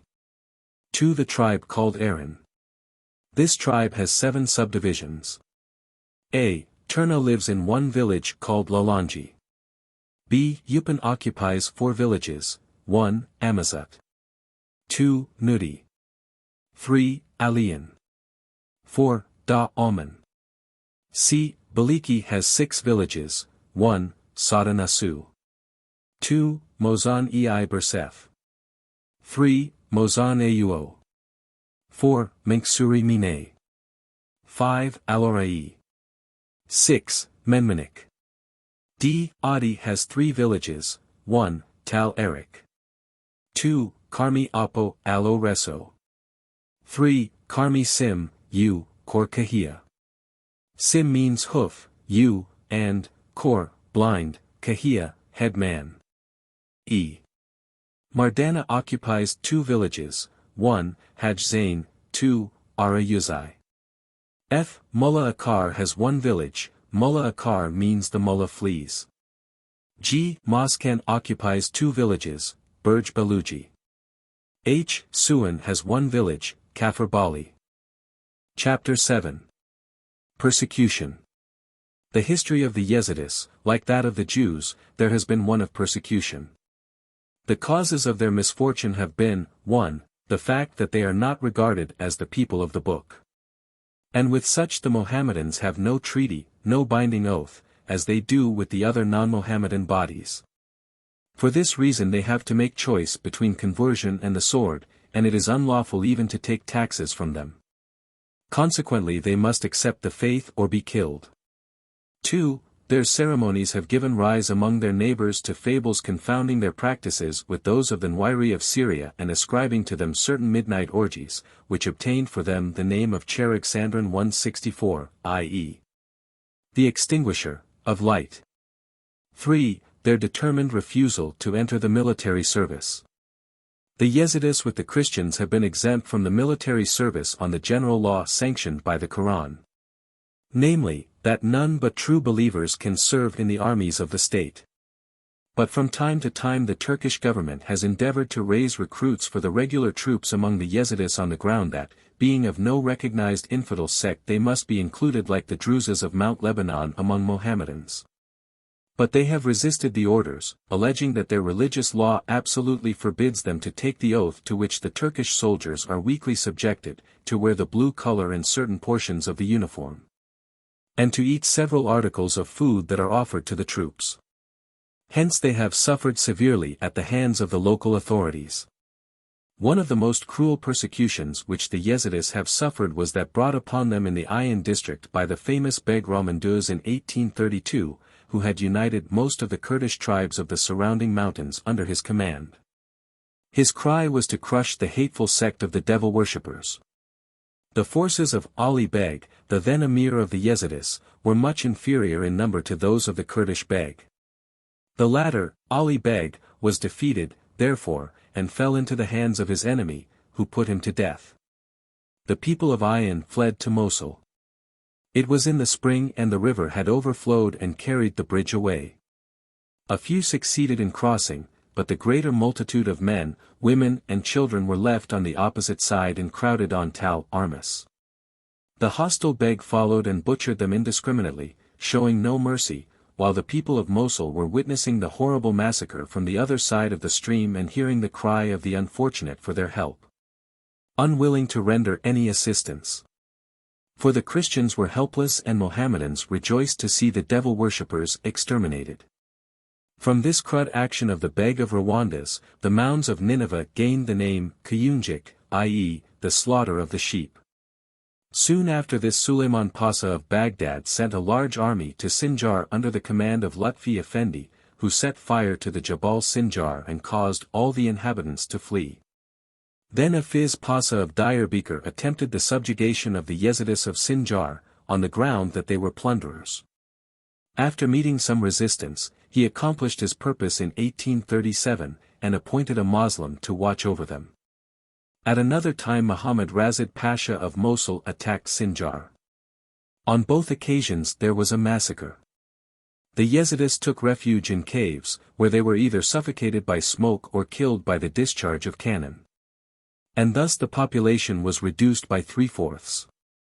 These and other similar injustices at the hands of the Pashas of Baghdad and Mosul and the Kurdish chiefs led the Yezidis from time to time to send a deputation to lay their grievances before the agents of the European powers. And they have even sent commissioners to the Sultan. They finally succeeded in enlisting the interest of Lord Stratford in 1847 to obtain at Constantinople a proper recognition of their religion and exemption from military service. But the severest of all persecutions, to which I was an eyewitness, was perhaps the one which the Yezidis of both Ayan and Sinjar suffered in 1892 at the hands of Fari Omar Pasha, Lieutenant General of the Turkish Army.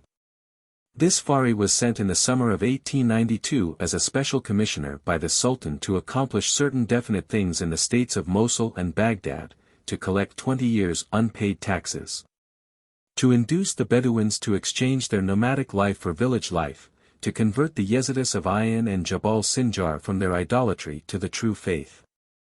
He was a harsh man in his manners and methods. He first invited some of their chiefs to Mosul. They came and listened to what the new Pasha had to say. They met him when Majlis al-Adara, Council of the State, composed of ulama and a few Christians, was in session. In the presence of these noblemen he began to tell them that if they would give up their devil worship, they would be rewarded with high place and rank, and would please the great Allah. But they answered not. When the Farik saw that his words failed to persuade them, he began to apply the weapon of cruelty. He cast them into prison, some died, others fled. And a few, through the fear of torture and painful death, pronounced Al-Shahada 165 with their lips but not from their hearts. Then he sent an army to their villages, and commanded them to choose between Islam and the sword. Omar Beg, his son, who was commanding the soldiers, directed them to slaughter the men, and take captives the pretty women and girls and marry them. He slew about 500 men. Many became Moslems from fear, among these Mirza Beg, their civil chief. Then he placed mullahs among them to teach the children the Muslim faith, and ordered the newly converted Yezidis to pray 5 times every day and to perform all the religious rites.